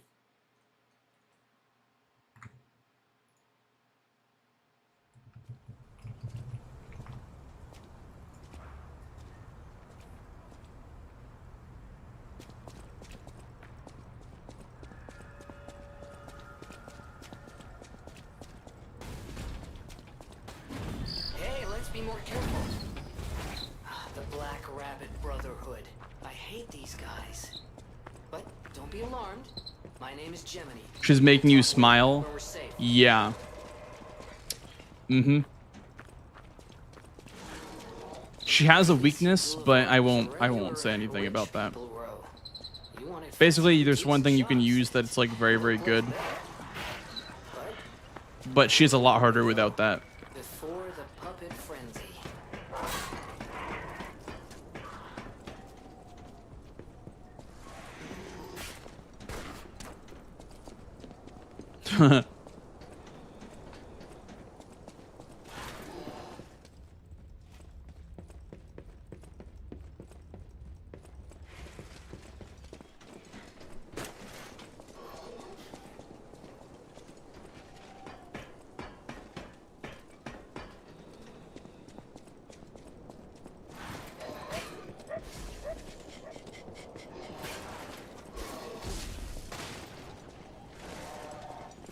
On your first playthrough, you know about the weaknesses system? Yeah. I feel like it's one of those things that once you know it, the game gets so much easier. Like if you know how to abuse status effects, it just gets so much easier.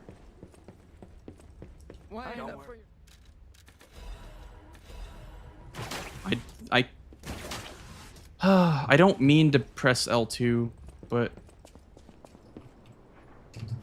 I'm putting my controller on my lap, so I'm bound to mess up. Whatever. Bro. I have gotten past Romeo, I think, one time today. Oh, man. Early game day today. Early game day.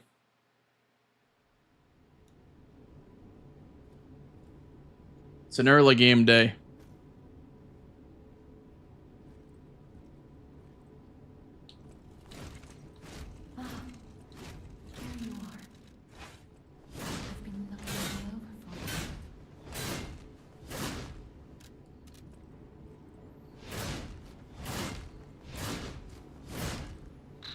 It's the most OP weapon in the game, including DLC. This one right here. The one that I'm using right now.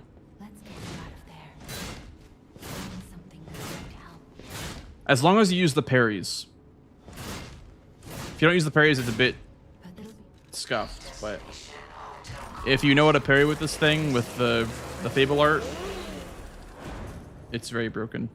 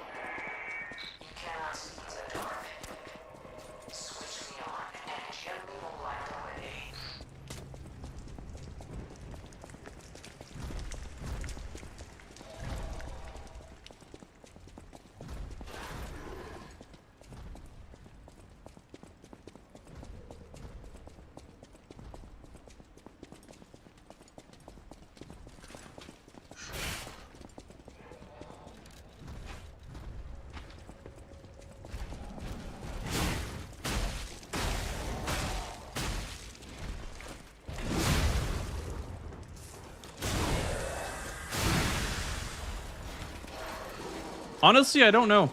OTK. The DLC is not super enjoyable to speedrun. At least glitchless. With glitches, it's very fun to speedrun. But it's not very enjoyable glitchless. I'll probably do like DLC no hit again at some point. But I tried the DLC on this route and it's kind of boring.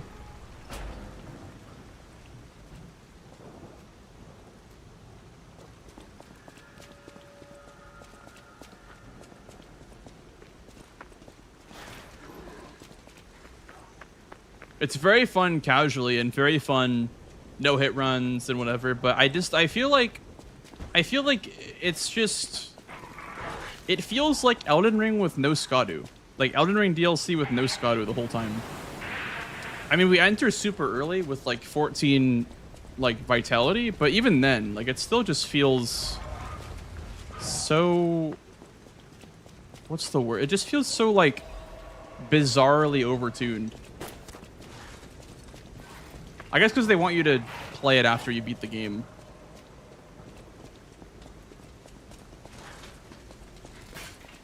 A powerful parade puppet is blocking the entrance, and that's the only way in.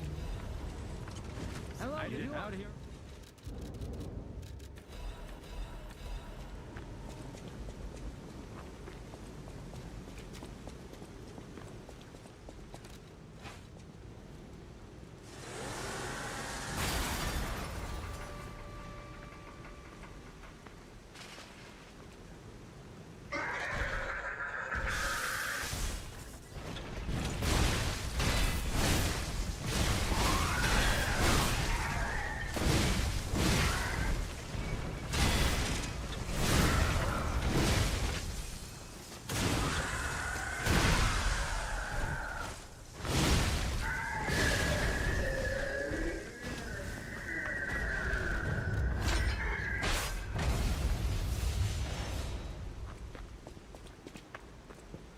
I think it's harder. Livespeed's last monster, Melania. I think Melania is harder, but because you need to Google her moveset to dodge it efficiently.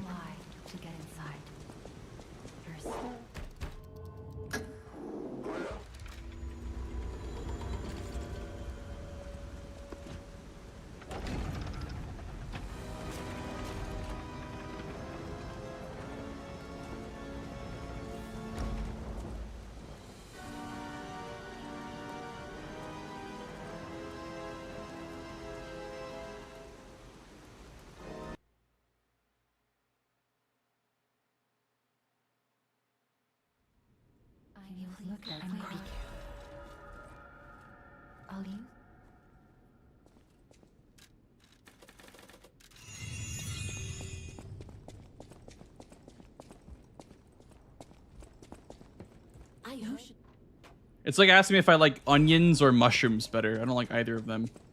They're both dreadful to me.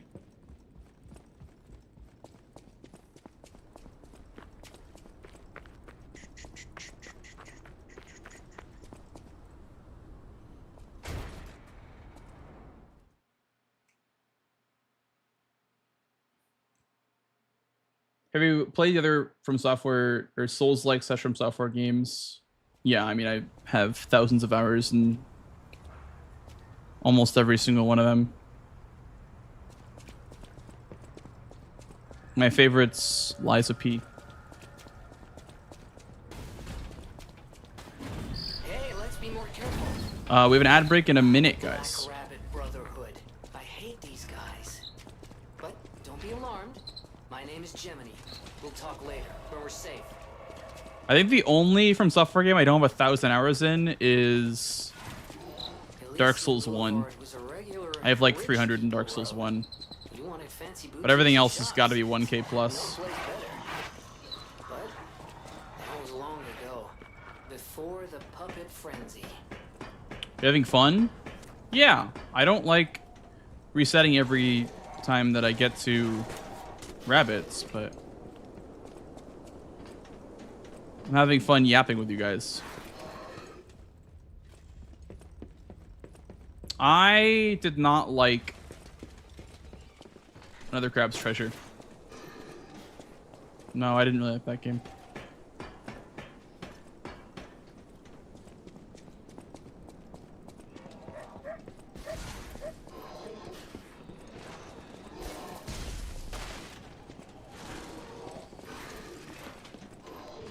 Yeah, grr, exactly.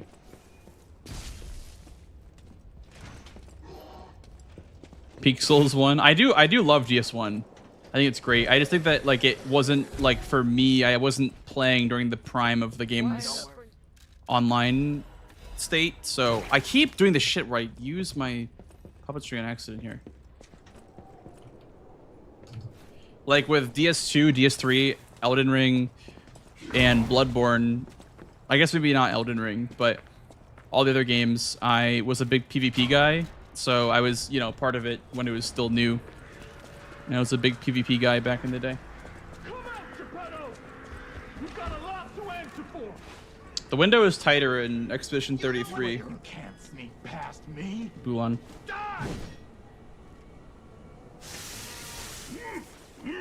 Bro. Bro. It's the worst RNG today possible. Are you a dream or a nightmare? Stop showing up already. Please kill him. Okay.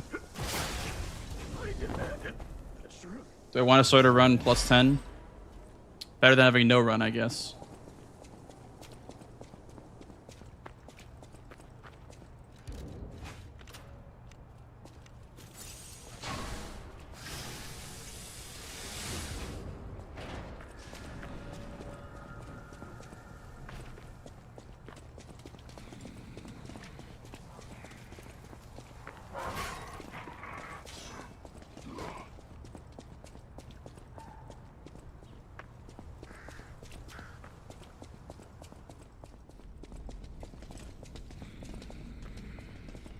What does electricity do? It's good versus puppets, and it makes the enemies weaker to physical damage and staggering.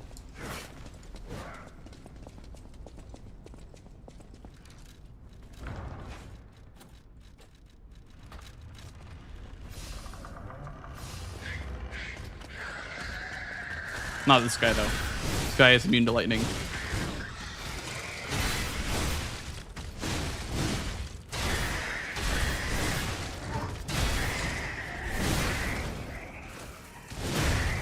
Oh. Okay.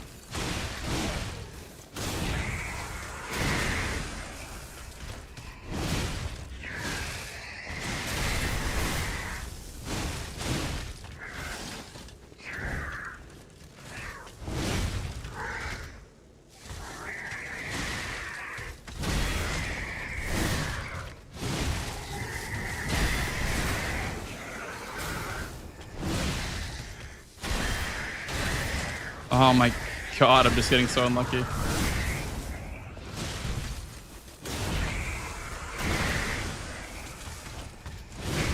Yeah, I'm gonna reset. Dude, this is the unluckiest night I've had in a while. It's kind of crazy, actually. Kind of crazy.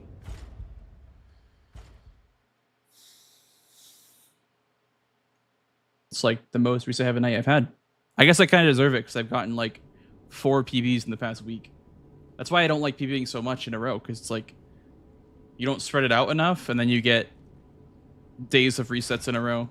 There you are. I've been looking all over for you.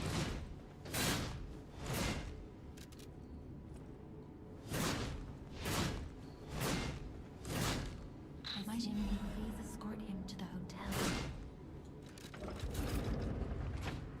Let's get you out of there. Find something that might help.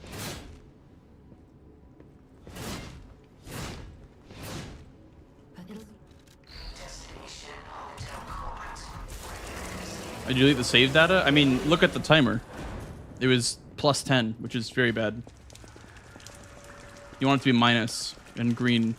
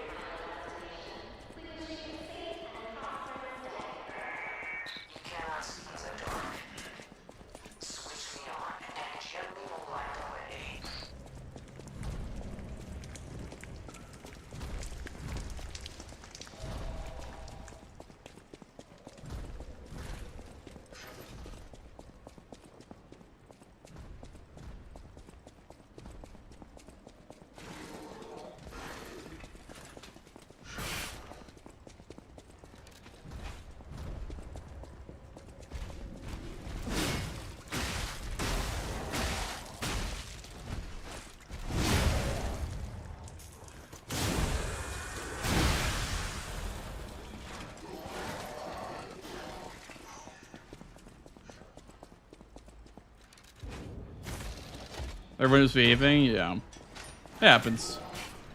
Some nights are just cursed, but that's part of what you have to accept. That's like the contract that you sign with speedrunning, is you just accept the contract of you'll have good days, you'll have bad days. Happens. I think I just feel very slow today with my hands.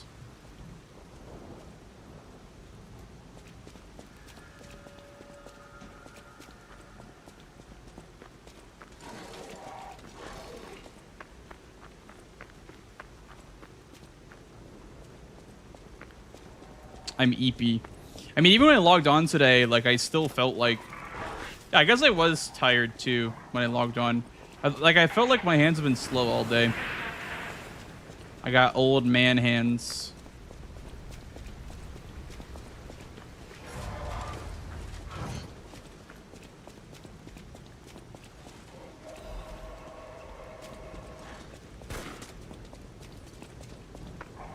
The glaive exo is the best weapon in the game. One that I use for this run. Powerful parade puppet is blocking the entrance, and that's the only way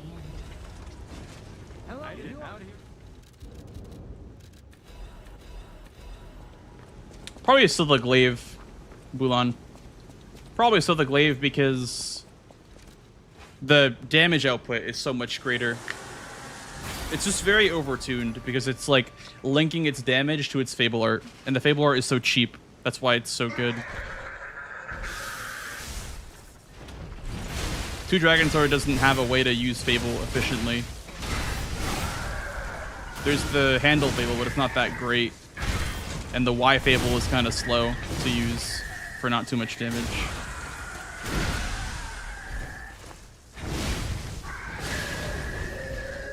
The 2 Dragon Sword's really good, though. It's very good for stun locking bosses.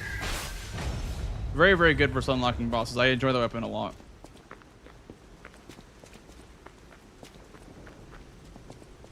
One more thing I should mention. The hotel security... Played E33, and I feel like I have old man hands because they're constantly parrying. Yeah. So you'll have to lie. Yeah, that game is... the parry window, in my opinion, is a bit too tight. But the way they do it is pretty good. Because they use audio cues and camera movements to kind of cue you to parry, so like it's fine. They can make the window tight without, you know, making you stress too hard about parrying. It's not as much about reacting than it is about reading the moveset and knowing what's coming and memorizing the timing of what's coming. That's why this game has a more generous window, is because it's a 3D action game where you have to like position constantly, but also because it's, you know, reaction based rather than consistent.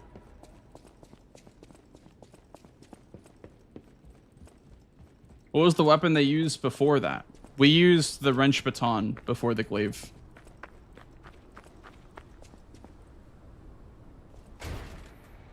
We used the wrench baton and the rapier blade, or sorry, rapier handle with the greatsword blade, the starting greatsword blade. Hey, Kasumi.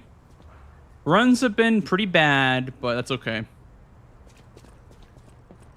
We've reached that point where it's, you know, getting harder and harder to get good runs going. Let's be more careful.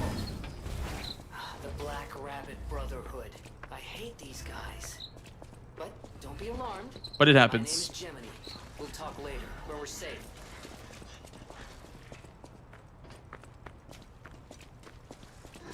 Elysian Boulevard was a regular rich people row. You wanted fancy boutiques and shops. No place better. But that was long ago. Before the puppet... Sounds good, your cat. Have a good rest of your night, man. Appreciate it. Thank you for hanging out.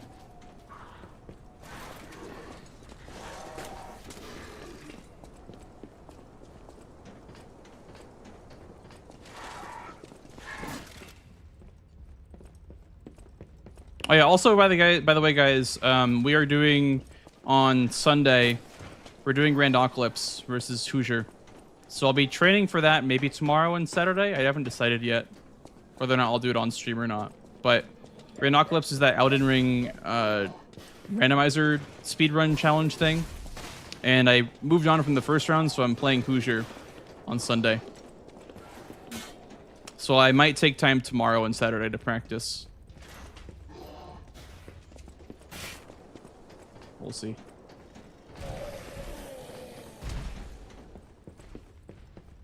Why no?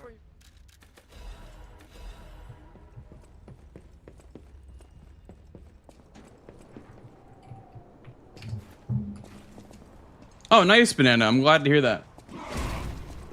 Did you enjoy the run? Yeah, I love that run. That run's so much fun. Come out, Geppetto! You got a lot to answer for! You know you can't sneak past me! Die!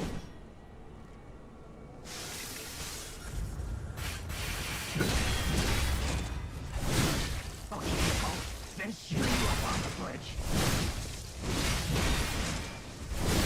Oh no, I didn't stagger him. Don't get me, please. I demanded the truth. That was unlucky, I think. I don't know. Usually it staggers in 3, but I'm not sure what happened there. Anguish Guardian skip? Yeah, dude. That run is so much fun. I wanted to show that one off at GDQ this year, but maybe we'll get that in SGDQ.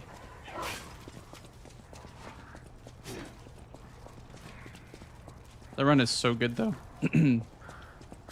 I love that skips are back with the DLC. It kind of breathed air into the life of this game. This game's glitch speedrun.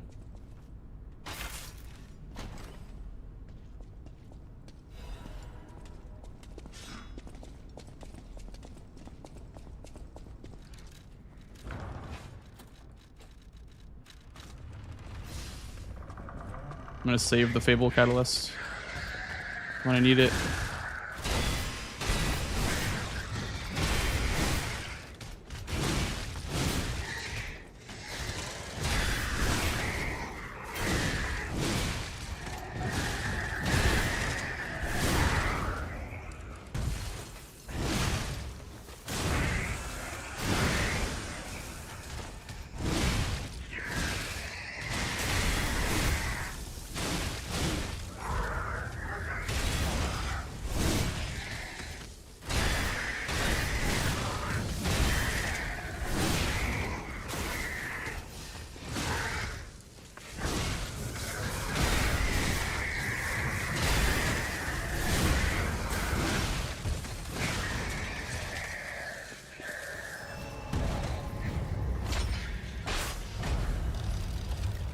Good.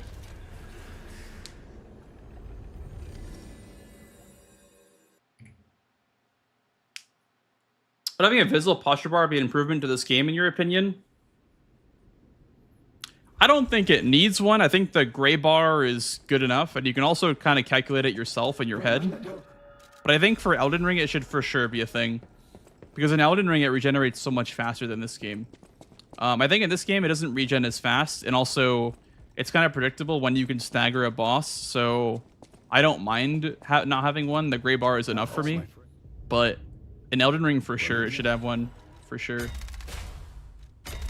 Because they don't teach you how poise works in Elden Ring at all. They never say if you do enough poise damage, you can stagger a boss. They just want you to figure it out. And if you just fight bosses by pressing R1, you're never going to get a stagger. And in this game, at least you parry a bit, and it builds up the damage, and the gray bar is a good visual indicator. So it just works. It's fine, in my opinion. But I would say Elden Ring not having one is a bit cringe.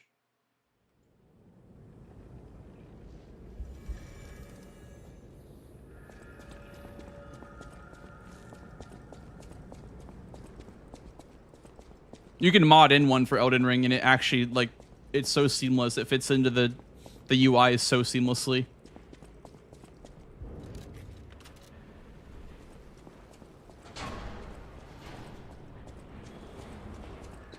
Here it is. Vanini works. Everything you see here belongs to Vanini. What's the yellow bar? Classiest place Exactly. and most brilliant inventor in Krot. Just ask him. Not just puppets. Almost every machine and Tran. Yeah, it's one of those things where you need to literally use the cheat tool to view the poise value of the boss to understand how to get a stagger. Like when you're trying to do like a speedrun, obviously, not in a casual playthrough. But if you wanted that information, then you probably are going to have to go into like a cheat tool, like ER tool or, you know, the practice tool to view the boss's poise. Oh, this place gives me the creeps. It's like something's gonna jump out any second. It's okay, pal. Gemini's looking out for you.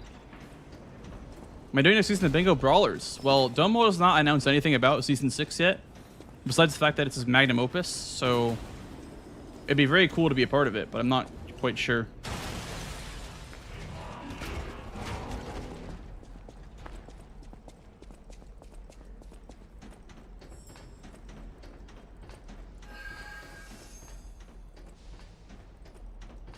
Hey, B-Mus, thank you, dude. Thank you for the good luck. Appreciate it, appreciate it.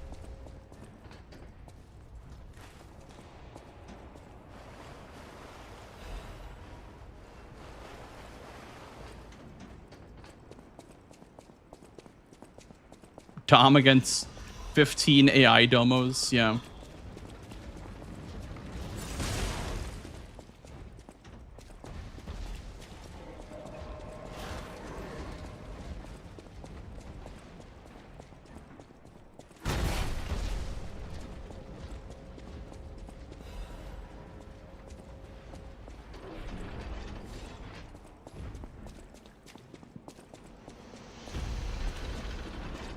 You're EP. Yeah, a little bit.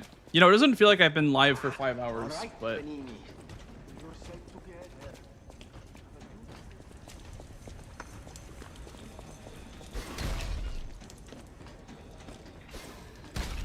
I guess 4.5 right now, but...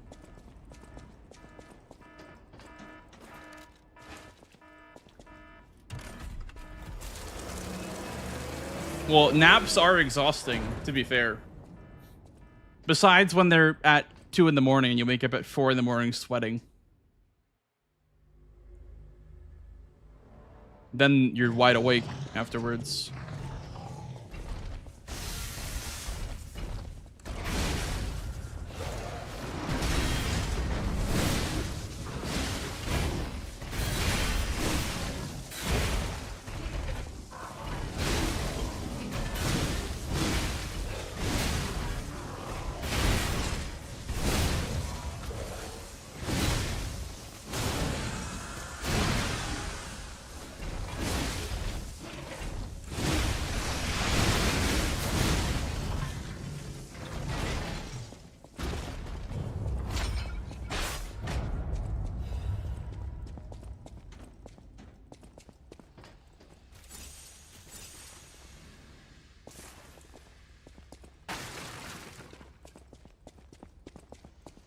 $60-40 good for you?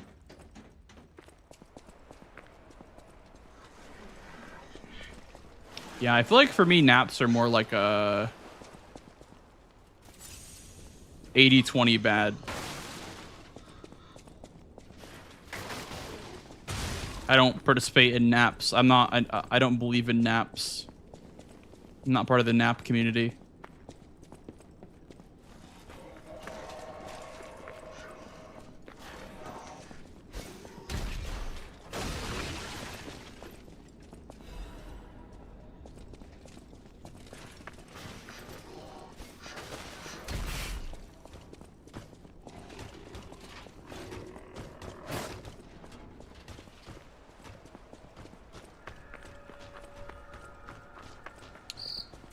Desert Fox Tim is around.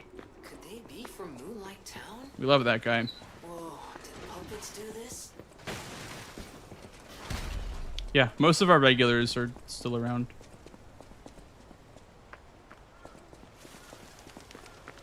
They just come and go.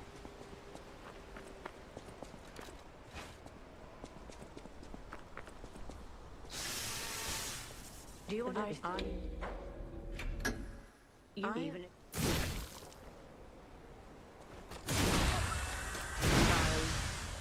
only the words may pass.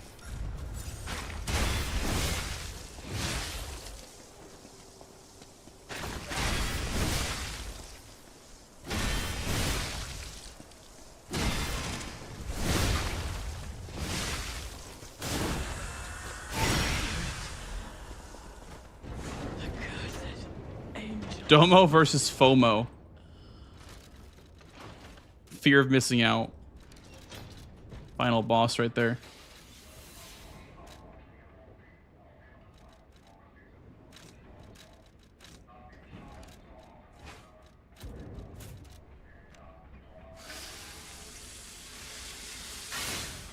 Let's see. We're behind by 9 seconds. You know what? I need to stop looking at the run like that. Whatever. I need to stop looking at it like that.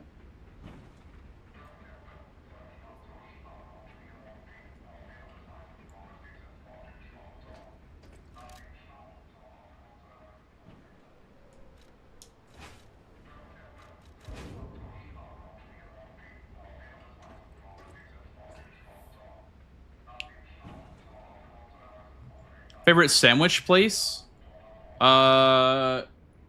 Jersey Mike's, and my favorite of all time is a sandwich place I used to like live near when I lived back in Connecticut. There was a place that I really loved. You look annoyed. What I do? Back in my hometown. I'm sure it's fine. Let's get a move on, pal. It was like a tiny little family-owned deli, and oh, it was so good. I'd get a chicken parm sandwich with salt and pepper. Oh my god, it was so good. And they had like massive chicken cutlets that they would use. No idea what those Massive sandwiches, dude. approach with caution.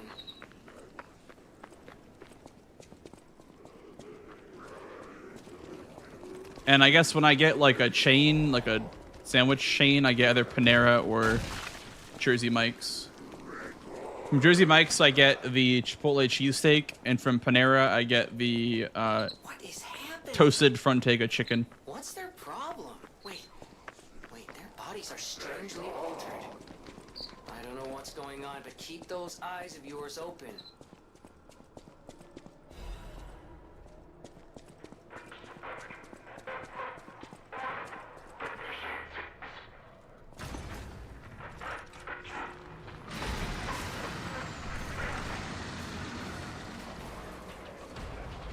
Don't hit me, please. Yeah, you keep backing up, buddy. Yeah, you keep backing up.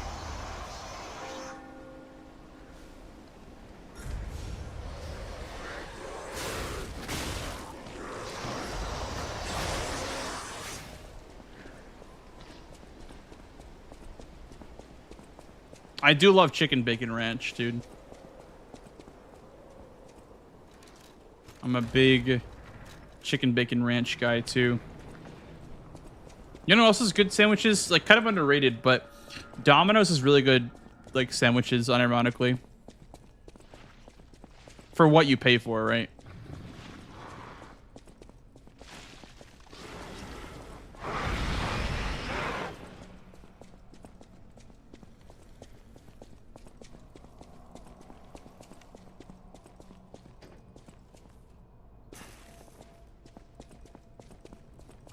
Haven't gone to Panera in years.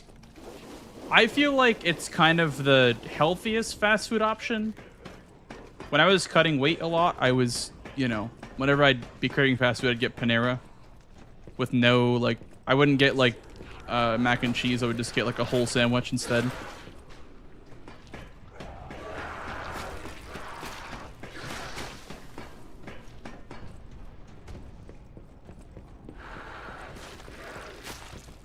It's at least like the freshest ingredients that I've seen at like a fast food place.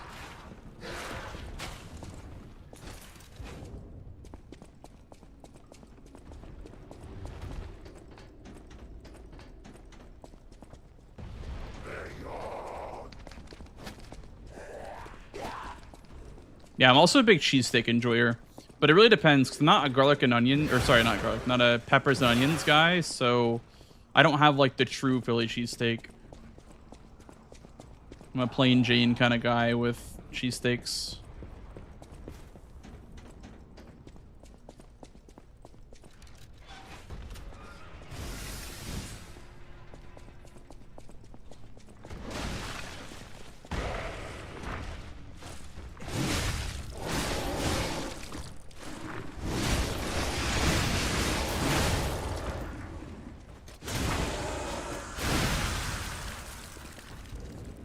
The best weapon lies of P. I'm genuinely struggling. Listen, the best advice you'll hear, if you want to know what the best weapon in the game is, it's the one that I'm using right now. It's just the free glaive that you get, the bonus weapon. But the best advice you'll hear about Lies of P weapons is the best thing you can do is go in the training yard and just combine weapons until you find 2 weapons that have good Fable arts that you like. Whether that be like the booster glaive with like, I don't know, the wrench, or the booster glaive with, you know, whatever. I would say your best bet is to just try to craft something. Try to cook something up in the hotel. But if you want the best weapon, it's this weapon right here. It just has a very high skill ceiling and a very high skill floor too. But the glaive is for sure the best weapon. Close second is probably the wrench baton. That one's pretty easy to use. Welcome. Welcome.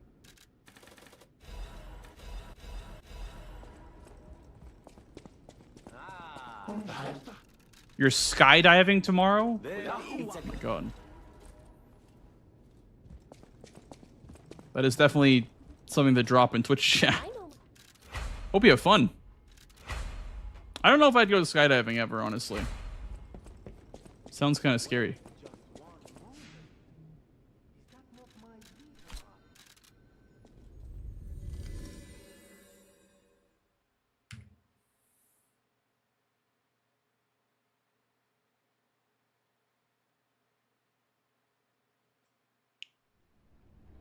Imagine throwing up while skydiving. Your vomit would just be like terminal velocity flying towards the earth. It'd be kind of crazy, actually.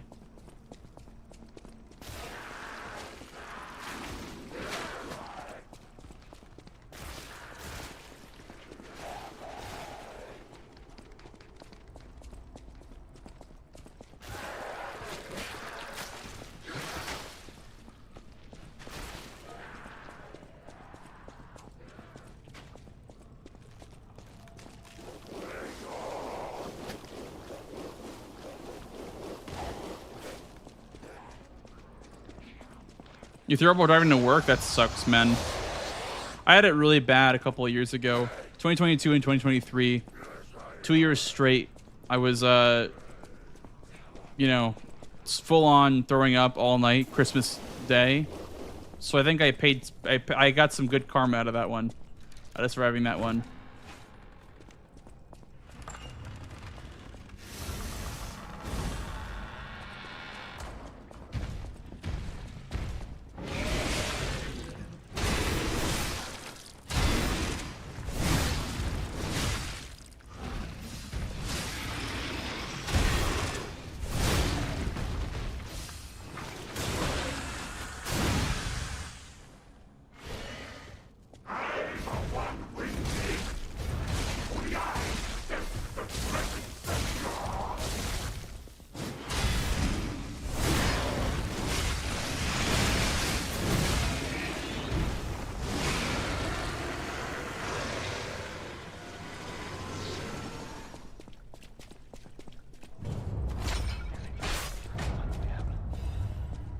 Everywhere. I need to grab my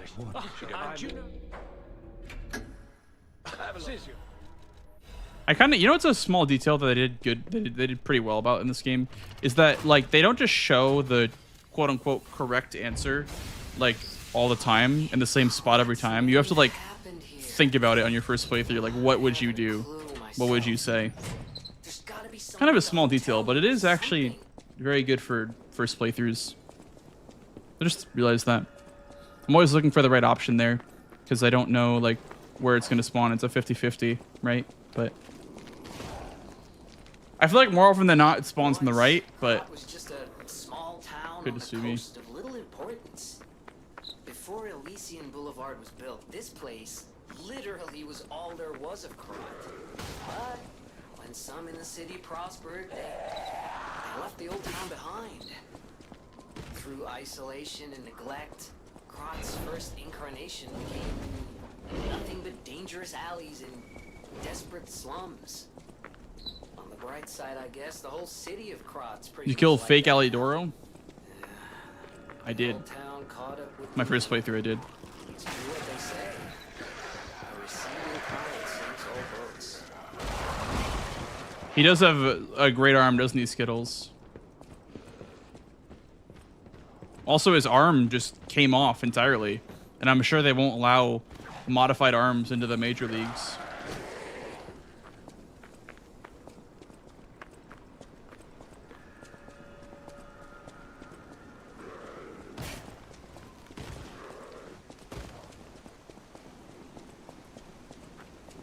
Mic test 1 2 1 2.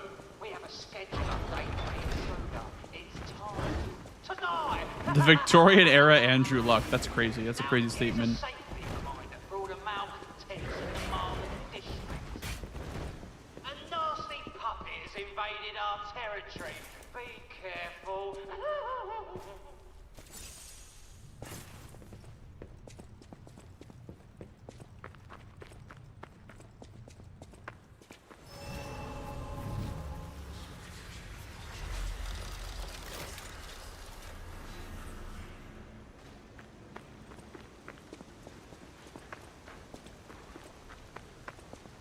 Quartz is pretty important, Saturn.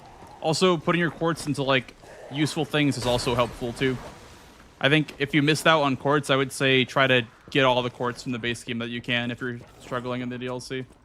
They definitely do help.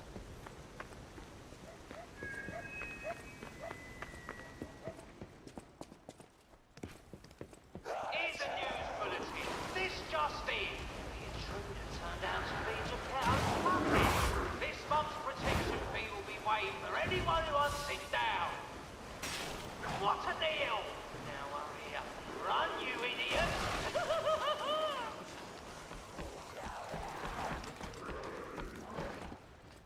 Left Arm of Steel until getting Cataclysm in the DLC. Really? See, I still think Puppet String is the best arm in the game, but Cataclysm is, for me is a close second for sure. Cataclysm is like very, very useful. It has very good uses for clearing out mobs, but I still think Puppet String is better. I think it was the one they intended for you to use, so they just made it the best.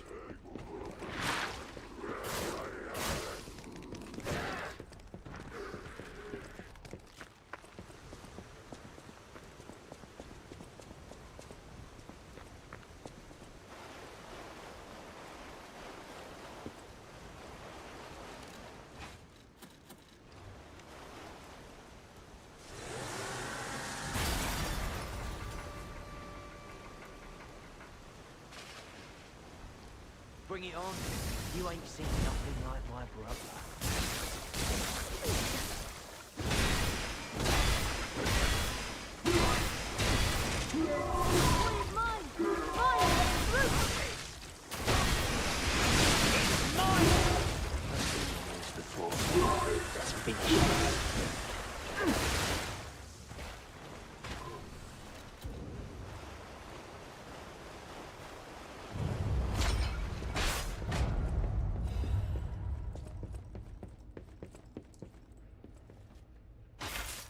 Yeah, the Cataclysm is very, very good. It's probably the second best, like, behind Puppet String.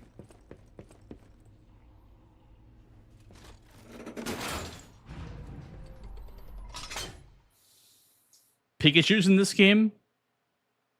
Sure, yeah.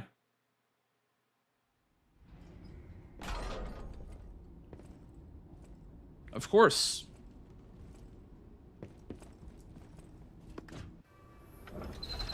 DLC is great. BMS is a great story. In my opinion, the gameplay of the base game is a bit better, but the DLC is a very good complete experience. Very good story, pretty good bosses, and I think a better world and slash atmosphere, but can't really beat the original.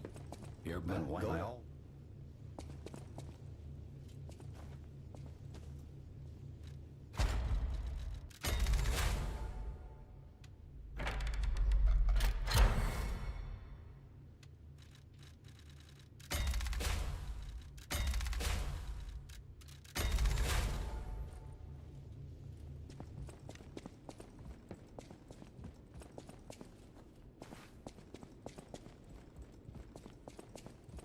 Hurry up, Timothy.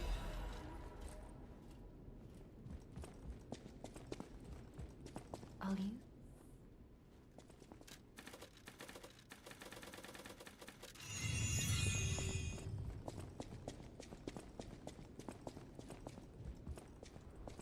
Don't hurt me. Welcome.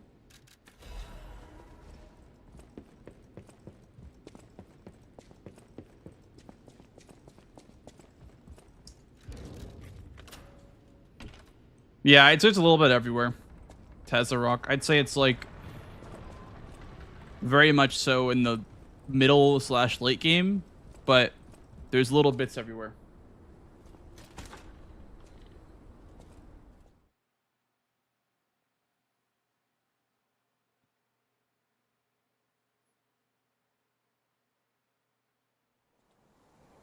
Yeah, as I liked about the arms in this game, highs, that it's like, I don't know, they feel more useful than in Sekiro. The arms don't feel very useful in Sekiro. Street, the entertainment district. You might call it extravagant.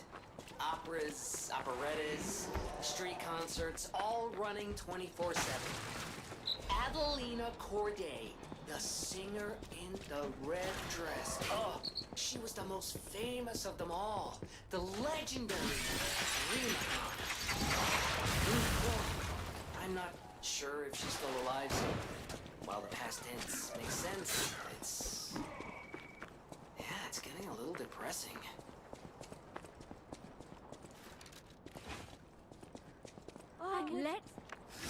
I dedicate this performance to my sister Adelina.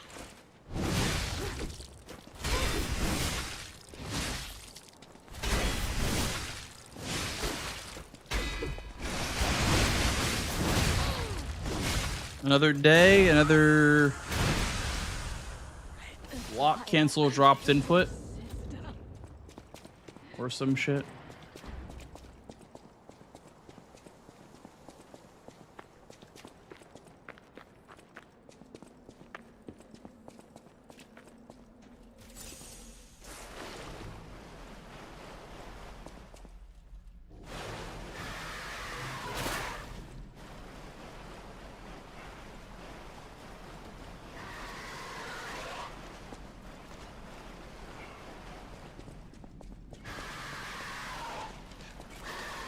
Rawr.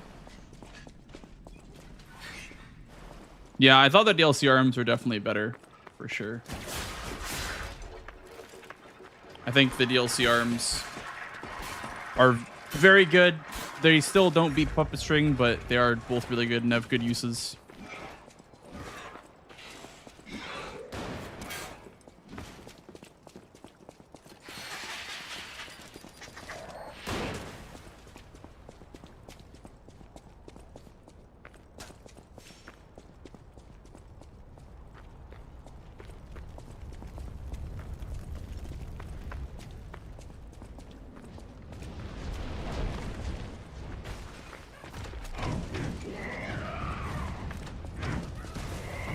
Yeah.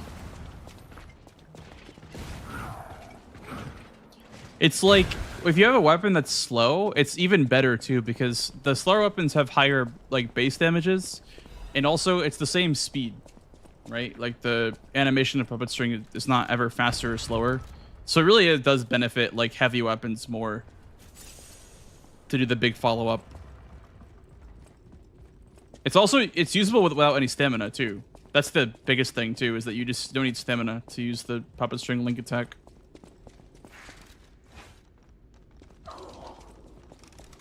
It's just so solid overall.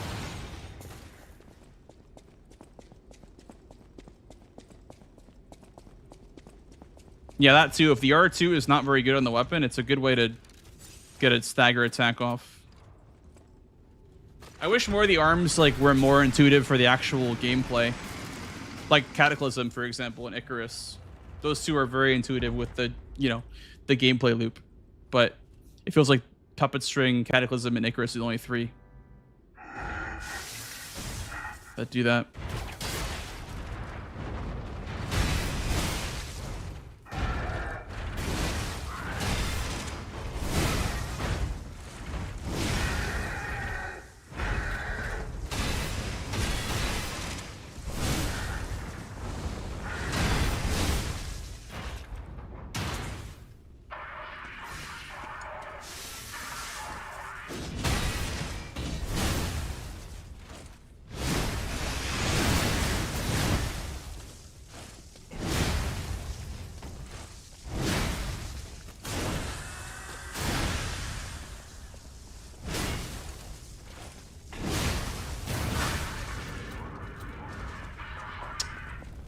Damn tables in my way, dude. These gosh damn tables.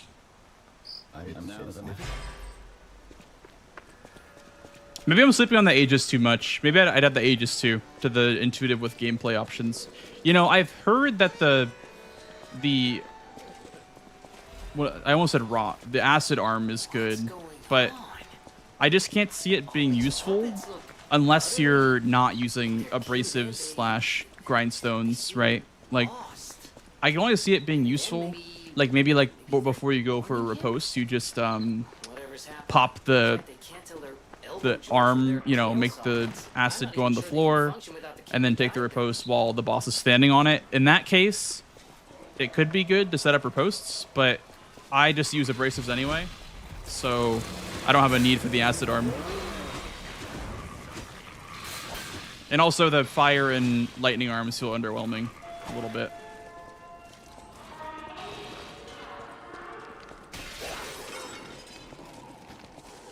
And then the mines are...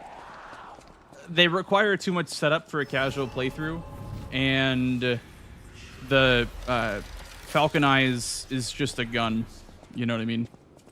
It's just a gun. Which is fine, right? But... I don't know. Can you use it during gameplay at all? Like, can you, like, do a quick shot and go backwards? Because it'd be pretty good if you could do that. But I don't know if you can actually do a quick shot on the gun and go backwards.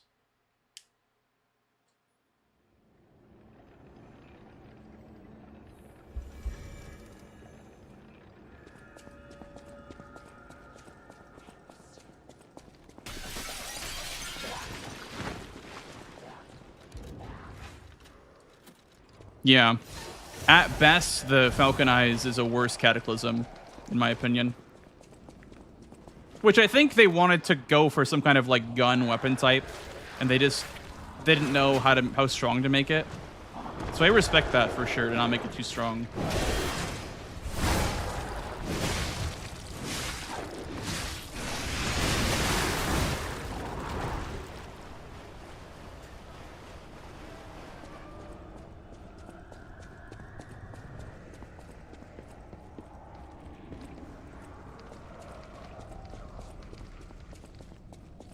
This is stupid, but the bosses take damage while during the post animation. They do, but the only way they can take damage during a post animation, I think, is through either a summon or a canister. So canisters are like things you can drop on the floor to deal like AoE damage on the ground.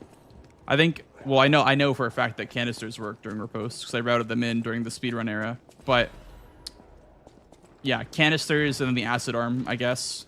And then specters can damage a boss during a riposte.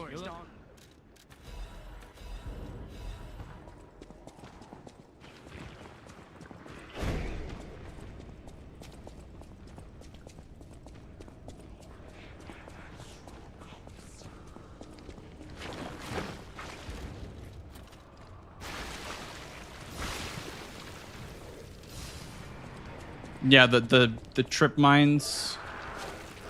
The trip mines, I think it's just too much setup for a casual playthrough. Like, they could be really good. And I did see a no-hit run strat for White Lady with the Deus Ex Machina.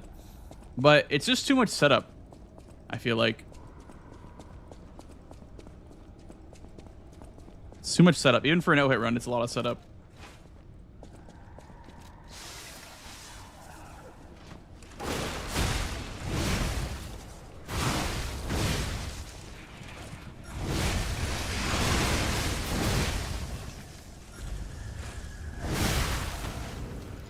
Yeah, absolutely. You'd have to lead the boss into it. You'd have to lead the boss into it, or you'd have to, like, set it up so that when the boss, like, jumps over the wall and whatever, you're set up for it, and there's 3 bombs sitting on top of its spawn point, right? Think like if you could set up bombs, like, for when Cleric Beast spawns, set up a riposte right away, right? That could be useful in its own way. Like, if the game allowed you to do stuff like that, like set up in arenas before bosses spawned.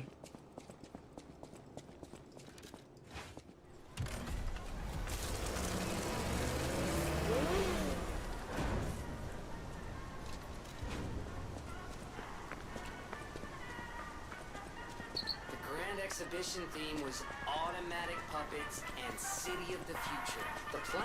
Use Falcon as your first playthrough. Yeah, you probably like Cataclysm then. In the DLC. But you know the rest. You can't hold an exhibition in a city that's fallen into utter chaos. And now the whole city is an exhibition of a nightmare.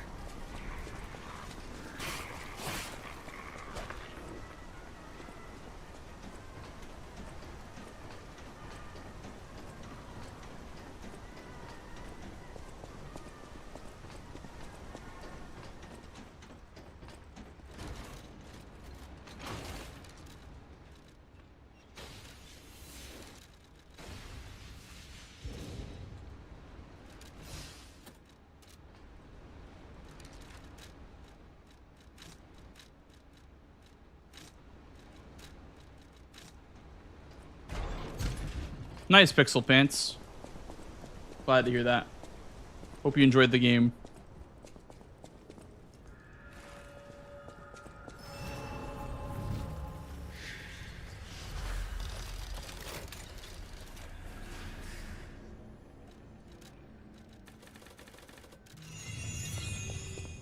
Favorite room was the Flamberge because I hate all the zombie enemies and the big explosion felt amazing. Yeah, I mean, I have seen the fully upgraded Flamberge. It seems pretty good. Like, all the arms are viable in their own ways. Like, that's why I like it so much more than Sekiro's arms, because Sekiro's arms don't feel very useful. They have, like, 1 or 2 uses, but that's really about it. Like, axe, break, shield, you know, like, they just felt very, like, rock, paper, scissors, if that makes sense. They didn't feel very, intuitive for everyday gameplay.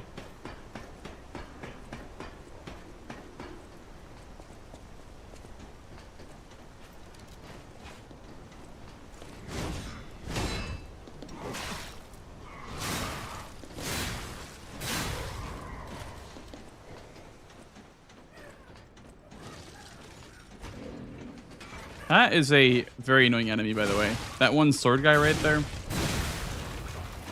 I wish he was not part of the run. Like, you can... Okay. You can avoid him if you upgrade the puppet string, and you can string to him. But upgrading the puppet string takes so long. Maybe I'll pull puppet string or something like that. I'll have to find a better strat for that guy. His alternative is better, but I don't want to upgrade puppet string.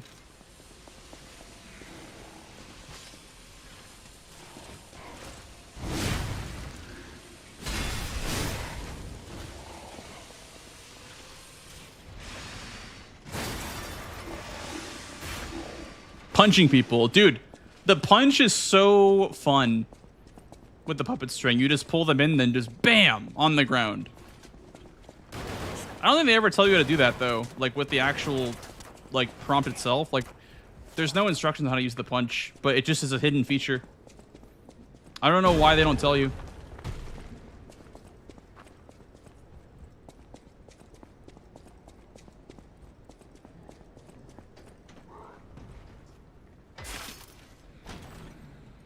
What punch? Oh, it's the reason why puppet string is so good, by the way.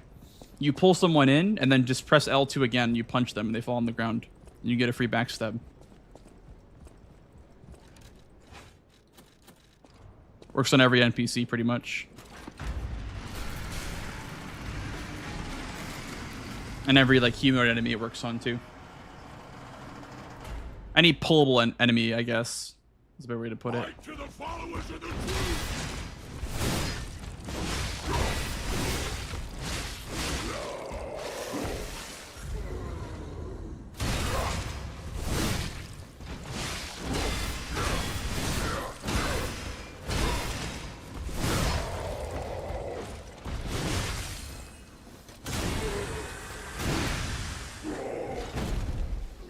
The new world belongs to us. You're so weak, so upset.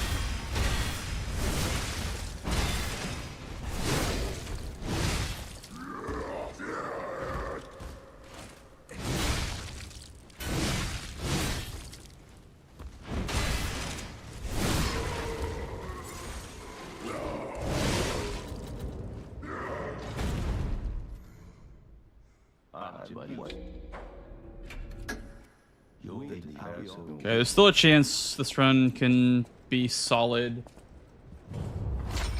It's having a very hard time standing under its own weight right now, but this run can be pretty solid still. Maybe not sub 126, but it could be something still. Please, now.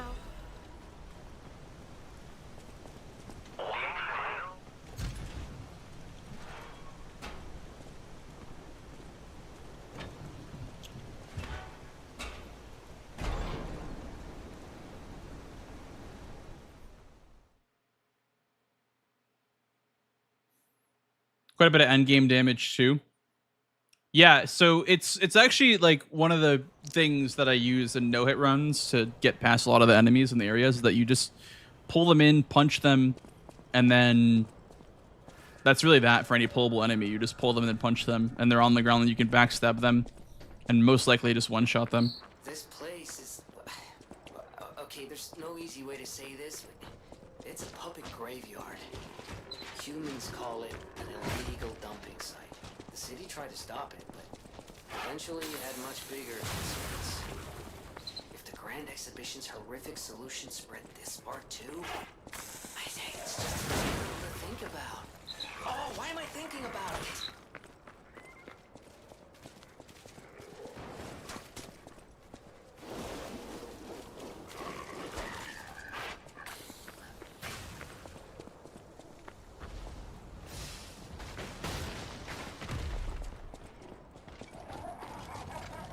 You don't want to get too close to him during that, because he can actually cancel the punch and do like a mid-range combo instead of the long punch. So I slow down a bit and maybe head to the left more.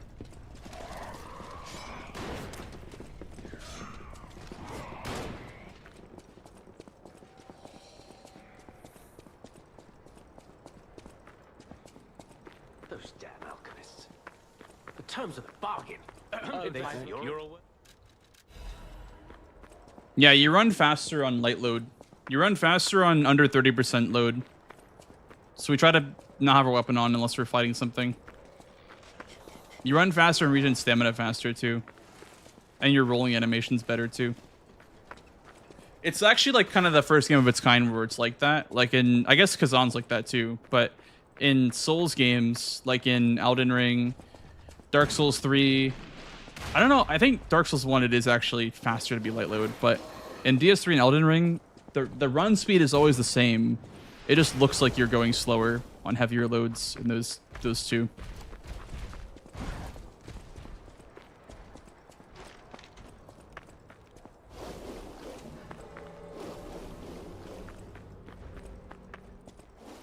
Yeah, under 30 is the light. There's like a little tag called light.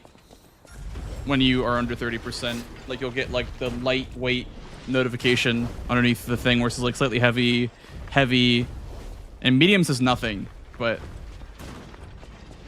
yeah, it'll say light if you're under 30%.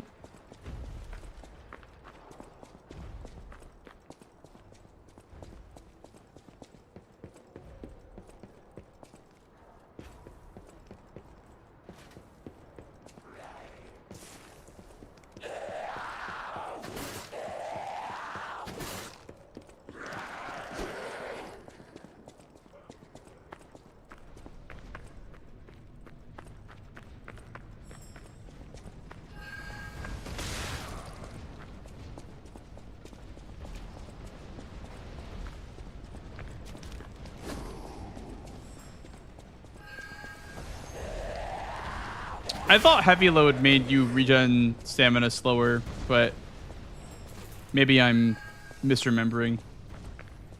But I'm pretty sure, at least in Elden Ring, you regen stamina slower on heavy. But maybe I'm wrong about that. But yeah, roll animation for sure is different. In Elden Ring and DS3, the running speed is all the same, but the rolling speed, or the rolling distance, is more on light and medium than on heavy.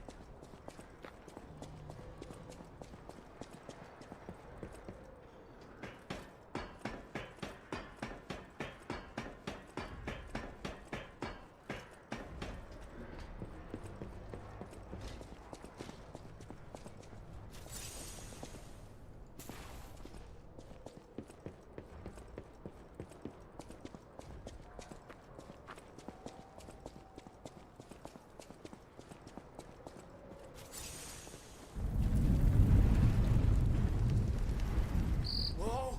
An earthquake! That came from the direction of Krot Central Station. Oh, this could be bad, pal. Really, really bad.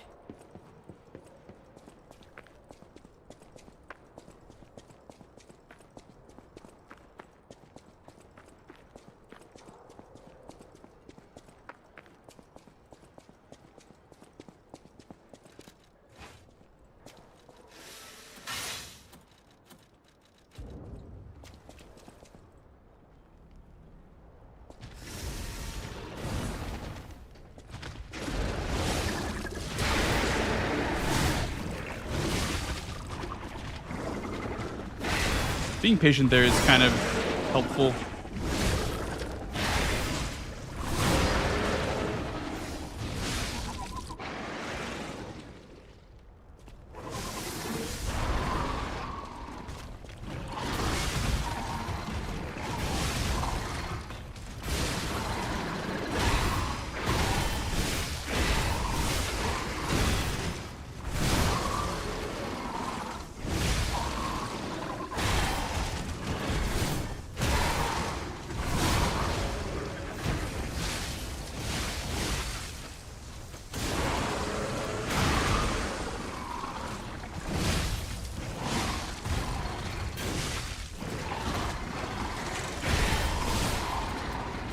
That was pretty good until it wasn't. That was a really good phase 1, but phase 2 got away from me a little bit. That was like a big place to save time, unfortunately, as well. Also, we have ads on Twitch, guys, very soon, by the way.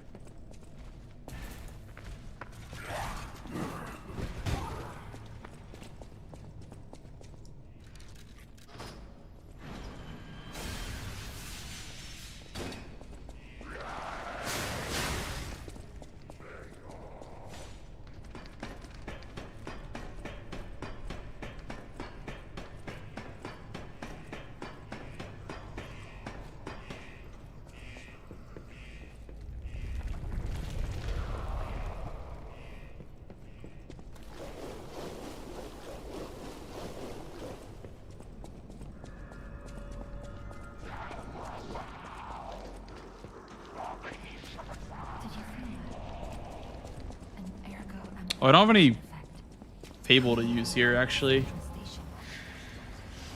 I have to use one Fable, I think. Let's use it now.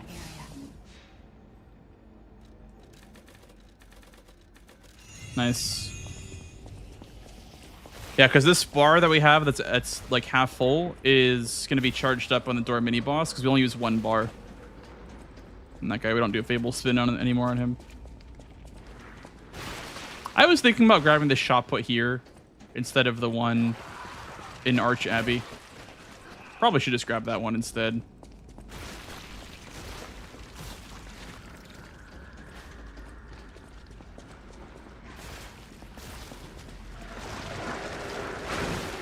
Bit of an early roll, it's fine.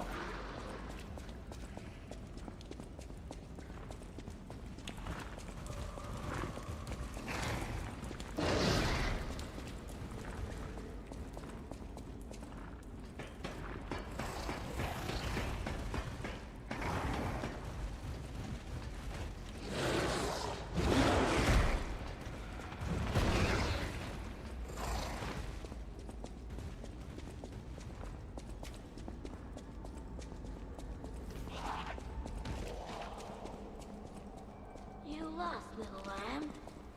Hand over all you've got.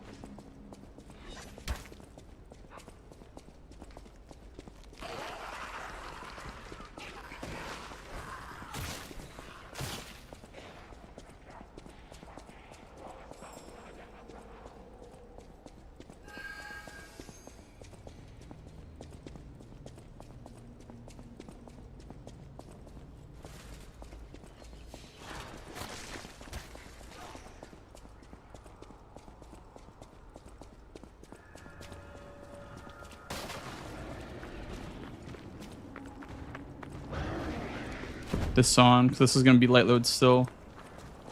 Benefit of having 14 capacity is being able to hold the spear in your hand with no armor, of course, but you can have the spear with puppet string on light load at 14 capacity.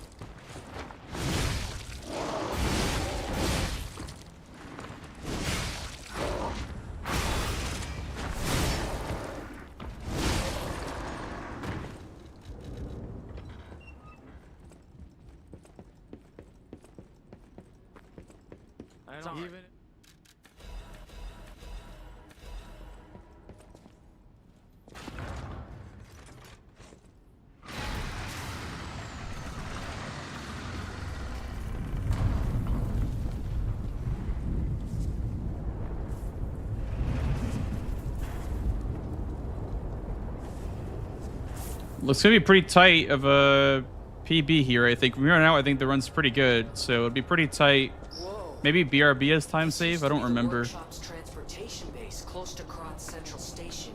I think Manus is a big time save on this run too. Bent on attacking the place during the frenzy, but I didn't see it myself. I didn't know the scale of it all. So let's add that earthquake along with some strange and bizarre happenings in Kron and keep moving. Because I think this run has all the Arch Abbey skips first try. I think it's literally just Manus that I have time save on besides BRB2. But we'll see.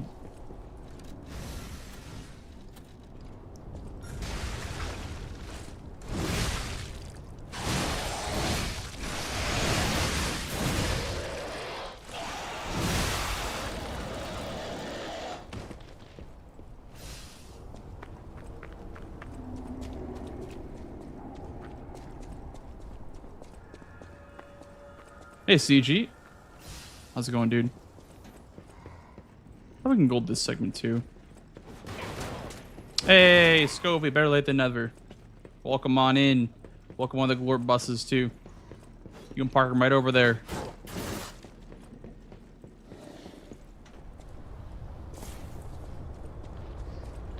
Gotta take risks here. Nice. Gold is really good here. I knew I could gold that if I got the good roll animation to stagger the dude.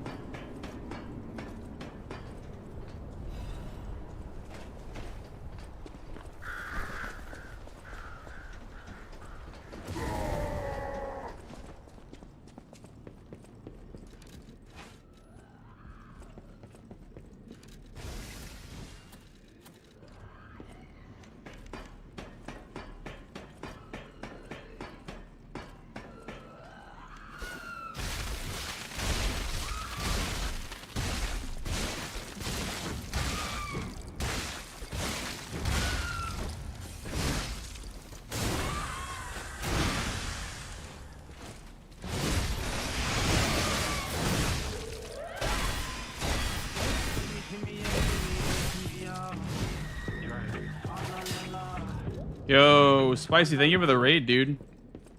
What up, gamers? How are you all doing tonight? Thank you, dude.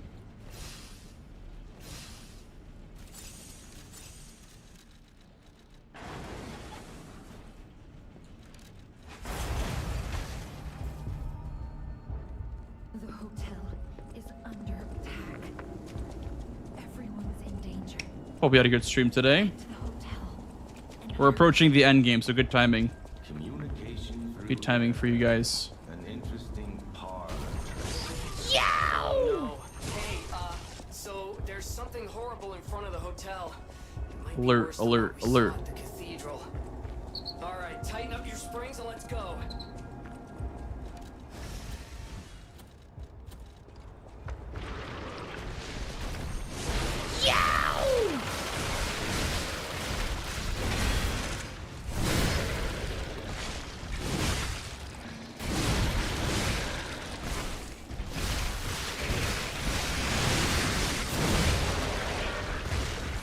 I am on the wrong side. Yeah, that sucks.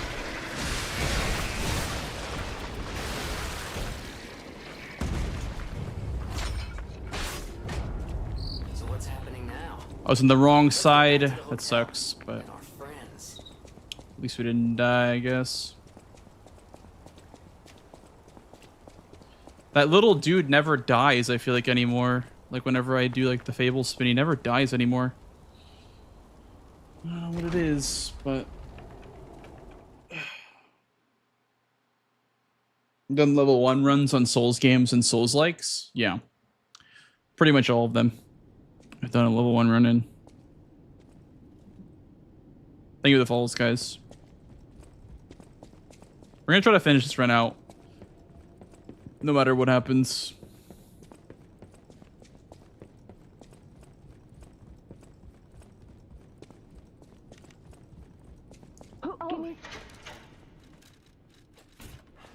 Oops. I'm sorry, child.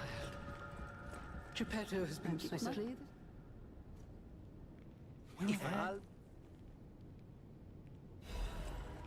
Hey, Arcadia. And why? Welcome. I shall... Welcome. I don't know if it's faster to do this animation. Welcome.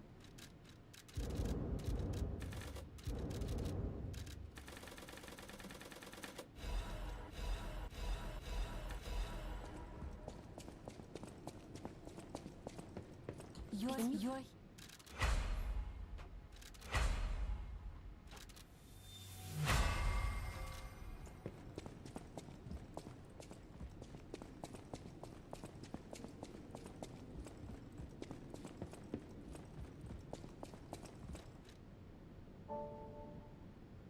Yeah, if you guys are new here, I am currently like middle of the grind in Lies of P. I've been deep in this grind for a couple weeks now. I returned to 90% glitchless after like a year and a half of not running it, and we have the record now, and we're trying to push it lower.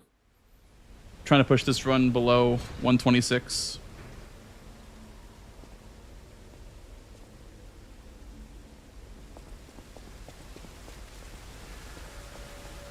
Who would have guessed all this was beneath the hotel? I do love the Remnant series, yeah. I just recently played Remnant 2, Is this the and I'm about to replay the first one, I think. You know, it's the strangest feeling. I think I've been here before. Maybe I haven't gotten all my memories back after all. I don't know exactly what's going on, but I didn't get a chance to destroy the amulets, or the amulet. we have to follow. Hurry. All right. Demonstration time. Who wants to watch this guy break? Really? Okay. Okay, man. Should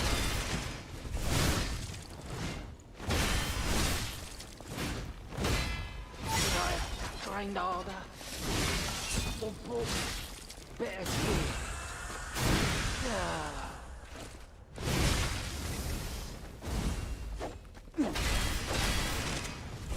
When we couldn't save our brother, that's when my fate was sealed. This is gonna be pretty bad. Alchemist! I told a cheap trick! Thing. Avenge you! Oh no, I didn't do the... Okay. Beat us! Maybe it's better this way. There we go. Maybe he dies here. Oh no. Oh, you didn't die. I low rolled my damage. Okay. I hope this run's dead now, I think. Unfortunately. The run died because of a low roll. Literally. the game gave me 10% decreased damage on my swing there, and I lost the run because of it. I give up. Just don't kill me. That sucks. It was a total attack. The Black Rabbit Brotherhood, the Fox, the Cat, and Alidoro too. I don't even want to guess what they might Ooh, be I love planning random now. damage. This way must I love gambling. Hey, look. That lever resembles. Yes. It seems we can use it to call a submarine. The only game on Earth that has random damage numbers. Very cool.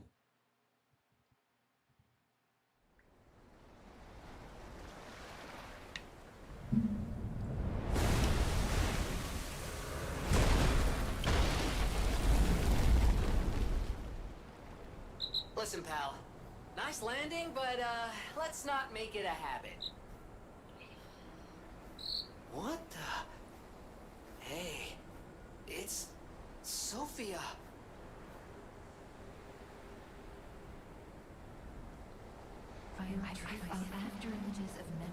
Well, I'll finish it if it, you know, if it's good enough to finish, but it's pretty done.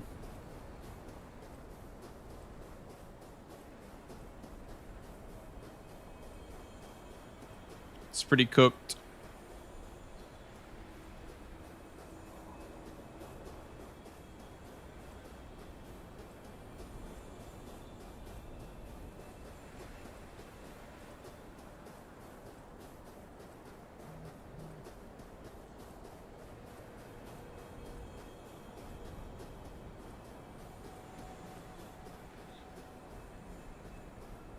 Maybe if I can pull out more golds in Alchemist Isle. Like, maybe if I get, like, a 3-second Door Guardian gold. But other than that, it's cooked.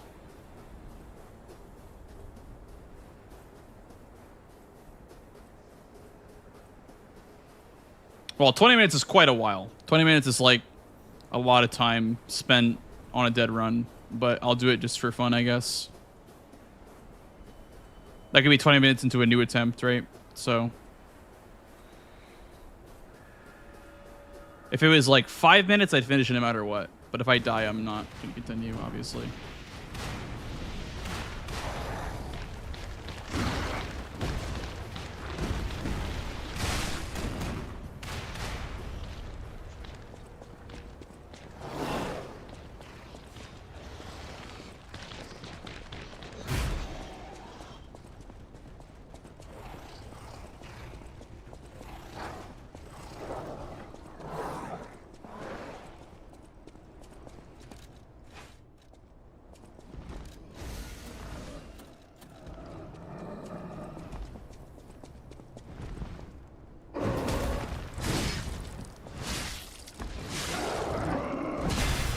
Damn.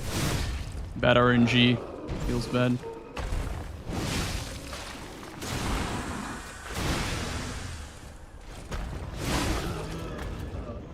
Wait. Now it's actually over.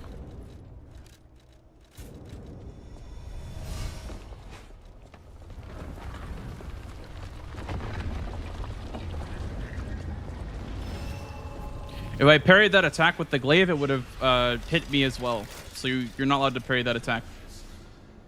If you parry it with the glaive, it'll just bounce. It'll make you bounce off him, and you would take full damage still. It's a bug they never fixed. So you just gamble for the right attack on him.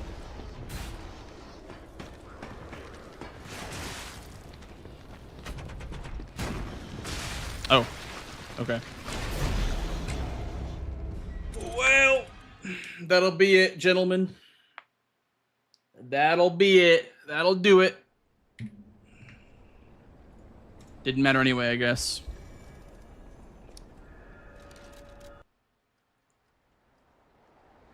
All right.